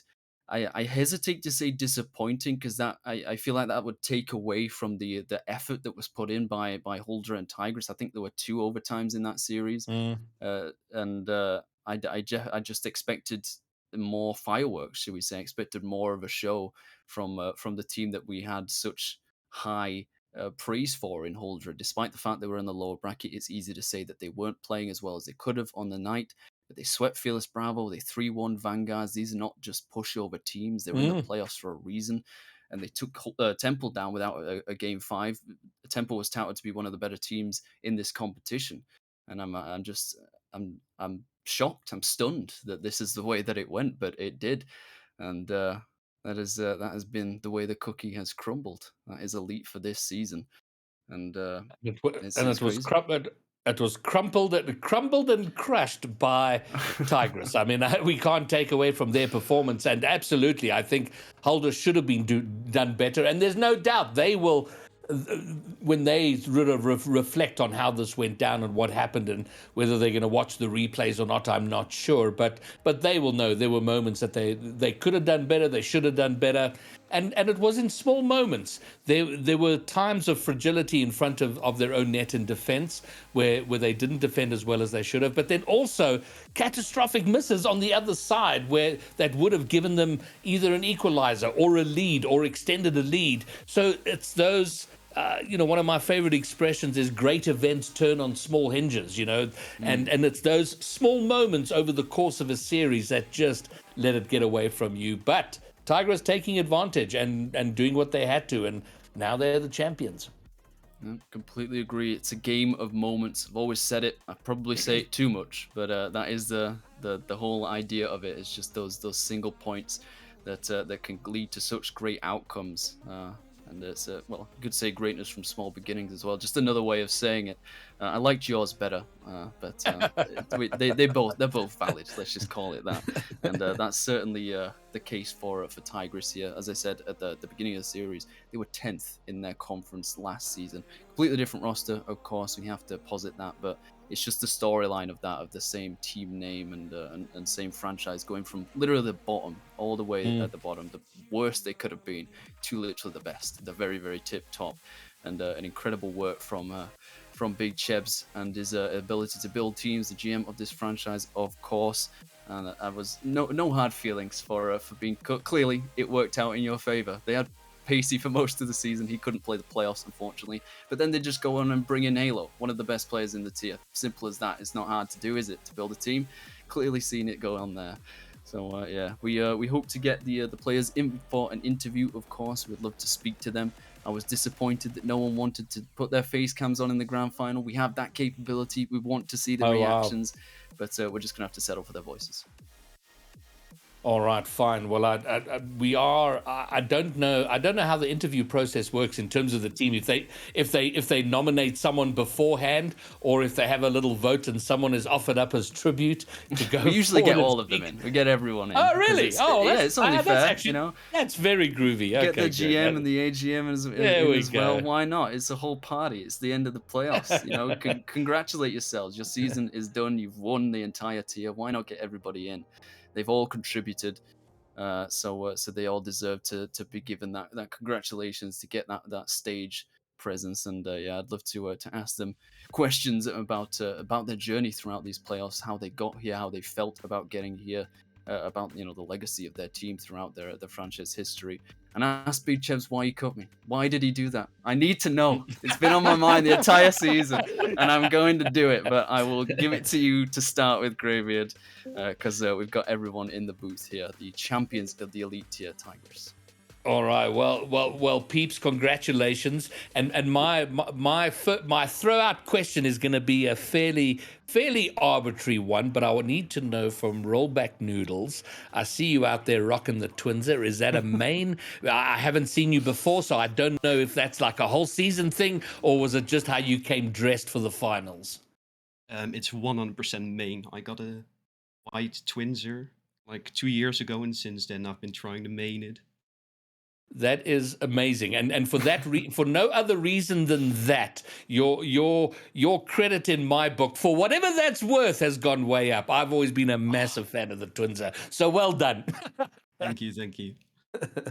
I can appreciate going out on a limb and choosing a car that's not the norm, that's not welcome, should we say, in the scene. I've been a ZSR fanboy for as long as it's existed. It's just an Octane, okay? It just looks better. It's cleaner. The Twinser doesn't have a spoiler, doesn't matter. It's still clearly extremely effective. And it's one of the best cars for you, of course, and it's worked in your favor. So yeah, that's it's. I mean, just throughout these entire playoffs, we've only seen you. I only saw you once in the grand final, of course, but you've gone through the upper bracket, taken down everybody that's dared to face you. You got a sweep in the very first series of the night. But the question I want to ask specifically, who's the captain? Which one of you is the captain? Say your name.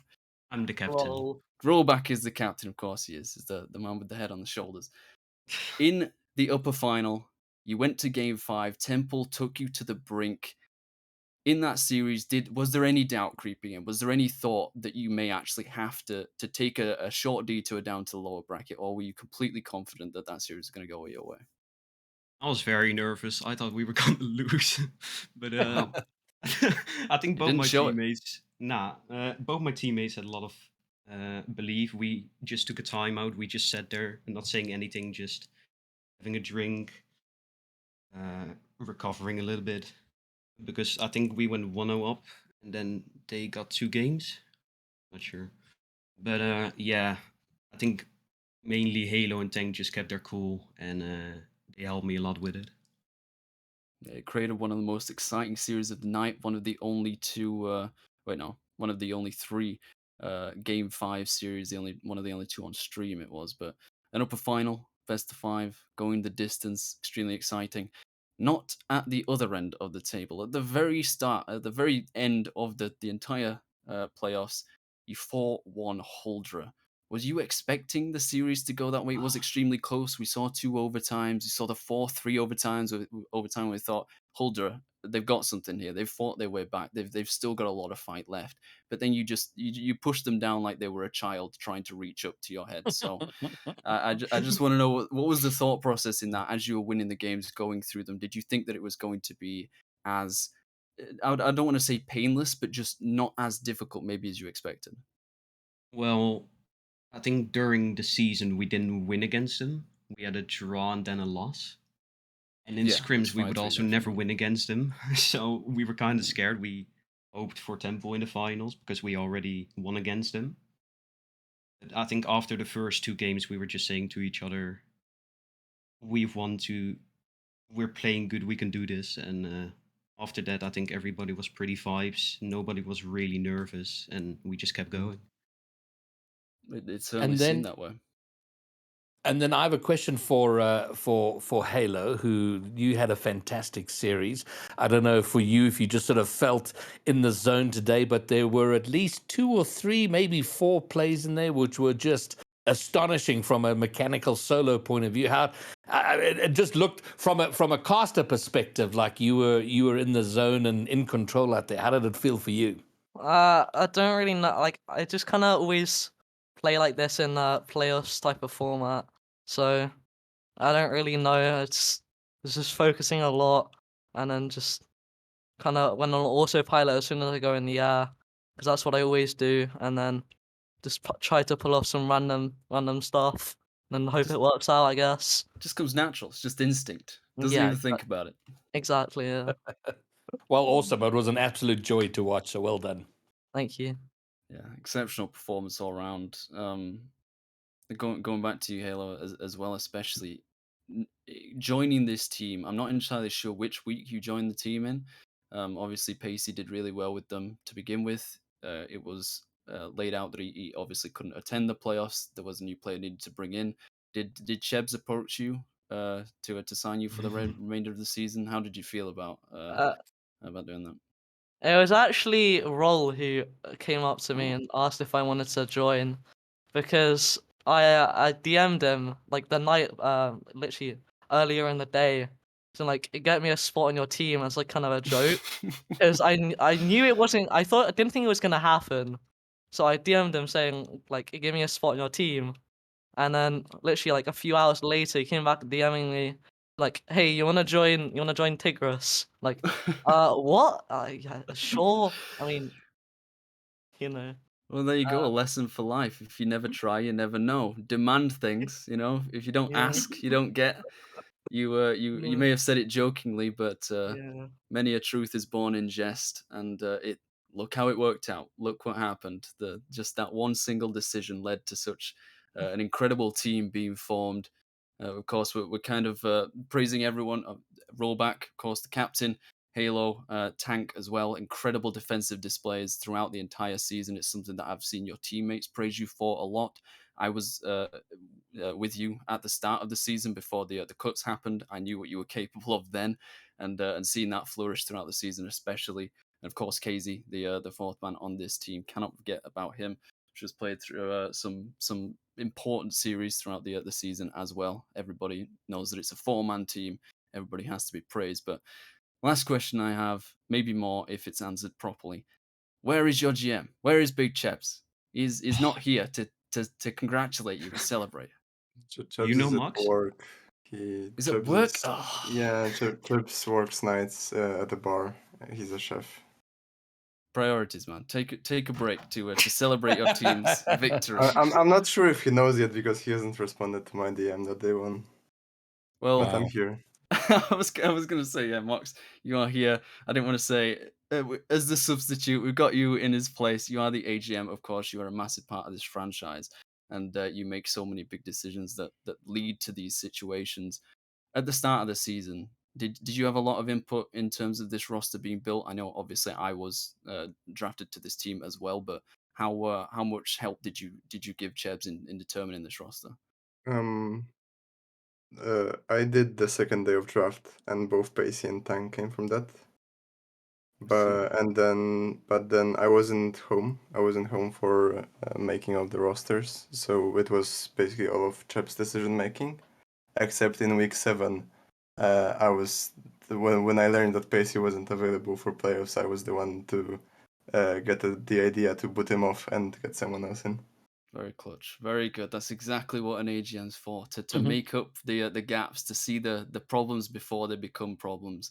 And it also takes you off of my list because it means that Jeb's decided to cut me, not you. So that's it. You're okay. The target's off your back. But no, seriously, very, very great play. Well, great play by the team, of course. But great decision making, great management, especially throughout this season, getting this roster together, making that pivot, picking up Halo, even though he demanded to be on the team. But we'll gloss over that because it's worked out well. It worked in your favor. It's been an incredible season for you, of course. And my final question to you, I'll pass it over to Grabian afterwards, is: wait, do you have team in Master and Premier? I can't remember. Our Master team got 7th, I'm pretty sure. Yeah, no, because I was there. Wait, no, Darkness. What am I talking about? They got 7th. Okay. Do you have a And team then in Premier, yeah, they are in playoffs. 4th seed from one conference, so yeah. Do you have any expectations about them in the Premier playoffs? I mean, I don't want to like say stuff, but I just hope they have fun. Well, it's very wholesome. I'll accept that as an answer. And then my last question is just going to be: I'm interested to know at the start of the season, you're speaking about the draft and putting together the rosters. What was and I don't know who wants to answer this. I'm happy to throw it out there, and whoever wants to take it can take it. But what was the expectation, the realistic? Like from the beginning, was there a thought like, oh, maybe we can win the whole thing, or was it just we want to get into the top 4, top 5? What was the expectation at the start? I think Pacey should answer this. Yeah, Pacey. So when we got signed and we did everything, I sent a certain message in one of the chats. I'm having trouble finding words. Wait a second. So in one of the chats where only I had permission to talk in to the gym and the A gym, I said we're getting top 2 in like the league thing. And pinned this message. Yeah, I just said we're getting top 2. Pin this. I wasn't expecting this. Like I was expecting us to get far, well, but I wasn't expecting us to win it all the way, And in the end, they did. It wasn't with me, but we made a very good decision with getting Halo. Yeah, I don't know what to say, to be fair. No, but that's fantastic. And but from my end, congratulations. It was an absolute joy to watch you. I mean, we would love for it to have gone to a game 7. Even a bracket reset would have made it really exciting. I know for you were absolutely not interested in that. I get that. And congratulations for not making it done. But man, elite champions, well done. Thank you. Thank you very much. Oh, what a night. What a night, Greybeard. And I mean, I have to concede it was a strange way for it to end. A 4-1 was very unexpected for me. I know we didn't make predictions before it began. I kind of chickened out and said, I'm not risking it because this is could why. Go literally either way. And this is why. Because I thought, this is going to game 7. This is going to go down to the wire. This is going to be the most exciting match we've seen all night. And then that happens. It was just a very tactical display in a lot of the games. And we did see plenty of high-flying, mechanical masterclass displays at times, particularly from Halo, obviously from the side of Holdra at times as well, throughout the night. Maybe not so much in the grand final, but they still had the ability to do that, the potential to do that. Unfortunately for them, that fire was completely smothered by just the incredible ability of Tigris to lock down teams in their own half, make them forget how to play the game essentially at times. So yes, congratulations to them once again. Yeah, well, listen, I get, it's always the dream to have that really tense, epic grand final game 7 overtime decided by a single goal. But also there's a lot of pleasure in watching a team who has done really well consistently over time sort of cap a very good season with an incredibly solid, really, really good performance. So yeah, listen, I feel we were probably a little cheated, but man, Tigris, what a performance and deserved champions. Everybody loves an underdog, but it's a story that often does not end the way you want it to. In this case, the big bullies that are Tigris took it in the upper bracket at the end of the day. The overdogs. So it's a rare term, but when it does come out, it's used well because that's what they do.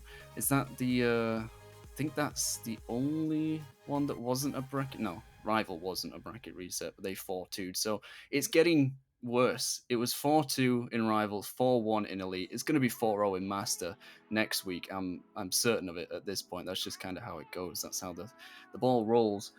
Who it's going to be, no way to tell. That's a week away. And we've still got the play-ins to go, of course. Still got to determine who gets through to those spots in the playoffs, as well as Premier, the tippy top next Sunday as well. They'll be wanting to stick around for that. It is getting to the business end of the RSC season 12 and it's just getting more and more exciting. I cannot wait for the rest of it. But that's going to do it for us tonight, myself and Greybeard, and of course B-Shake in the background. It's not been the greatest of nights for him, but it's been pretty good for the neutral and for everybody involved with Panthera Esports as well. We hope you've all enjoyed, of course. Thank you to all our sponsors, powered by Above My Head, as you can see, Rule 1, Bric-a-Brac, Synthesized Design, Panthera Esports, coincidentally enough, winners of this tier. There's no nepotism here, there's no favoritism, don't worry. Badass Studios, of course, Gamers Apparel, and Gamers against Council. I always get this one wrong. Gamers against... I can't remember. Greybeard, help me out here if you. No, listen, you know sing what on it your is. own there. You know what it is. You know the symbol. Okay, it's my fault. It doesn't matter. We hope you've enjoyed the Rocket League for tonight. Follow us on all our socials for even more RSC in your veins. That's exactly what you want. But that's going to be it. If you've got nothing else, Greybeard, that's me. That's me. A joy and a pleasure to have been here. So thank you. Same for me as well. It is absolutely mutual. Thank you so much for everyone sticking around. That's it for the Elite Playoffs. We hope you will be back for the Master Play-ins in just a few days' time. And of course, RSCast tomorrow to break down everything that happened tonight and yesterday as well. Don't miss that one, because we'll be back with some more RSC action.